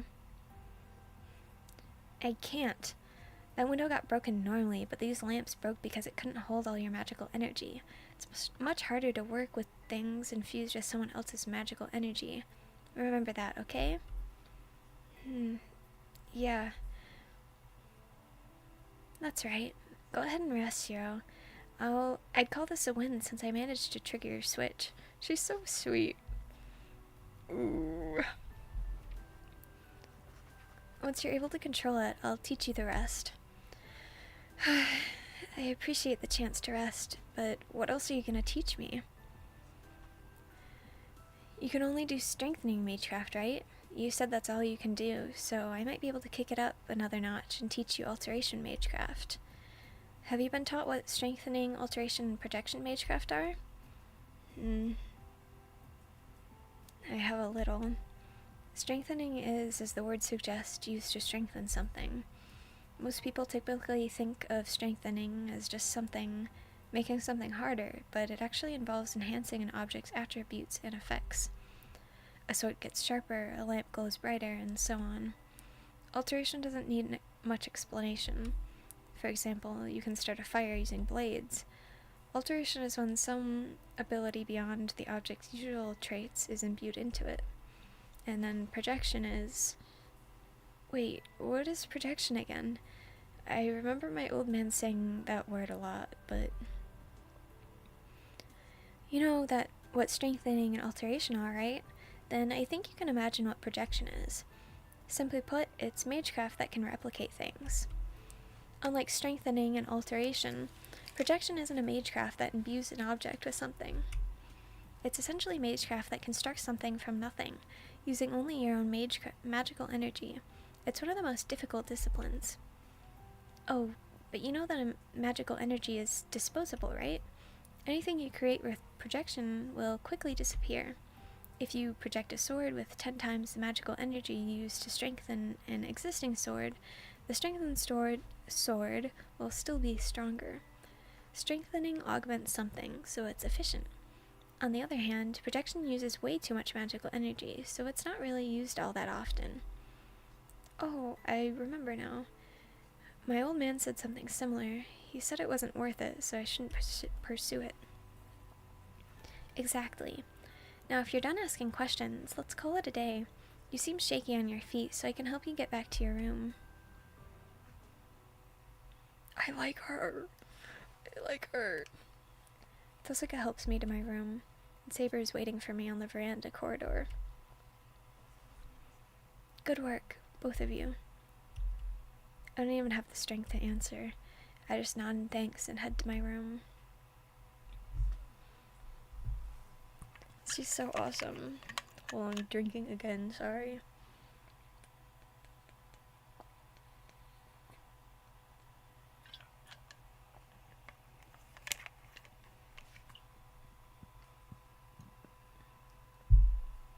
She's more acts of service type, I admire her. Yeah. She's not a whole lot for praise. But I don't mind that. I prefer that a little bit. She's so caring, but not like, so like, oh, did you get your water today? Did you eat all your meals? It's more subtle, but also not so much so that it's like she doesn't care for herself.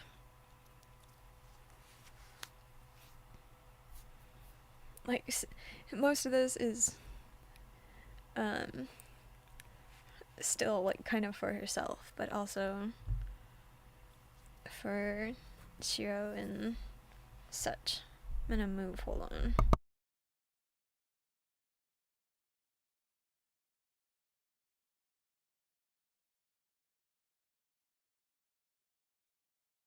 I didn't want to bang on my table a whole bunch. She acts before asking, exactly. Which, like, sometimes I feel like she could've explained the jewel a little more to him first, but I understand her. How's Shiro doing, Rin? Bad. Really bad. He doesn't have the talent. It's a typical merciless Tosaka response.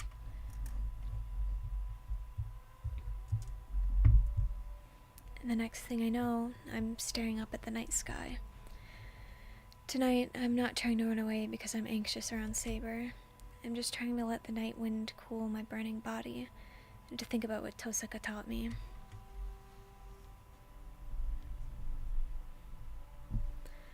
Once I can use my switch, then it'll be time to think about my next steps. If I can't even manage the simple task of strengthening, I don't know what the future might hold for me. I try to infuse magical energy into a wooden plank I dragged out from the shed as I mumble to myself. A cracking sound echoes up to me. The plank cracks and my strengthening fails. I can see its structure fine, but I don't understand why I can't control my magical energy. Tosaka said I was putting too much power into it. She even said that I should just use small amounts of magical energy and just focus on reinforcing the object's weak points.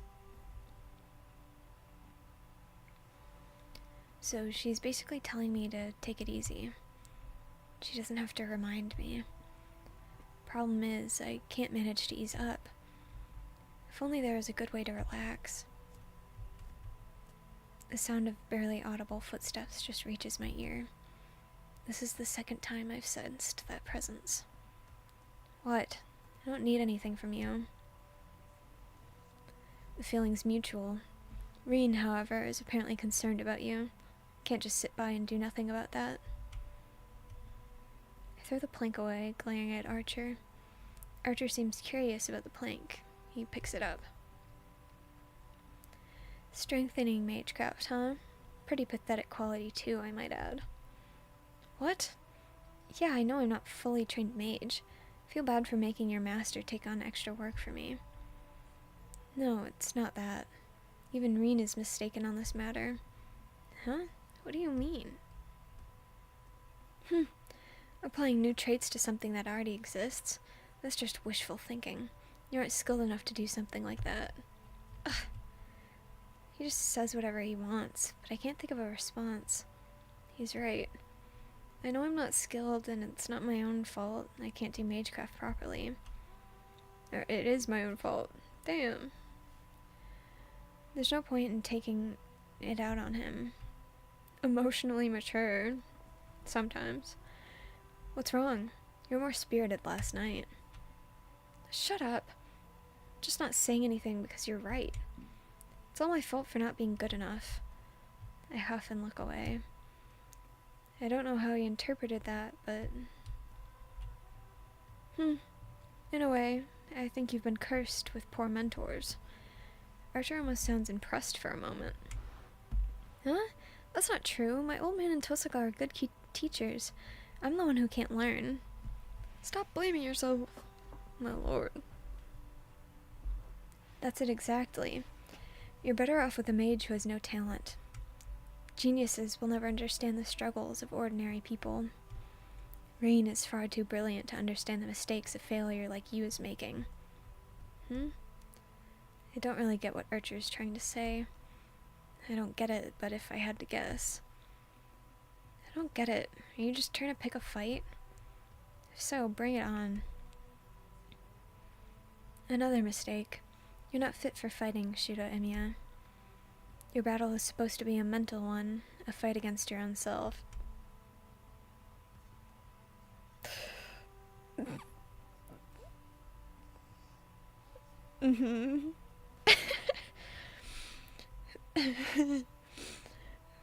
They say a mage's battle is a mental one. I already know that, but if I were gonna fight, it should be with our fists. Honestly, you're making things pretty hard on Saber. Archer despises me from the bottom of his heart. I've never seen his eyes like this. They seem filled with real disappointment and anger. I'm only going to say this once, so listen carefully. You haven't got a prayer of winning once the battle starts. None of your skills are worth a damn against servants. Saber already told me that. I won't win in a battle. No matter what grand scheme I try, I have no chance of victory. Then at least imagine it. If you can't possibly beat the opponent in reality, then beat them in your imagination. If you can't win yourself, imagine something that can win. It's all you can really do. I don't know why, but Archer's words strike a chord with me. My heart's telling me not to forget them. More than anyone else, I know I should never forget what this man's saying. What a joke. Can't believe I'm giving advice to someone I should be killing. Guess a bit of Reen's softness has rubbed off on me. All of a sudden, Archer disappears. Archer's supposed to be keeping watch. He must have gone back to the roof where he can do that best. What's with him? I complained to the empty air. Naturally, there's no response. Mitsuki reference. Listen to the deal by Mitsuki. Ooh. While Archer's words echo in my mind, the cold air blows over my flushed body.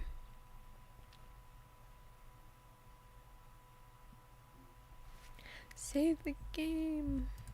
Hold on.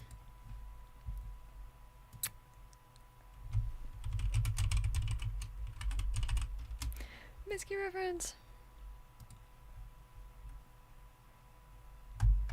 Don't start playing, please. Thank you.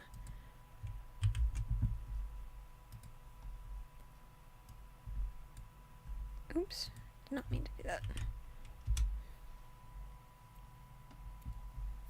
Banger.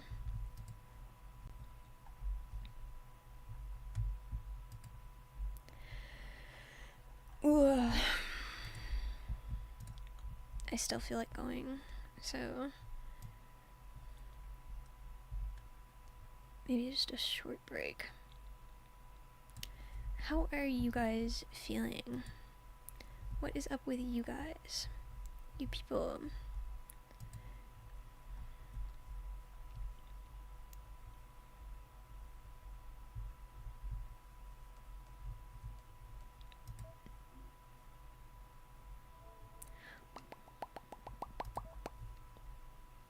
It's okay. Oh my god. Hello? Oh my god. Oh my god. Oh my god.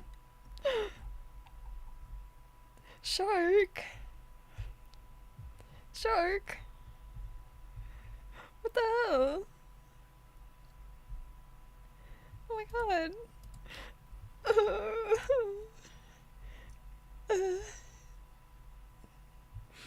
Oh my god. That's so pretty. What the hell? Oh my god.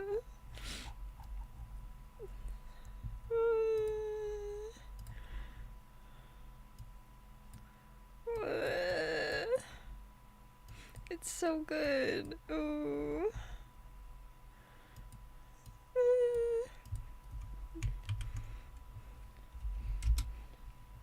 Putting that there for anyone watching the VOD. Or anyone else. Oh my god.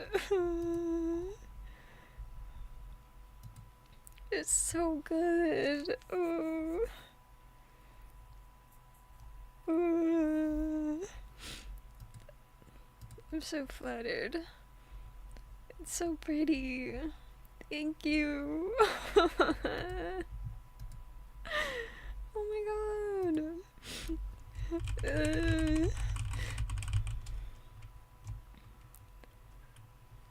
I feel so honored. Oh my god. Shark, I love your art so much.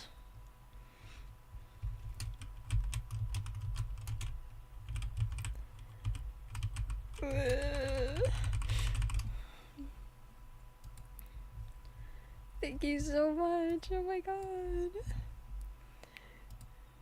Thank you. Thank you.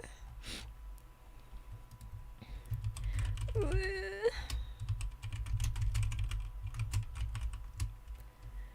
my god. Oh my god. Oh.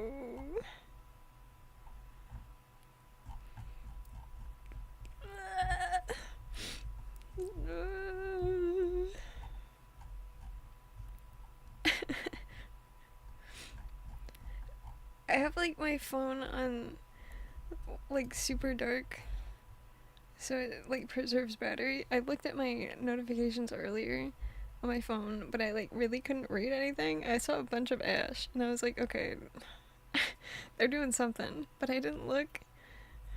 Oh my god.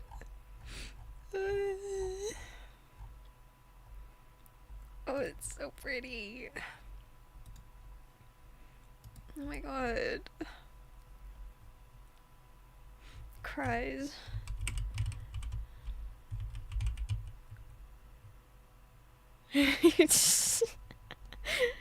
The art of untagging is has yet to be learned. It's okay.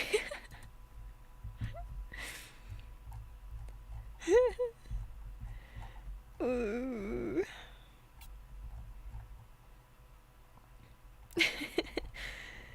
Thank you so much. Oh my god. Oh my god. Really? Really? Oh my god. Ooh. I'm so happy. Ooh. Thank you. Thank you. Thank you. Thank you. Thank you. Ah.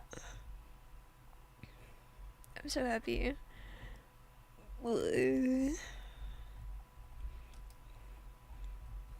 My life is My god. Yay!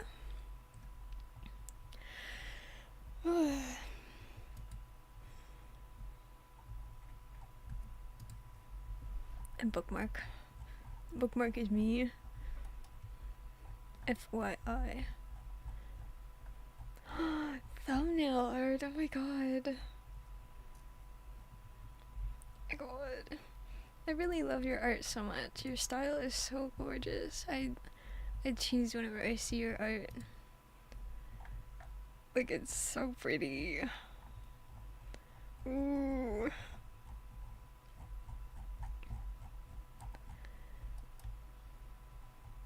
I will be beyond honored to have any of your art. Anyone ever drawing me.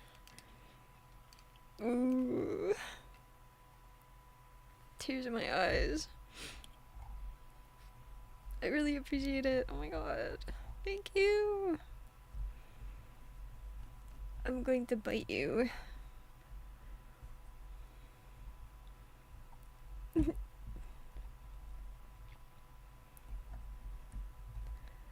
Ooh. Oh my god. Oh my god. I'm gonna quick eat part of a protein bar. I'm gonna mute. I don't want to chew in people's ears.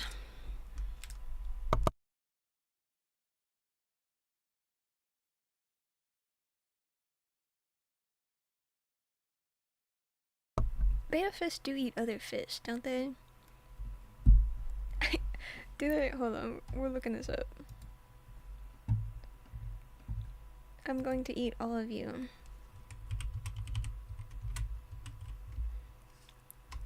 Or at least they're like, they fight each other.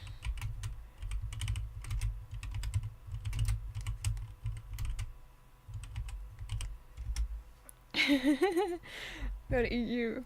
Yes, bitter fish eat other fish. I don't want the AI overview. Betas are carnivores, so their diet should be high in protein. Insects and larvae. Floating fish pellets. Some betta fish may be aggressive to fish of other species kept in the same tank. Those fish with flying fins are similar to another betta. Yay! Okay. I should have guessed. I really should have. Nobody's surprised. So I guess they don't eat, but they do attack. So I'm going to fight all of you, okay?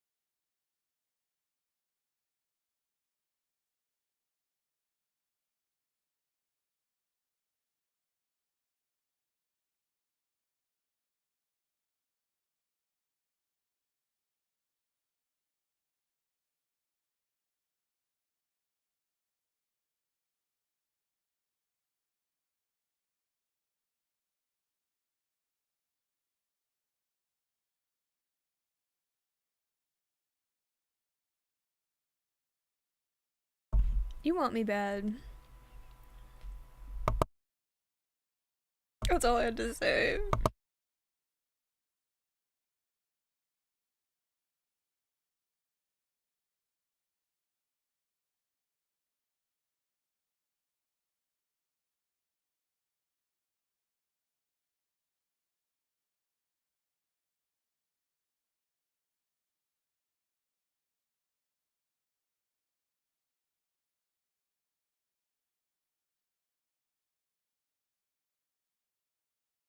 Pause.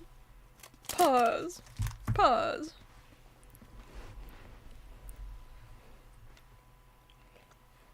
Are you in love with me? Sorry, I can't just ask that. Sycloid, how would you fuck with you, Maze? Well, yes. Of course. You may your heart out. As long as you show me. Unless you don't want to. That's crazy. Sorry. Sorry. It's not the it's not the first time I asked Nanny that. My bad. I forgot. Sorry.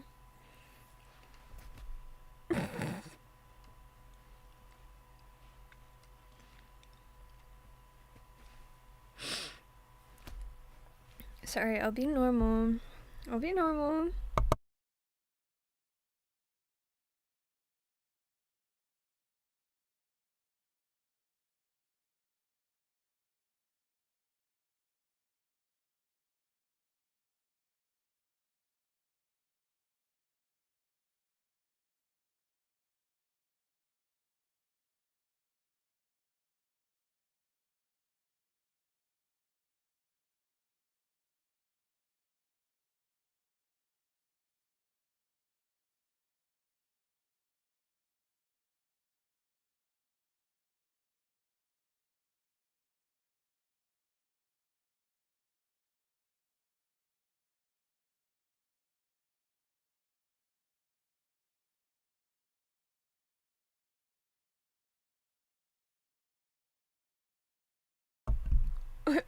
Egg? What?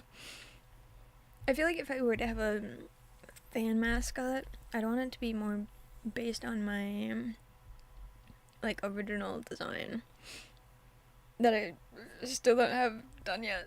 Oops.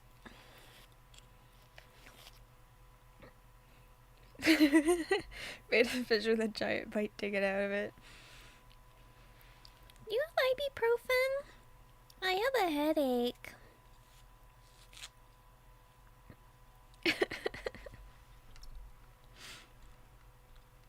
I swear I'll work on my design more. I have it sort of. A little bit. Some of it. It's very not refined, but I feel like I need to. That's gonna. Oh my god. Stop. That's what you like.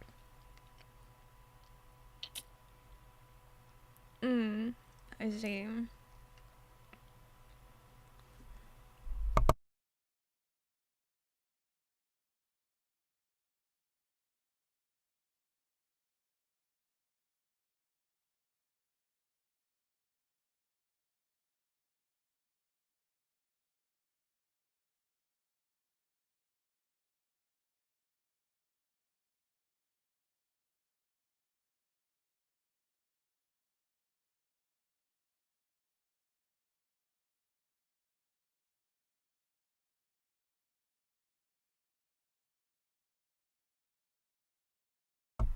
Are you saying my silly quirk sounds like an insult?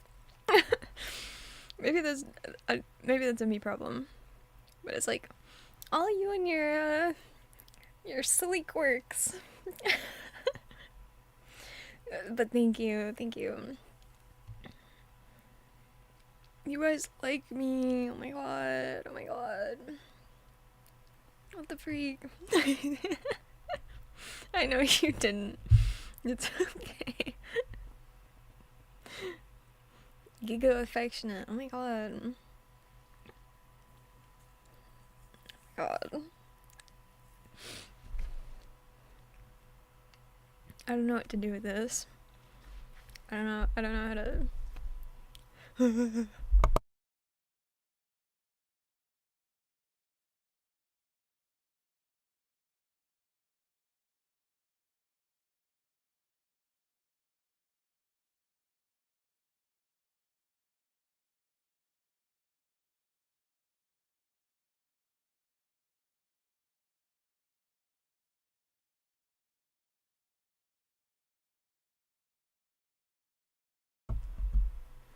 Ash, it seems like more than a little bit of care. Okay. Mochi's going to my DN. What? What? Oh my god. That's...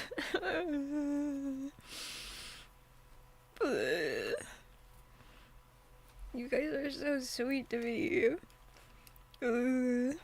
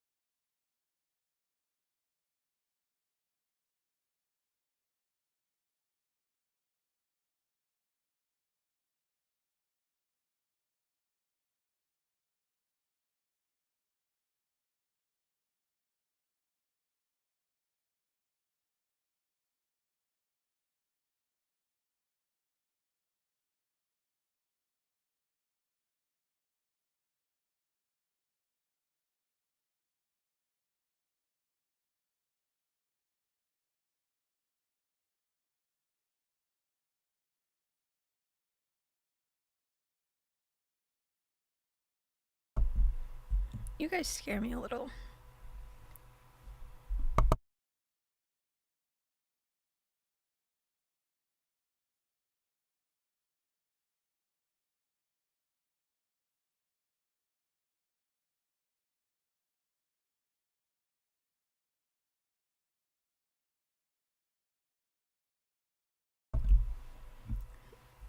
I don't dies.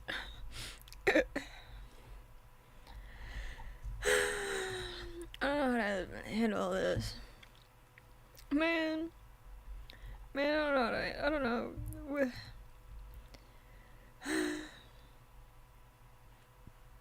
Dramatic sigh. Stop dying. Sorry.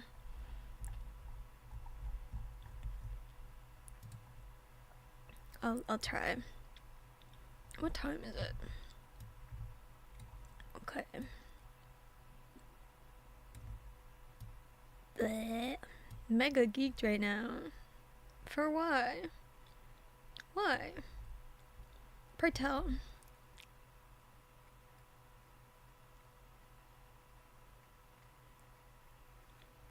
Ultra geeked. Pray tell. Part 2.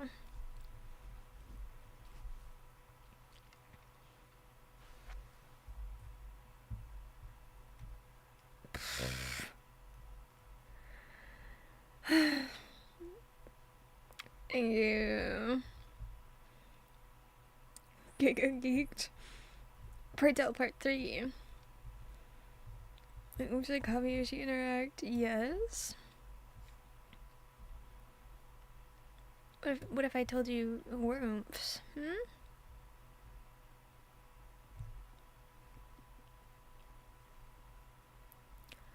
Wait, but Tweaking. What would you do if I said that?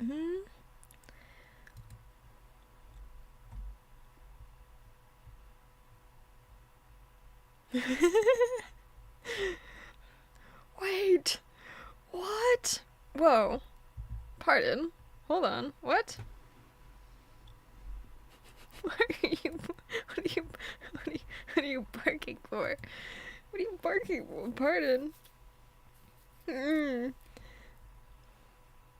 What was that? James?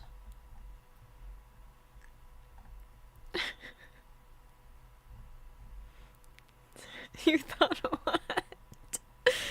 What did you think? Bertel, part 4.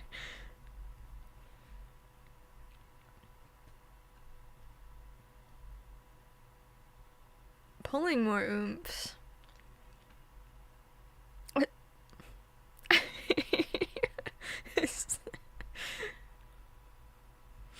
Honey, when are you not weird? And I mean that with all the love and affection in my heart. 'Cause I adore you the way you are.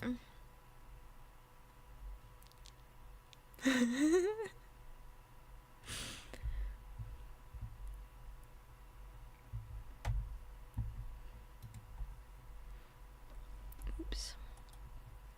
This is true. Exactly.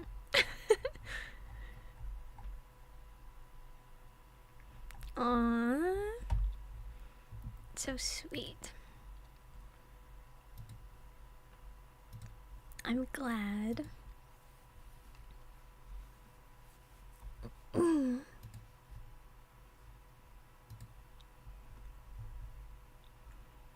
don't know who else I could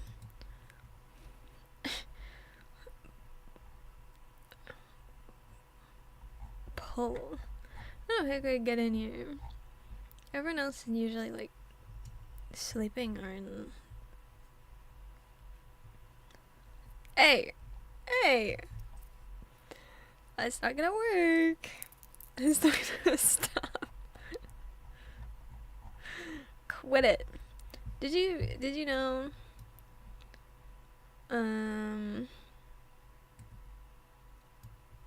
Did you know?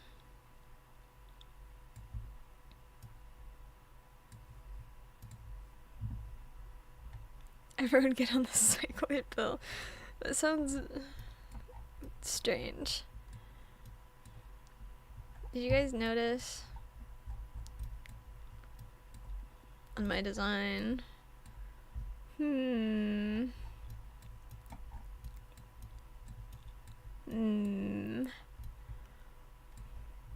didn't even notice this when I bought this model. Like, I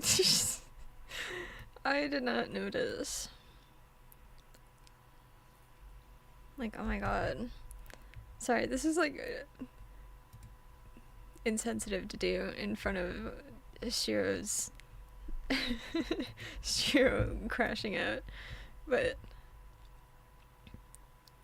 thinking, what are you thinking? It's not mine. I don't have tentacles. I have a tail. But these are not my tentacles.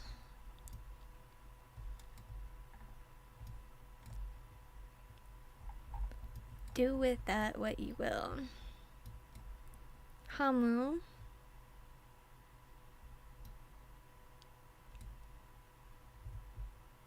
Hamu, I'm curious. I'm curious what you're thinking. Hold on. I'm holding. Yeah. Yes. What is it?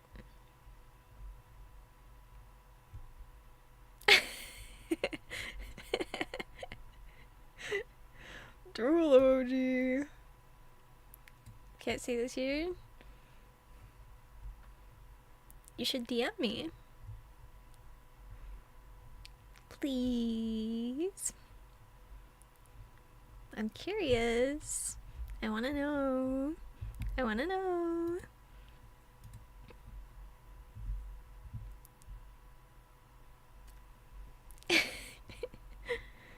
Yes, yeah. Well, yes. Hell no. Why not? I asked so politely. Please. I really want to know. Diligent mindset can't be directed at my Kami Oshi.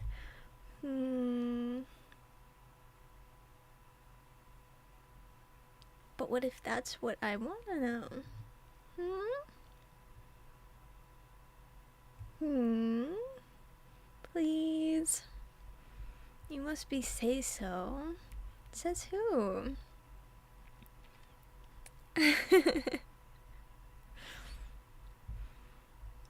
Shark, do you have your own thoughts?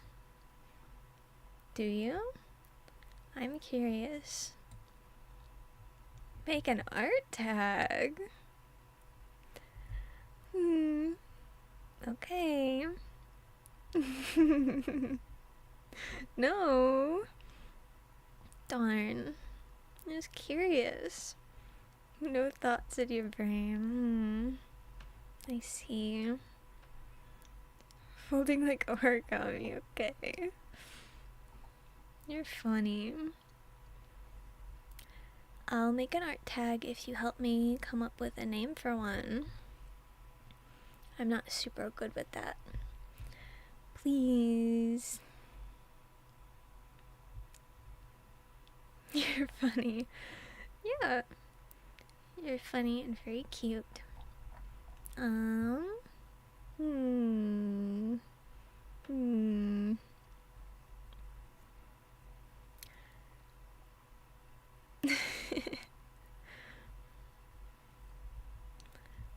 know. Cute, yes, cute. Do you disagree?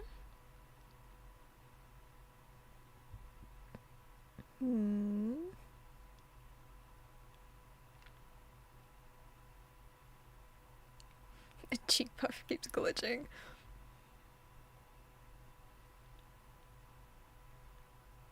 Bleh.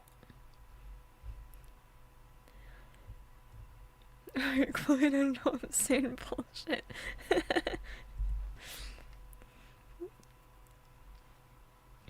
Wonder if the word Cloyd on its own has meaning. Probably.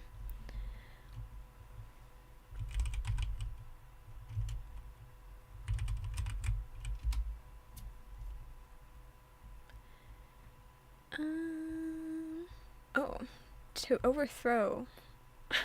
The word Cloyd means to overflow. Overthrow. Interesting.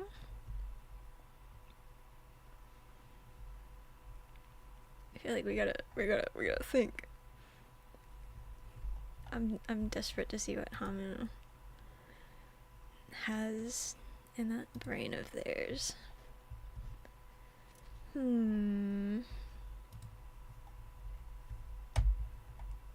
Suddenly I've forgotten every art tag ever. We gotta put our brains together. We gotta.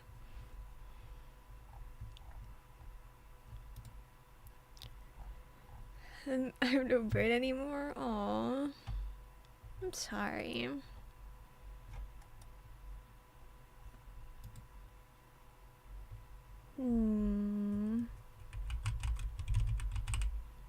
Looking at the Niji Sanji ones. Yeah, Yamino art. Okay. Real creative, man. Sorry, I love you, Shu. Draw Luca. Acrylic. That one's better.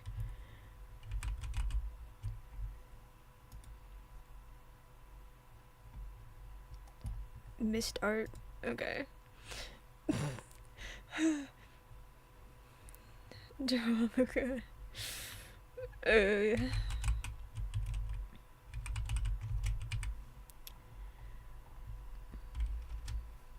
When I type in Niji Sanji Ian, it just shows the Lexian voice. Like, okay.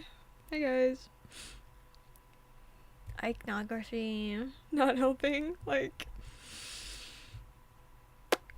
no. Where?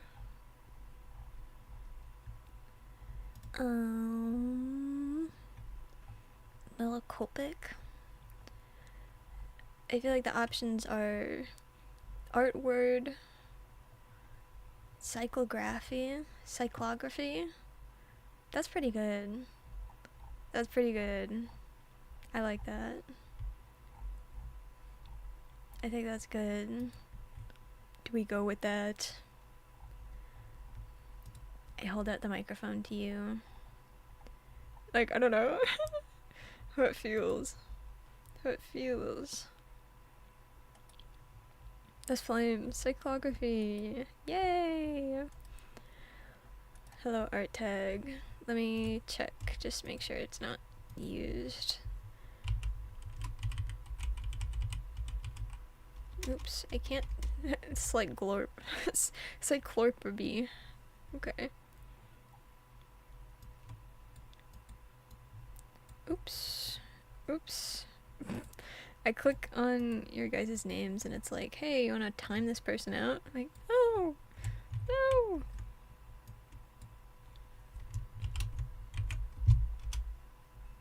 Oh, there's literally no results for it, so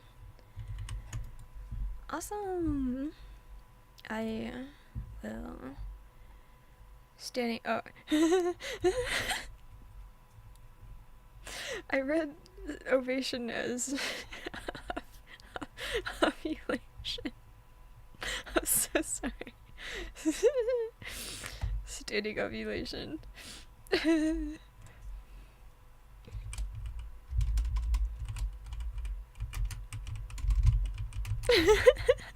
glad it wasn't just me.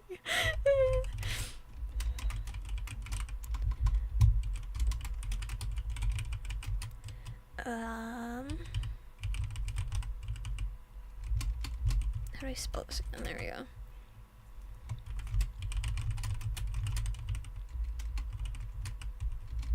Ew.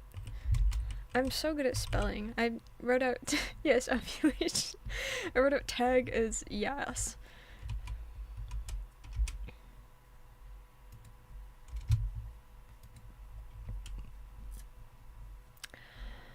My model looks so sad with my default face, like.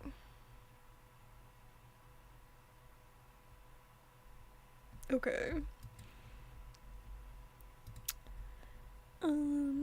Haha. Okay, sorry.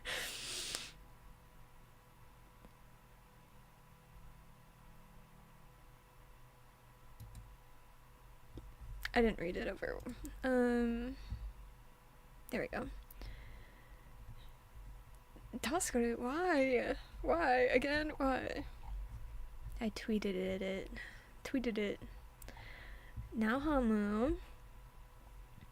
Like you said.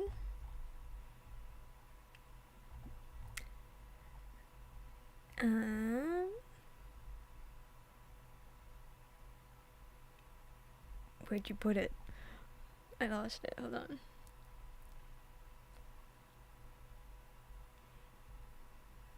Make it art tag. You told me. No explanation. Okay. Okay. Fine. As long as you explain whatever was in your brain. Okay, please. Please. And thank you. I'm so honored to have come up with this. You're very... I feel honored to have... Oops. Been gifted a lovely art tag. So there was this doujin. Yeah? Yay! Thank you. Yay! I'm happy. Thank you. Bleh. Okay. I don't know how much longer I'll go. I'm like approaching bedtime, I suppose. Didn't I just save? I think so. I don't know. Bleh. But not quite there yet. So we'll go for a little while longer, if that's okay. Thank you for sticking with me for so long already. How long's it been? Oops, Jesus. Oh my god, almost 4 hours. My throat's doing fine. Pretty fine. My phone, also fine. Okay. Off we go. I'm dreaming. Must be because my blood is feverish and my entire body is throbbing. Something I'd rather not have to remember plays out in my dream. This is my oldest memory. It's also a memory I can't escape. It's a scene from 10 years ago, and one I usually try not to think back on. I can't ever erase it from my memory, though. It's not that I forgot. It's not even that I want to forget. It's just that it's already happened. So it's not especially painful, and I don't really feel that angry about it either. The past is the past. I can't return to it. I can't redo it. All that happened is that I escaped and lived on. Looking forward is all I can do. No one told me to do that. But I've thought about that, even if just vaguely, since I was a kid. I can't forget or deny the past. The only way to keep the memory of what we lost alive is to acknowledge it.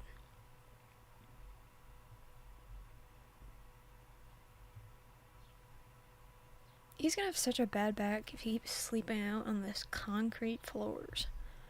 It's hot. I wake up to find my body still burning up. Must have wound up falling asleep out in the cool air last night. Inside this dimly lit shed with me and... Oh, hello. Saber? You've awoken, Shiro. I do not mind you sneaking away from your room, but I do not approve of you sleeping in a place like this. Oh, morning? Well, I was burning up last night. Oh. I read that weird. Oh, morning. Well, I was burning up last night, and when I went outside, I got sleepy. So go back into your room. I can see that. You don't have to explain yourself, but please do be careful next time.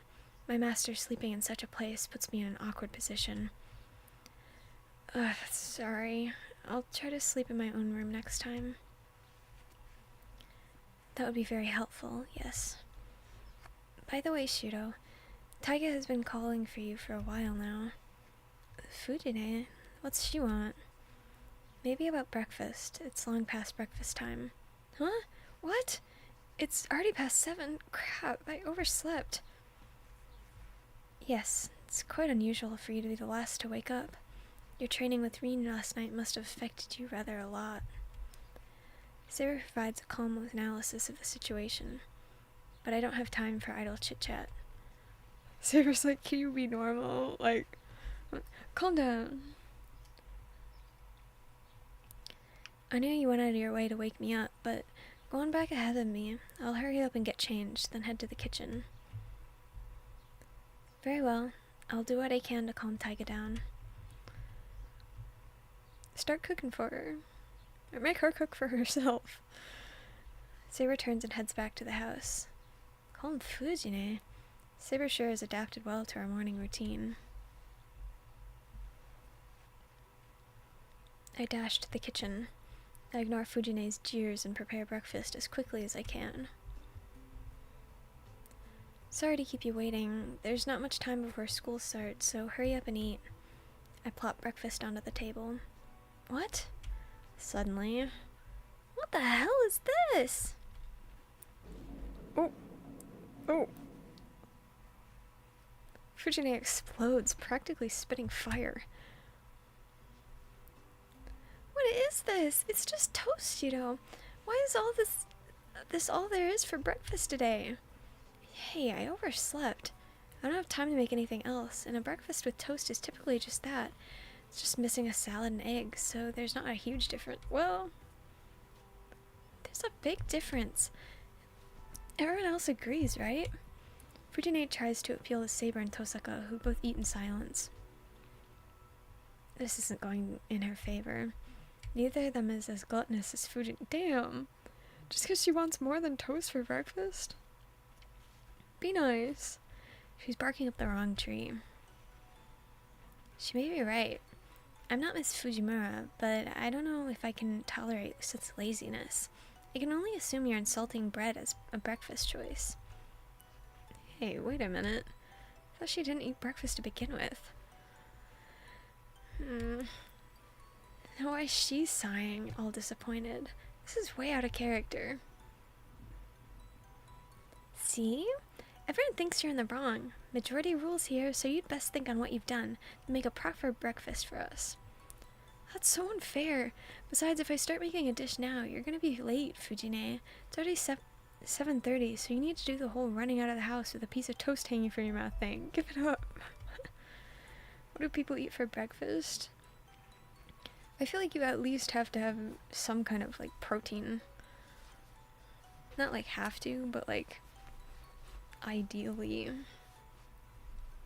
you have some kind of protein. Just to... yeah, I don't know. I don't know, I don't eat breakfast. Fine, if I have to choose between being late or being hungry, I choose breakfast. Oh, wrong person. But I have no idea what, like, a normal person eats for breakfast.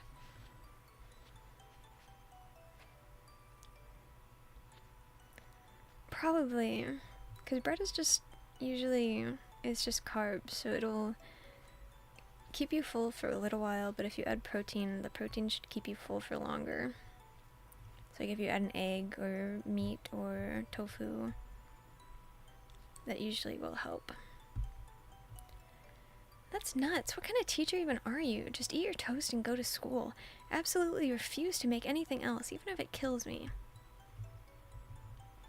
Jeez, you really do get worked up over nothing. Keep talking like an old man and you'll become one real quick. You don't need to remind me. Thanks to you, I'm practically an old man already. Oh, tuna! Good idea. That is a good addition. I huff and take a bite of toast. Okay, she might be right. There's something kind of sad about there being so many people here, and then only having toast for breakfast.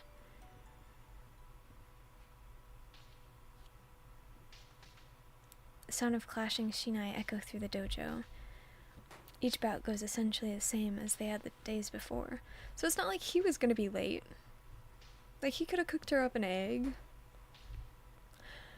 Whatever. Saber casually sweeps my desperate strikes aside and counterattacks far, far more effectively. I barely manage to block and continually strike back, only for Saber to... I'm looking up words again.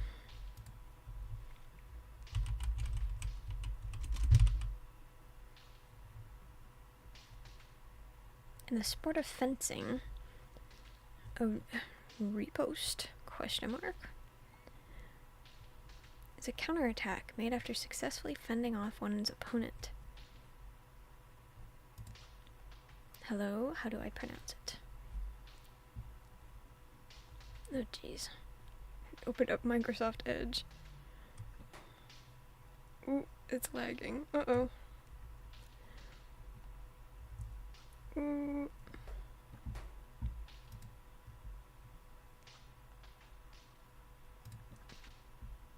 Yeah, it's just riposte.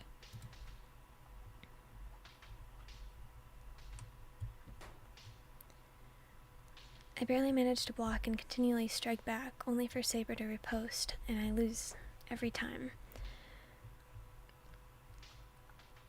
I don't want to voice it. I stop, breathing heavily, shoulders heaving. Wiping sweat from my brow, I work to get my breathing under control. One day you'll get ASMR from me.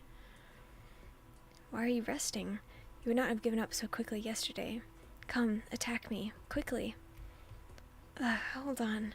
I need to catch my breath. A little break, please. Why not? I don't know how. I don't know how. I don't know how to do it. That's so unlike you. If you will not attack, then I will come at you. You do not mind, do you? Why, so, yeah, I knew that would catch your ear. Saber stares down at her poor student. My body just won't listen, no matter how she looks at me. What has gotten into you, Shido? You're like a different person than you were these past days. The way you struck at me so fiercely and determinedly amazed me, but today I feel nothing of that strength. I know that, I really do. I just can't do almost anything today. My situation has drastically changed since yesterday. Has he not told her? Oh, is your body still burning? That's no excuse for your movements becoming sluggish. You must cool your head and refresh your mindset. Well, he can't really cool his head if his body's burning. Whatever. Well, before I do that, can you do something about that first? I point towards our audience, standing by the wall. Hi! Oh my god. What? Don't mind me. Just continue your training. Tosuka doesn't get it. No one understands me.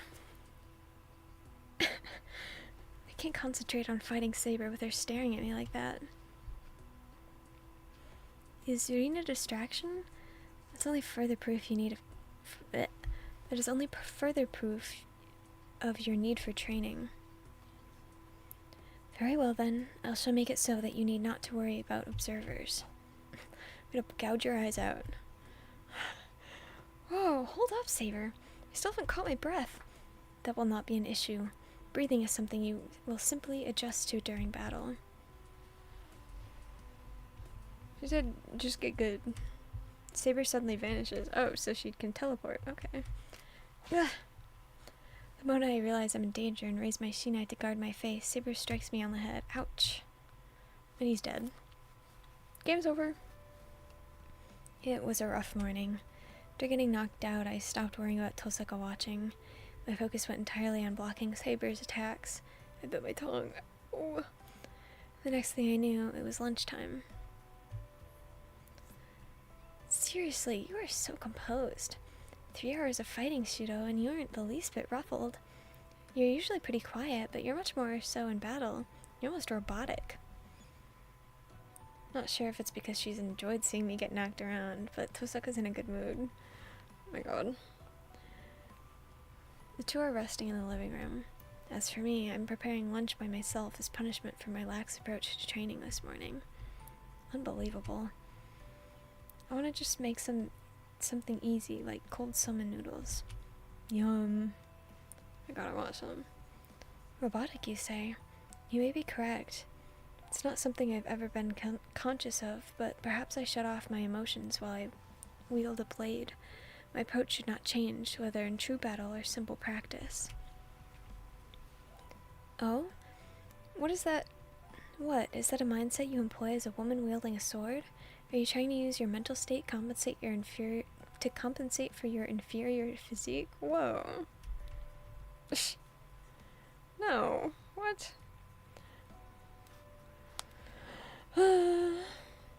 No, Rin. Maintaining one's composure is a key part of battle. Matters not whether you're a man or a woman. I believe you also shut off your emotions in battle, Rin. I know you're the type who can do so. You don't have to just blurt it out, you know. Well, it's true, but you and I are different. What I try to shut off is my tendency to be too soft. I don't see things in such logical, abstract terms as you do. It appears that way, which is why you are so showy and splendid. Whoa. Oh my god, they're flirting. You're able to maintain your feminine grace even in battle. Are you being sarcastic? I can't come near you in terms of grace. I don't mind admitting it since Shido is out of earshot. No, he's not. But I was amazed by how beautiful you are in the first moment. Oh my god. Yuri? I can hear you, Tosaka. Yuri on the big screen! Yes! You mistake me then. If you see grace in me, then you are simply seeing the elegance associated with the saber class, rather than my physical appearance. Wrong! That's not true. I really thought that, as a woman, I couldn't even begin to compete with you. I wouldn't have been so shocked otherwise. And that is where you are mistaken. I never thought of myself as a woman. Oh. And I've never been treated as one. Oh. I therefore cannot be so elegant as you seem to believe. Saber's word bring the conversation to an end.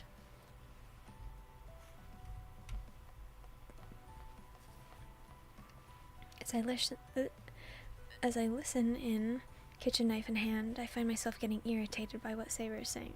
Pause.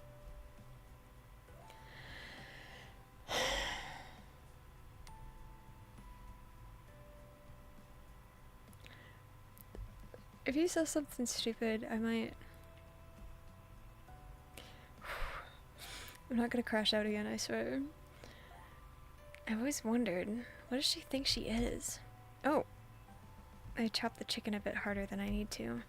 For some reason, I'm annoyed. Never thought of myself as a woman.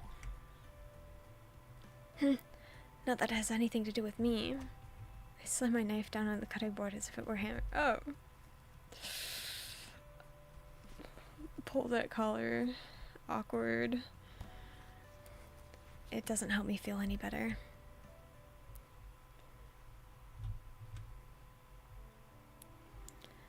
So, this is today's task. I brought more than yesterday, and it seems like your body's calmed down, so you'll probably get it right this time. I have no idea how she carried them here, but Tosaka reveals about 40 lamps. I'm gonna step outside for a bit. I'll be back in a little while, so I expect you to be done by the time I'm back.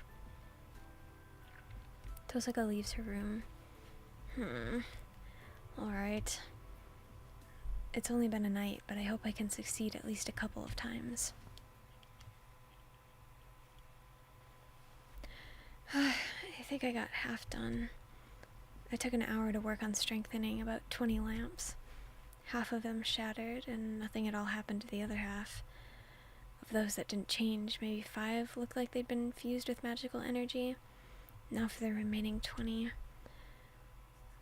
Hold on, wouldn't 5 be enough for a test? All the lamps look to be antiques. I'd feel bad about breaking more of them. Yeah. Oh. I'm scared. I'm scared. Again, this feels like a very inconsequential decision, but,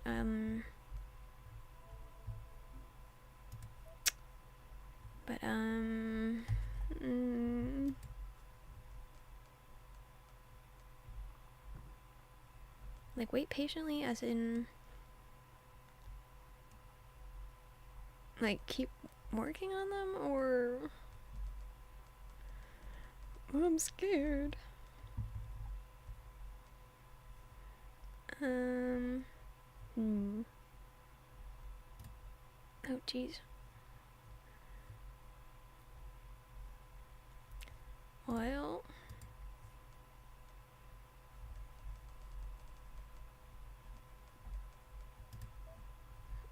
we wait, I guess.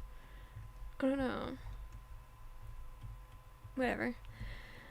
I'll just wait here quietly. Tosaka must have gone out for a reason, and I just have to do the assignment I was given. Yeah, given what happened yesterday, I'll need to succeed as many times as I can today. I face the lamps with renewed spirit. There are 20 left. I should go through them before Tosaka comes back.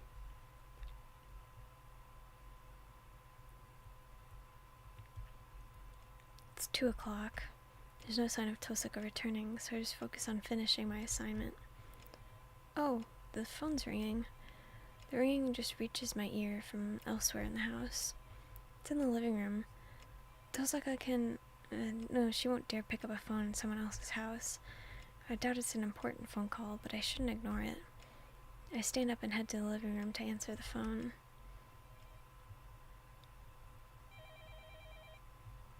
There's nobody in the living room.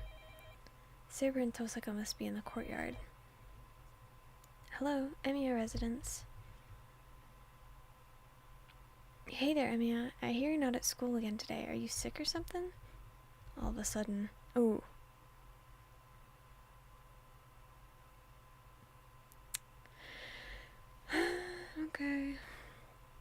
Shinji's voice sounds from the other end of the line, heavy with barely restrained laughter. Is that you, Shinji? What do you want? I don't think we have anything to talk about. Why the cold reception? Thought I'd call you to tell you something. Tell me something? Yeah, there was something I wanted to tell you. But you haven't been to school. I don't want to drag this out, so I called. Couldn't wait any longer. Is Tosaka around? Shinji sounds kind of odd. He seems weirdly excited. I can hear other students in the background, so he must still be at school. It's a little past 2, 5th period should be over, so I think it's break time right now. Hey, are you listening, Emiya? Is Tosaka there or not? Not right now, she just stepped away. Okay, great. I only wanted to talk to you. I'm gonna tell you something real good, so why don't you come to school right now? But come without telling Tosaka, obviously. Please give me an option. Please. Just tell Tosaka, like, oh my god. Because I don't know why, but Shiro still trusts Shinji. Like, are we serious? I don't know how to respond to that. Shinji's acting weird and we're already talking. I don't see any reason to go all the way to school, and if I take off without telling Tosaka, it'd feel like a betrayal. Sorry, but I can't go to school. If you have something for me, it'll have to wait until next week. I'll go back to school after the weekend. Huh? Who put you in charge? And that'll be too late. I just said I can't wait any longer. Shinji's yelling now. He must be really excited because I can hear his heavy breathing over the phone. Ooh. So you're finally using your head. Yeah, you're right. There's no way you would come on your own at this point. This whole conversation's pretty suspicious, so of course you'd think it was bad news. His tone shifts entirely, and he even starts laughing. Hold on a minute. Calm down. You're acting real strange, Shinji. I don't know what happened, but... Don't lie, Emiya. Knowing Tosaka, I bet she told you everything. You don't need to hide it from me. Yeah, you're Saber's master, after all. That means you're much, much more of a murderer than I am. Shinji seems to be enjoying himself. I've known him for about 5 years now, but I've never seen him so wound up. Shinji, are you... Just come to school, okay? And hurry, Emiya. You should be able to make it by 6th period. It's Fujimura's class anyway, so you won't get in trouble for being a bit late. Well, even Fujine would get mad if we were late for her class. I might get even more of an earful if I only showed up for 6th period rather than just missing the whole day. That's your own fault. Oh, and if you tell Tosaka, then I'm ending our friendship for real. I turned a blind eye to the whole Sakura thing, but you can at least fulfill your obligations as a friend in the end, right? Our conversation ends there. All I hear is the buzzing electronic tone from the receiver. What's with him? But what should I do? Tosaka should be in the house, but I don't see her anywhere, and if I go to school, I can't bring Saber. But then, if I don't do what Shinji asks, I'm worried what he might do. He's gonna do it anyway. He's probably agitated because of that merciless rejection Tosaka gave him yesterday. If I ignore him, he might get violent with Sakura again. Well, it's still bright out, so oh my god. Guys, no one's gonna attack me in broad daylight. Looks around. Well, it's still bright out, so it shouldn't be an issue. I should hurry now that I've made my decision. No! Ooh. If I hurry, I should be able to make it by 6th period. Guys, I'm gonna kill myself. Sorry. There's nobody at the school gate. From the outside, it looks like the school is deserted since class is in session. Maybe there's no physical education class either, since there's nobody in the courtyard. I'm scared.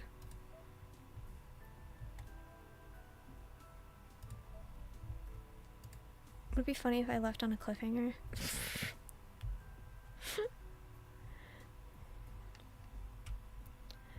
that's going to change in a few minutes. When 6th period's over, school's out. The campus and exits will be overflowing with people on their way out.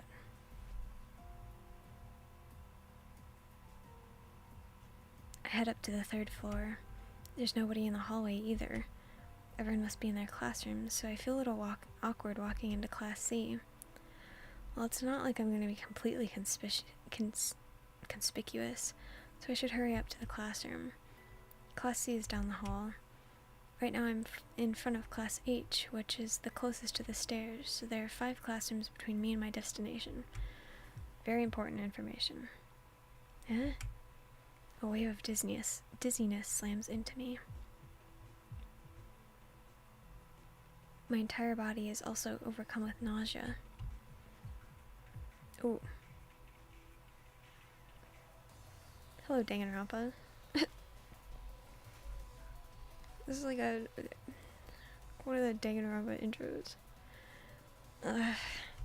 My stomach churns. My senses are going completely haywire. Red floods my vision, as if blood were seeping into my eyes.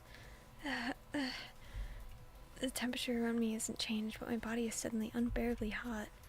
What the hell is this? I stumble.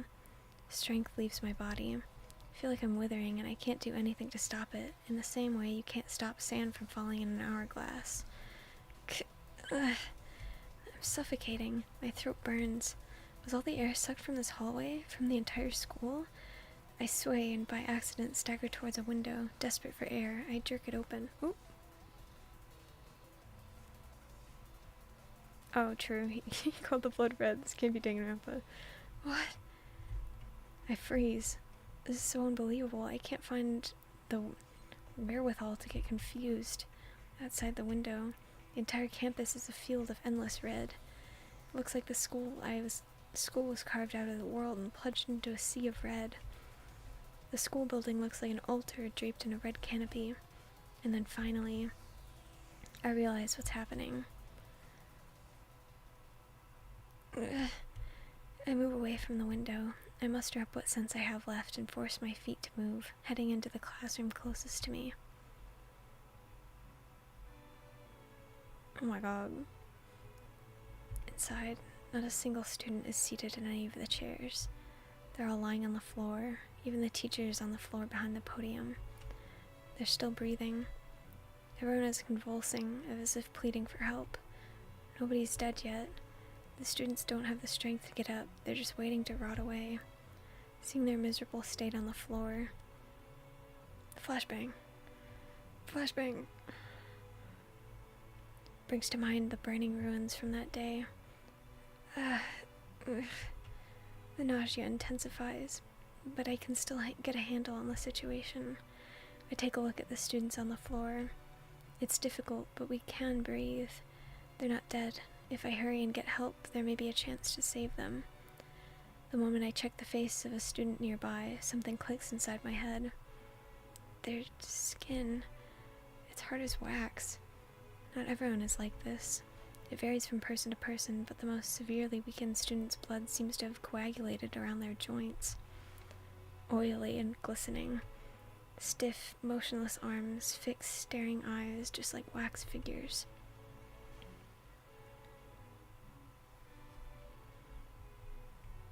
I know this. I recognize this scene. Oh my god, you're flashbanging me 20 million times.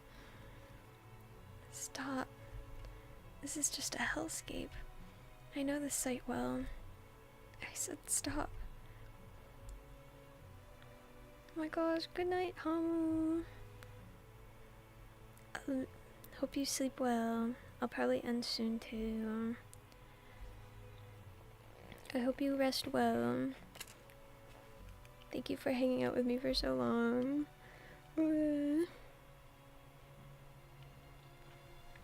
All that's sustaining me now is anger that has completely eclipsed any fear. Thank you. Good night. Ugh. My left arm tingles. The command spell on the back of my hand is warning me that an enemy is nearby. I love you too, Nene.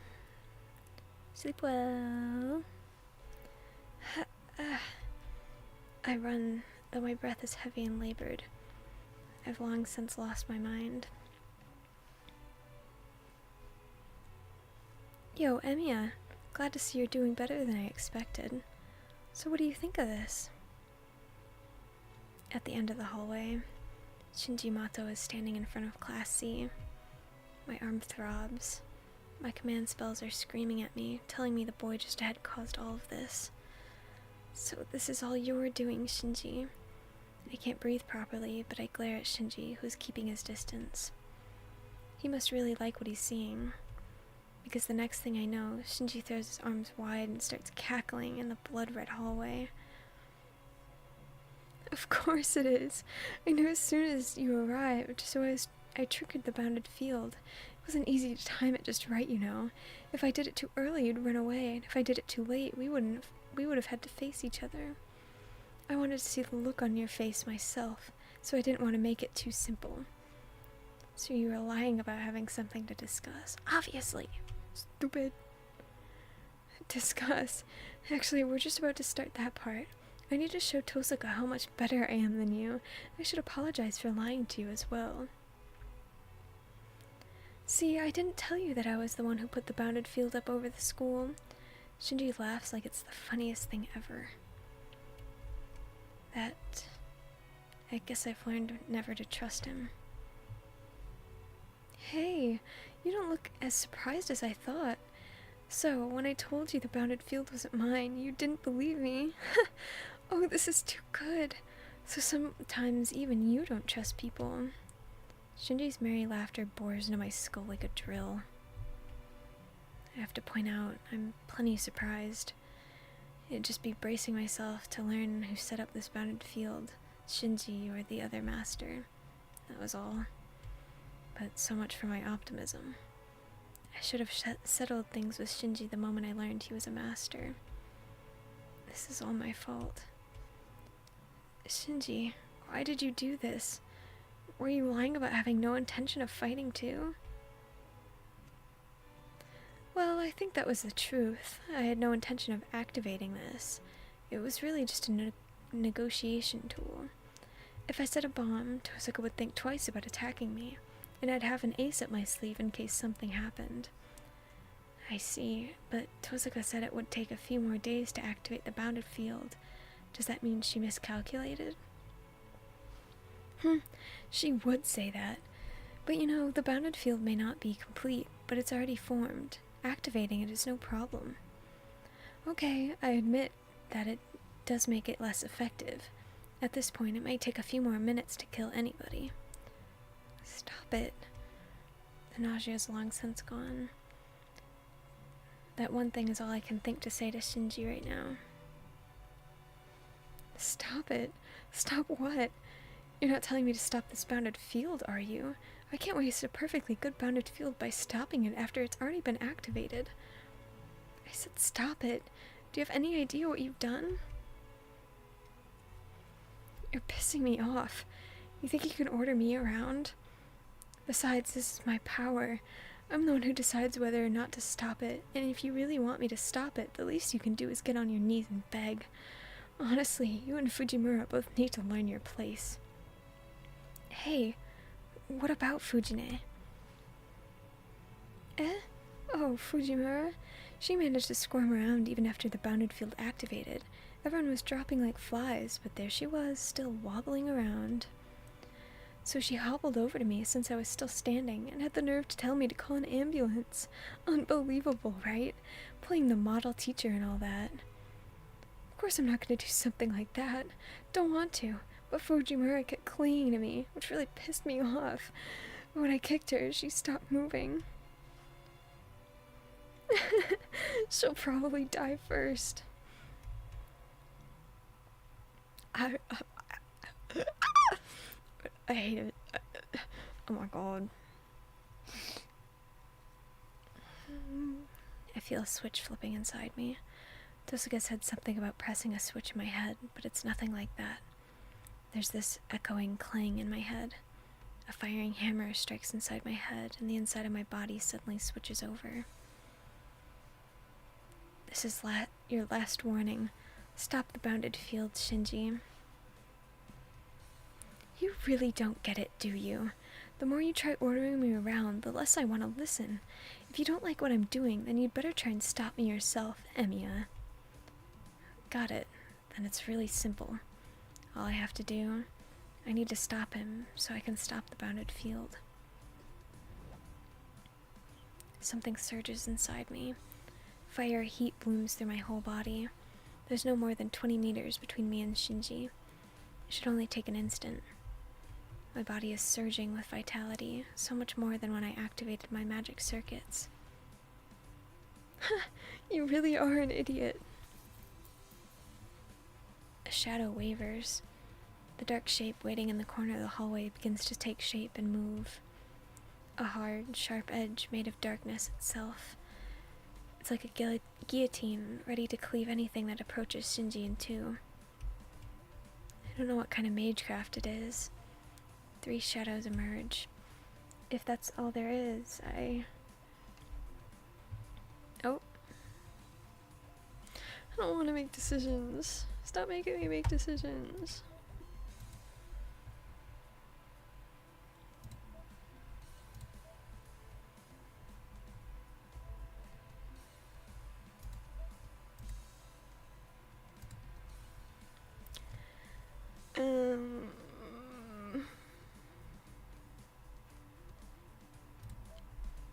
Okay.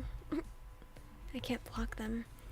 Well, I can at least manage to avoid them, but I'm not sure I can dodge them and Shinji's attack. The 3 sharp blades approach. I stop in my tracks and concentrate on evading, keeping an eye on Shinji. I take a step to the left to dodge the blade that rushes towards my stomach. I twist my upper body to avoid the second blade coming towards my chest from the left after I avoid the first blade, then I rush forward to pass the third blade flying at my unprotected forehead. Not a problem. I can see where they're going. Compared to Saber's attacks, this is like a game of dodgeball. You conceited fool. 3 more shadows rush towards me. I don't even need to see where these are going. The first attack showed me how far and fast these can go, so I have no trouble avoiding this attack. I pass through the gaps between the 3 overlapping shadows. They're no threat. I don't feel any danger from the shadows. Saber taught me that I shouldn't hesitate as long as I don't sense that the attack will be fatal. Shinji! I close in on him. He has no shadows protecting him. Just a few more steps, maybe 3 more meters, and I can... Stop! Don't come near me! Shinji turns and runs. Then when I reach out to grab his back... I feel a chill run through my entire body, and I quickly jerk my arm back. Something cuts through the air. A black blade slices through the space I'd been occupying just an instant before. I stop. I don't know where she came from, but standing in front of me now. Hello, gorgeous. I see the woman dressed in ominous black, so dark even the most venomous shade of crimson seems pale in comparison. My mind goes blank with fear. I'm going to die. I don't want to think about it, but the image of my own brutal death fills my head. I sense it. I sense only death. The shadows earlier were nothing like this. Good, Ryder. Don't hold back. You can do whatever you want with him. Ryder's form blurs. I need to... Oh my god.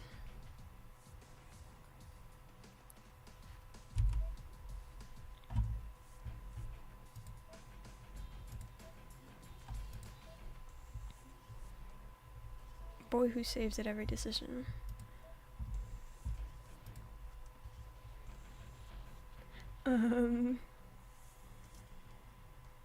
Like, what does this mean? Like, what do either of these mean? I mean, I guess this one's obvious. But I don't know what... I don't know. I retreat immediately. This isn't a good time to fight. I need to regroup and make Shinji stop the bounded field. Oops. Not sure what happened, but I retreat desperately. Fear makes everything in front of me appear completely white. I don't even know what I'm so terrified of. Without thinking, I throw an arm to cover out my neck. Something sharp buries itself in my arm. The dull sound of scraping bone tells me the next attack will end me. I run. I can't afford to look back. I just cover my vital spots with my hands as best I can in my frantic retreat. I fear I picked the wrong answer. Ooh. The sharp edge slowly saw through my body with a horrible jarring sound. A spray of my own blood blots out my vision. Meanwhile... Oh my god. Sorry, she's so pretty. Ryder is rushing towards me so quickly that I can't even see her. Ugh. With each cut, I hear sounds I can't even recognize coming from my own mouth.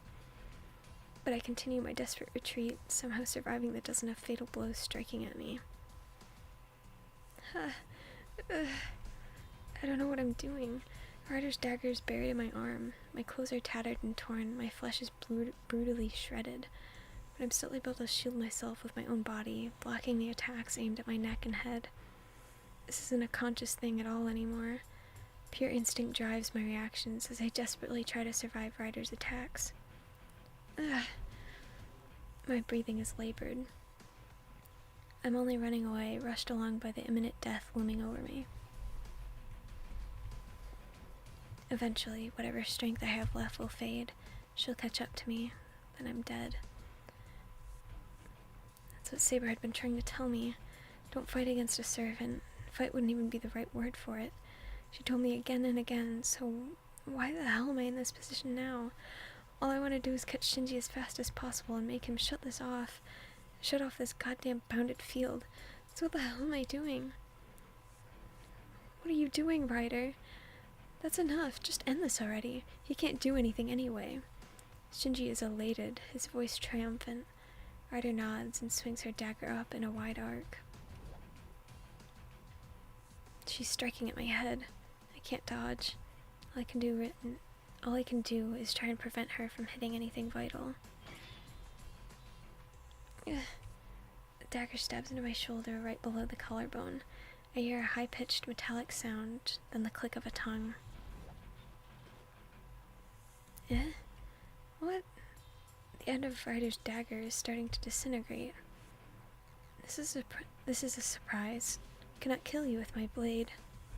Ryder stops. In that instant, I frantically try to come up with a way to leverage this sudden opportunity. Then gravity shall kill you.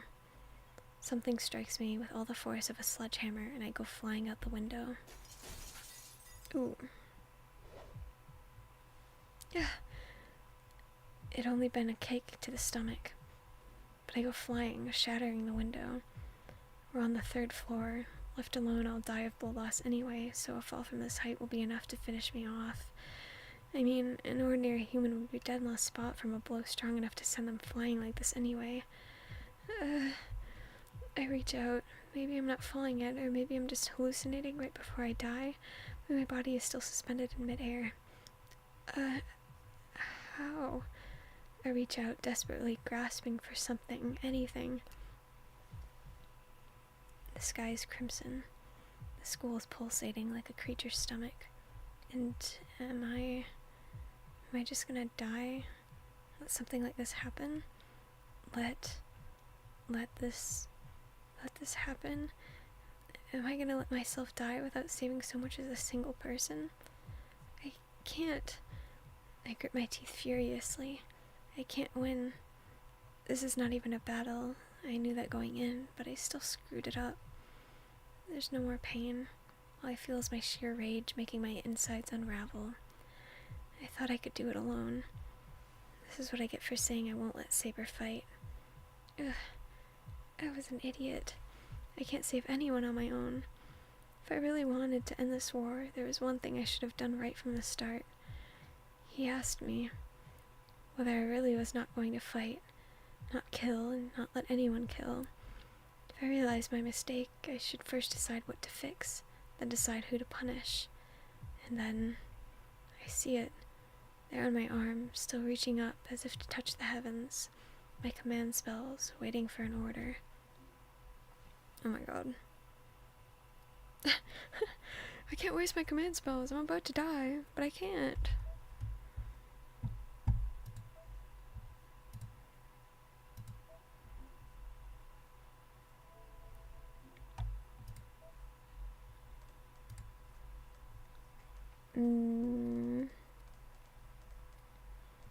Interesting that these are two different options.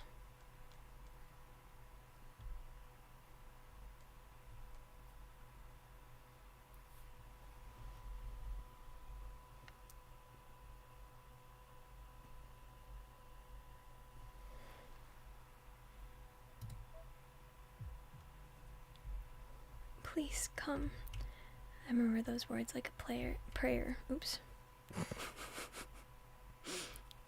Like a player, okay. My life doesn't matter anymore. But to put a stop to this savage brutality. No. Come, Saber! I muster up all my strength and call for my blade. One of my command spells strokes disappears. At that very moment, the space around me begins to waver.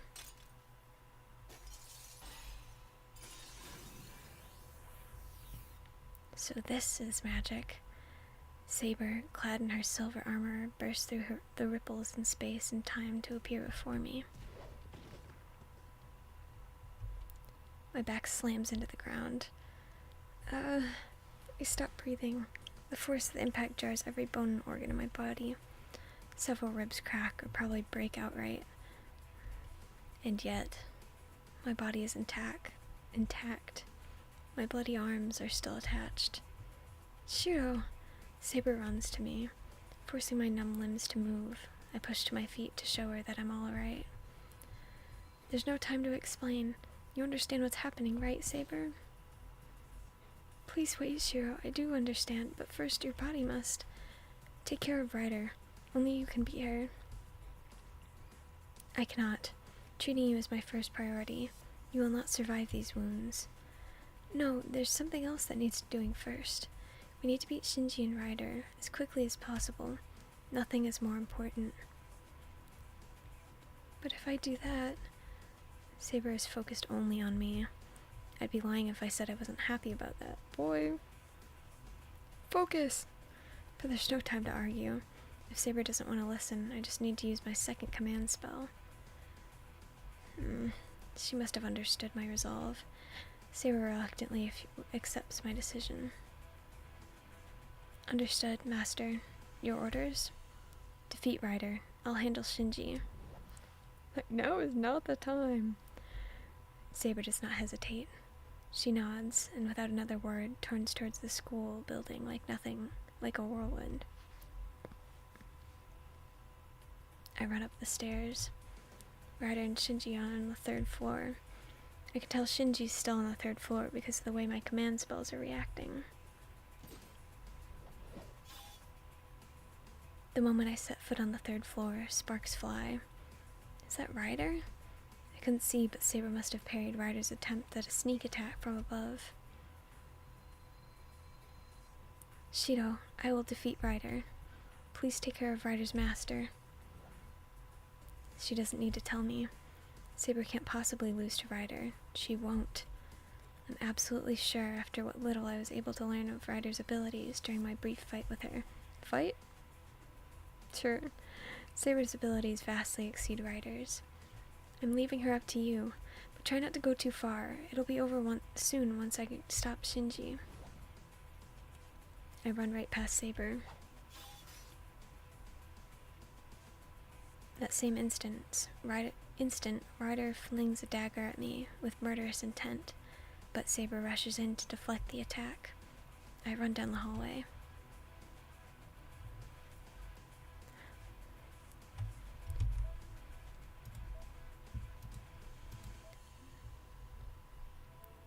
I am... We're leaving it there, okay? I hope that's alright. I'm tired. Well, not super tired, but I need to go to bed. So... Oh my god. Why did none of you tell me to move my model?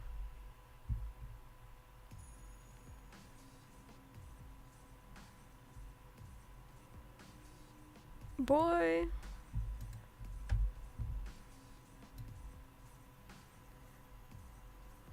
Is it?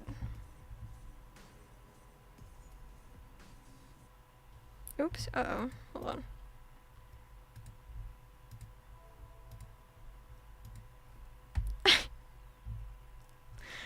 You guys.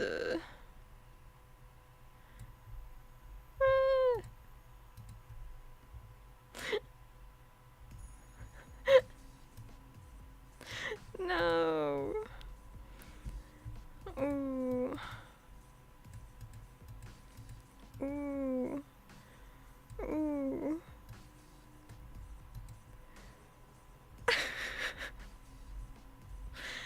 This is horrendous. Okay. Oh my god.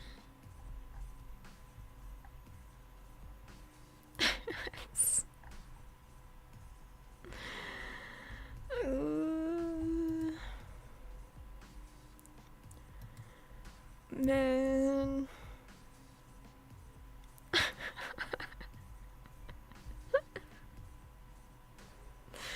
That's awful. Oh my god. I feel so bad. Ooh. Ooh. Not even Hamu told me. Oh my god. Well. Whatever. Whatever. Thanks for joining me for my Scuff Fate Stay Night playthrough. Pod Watchers, I'm so sorry. Oh, you know what? Next time I will replay through that portion. Okay. I'll redo that. Because that's awful. That's actually so bad. I'm so sorry. Thank you for joining me for such a long time. I had fun. I feel better. Yay! Oh, that's so bad. I'm so sorry. Whatever.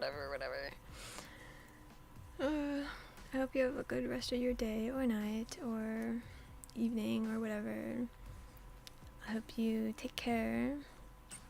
Good luck with your drawings.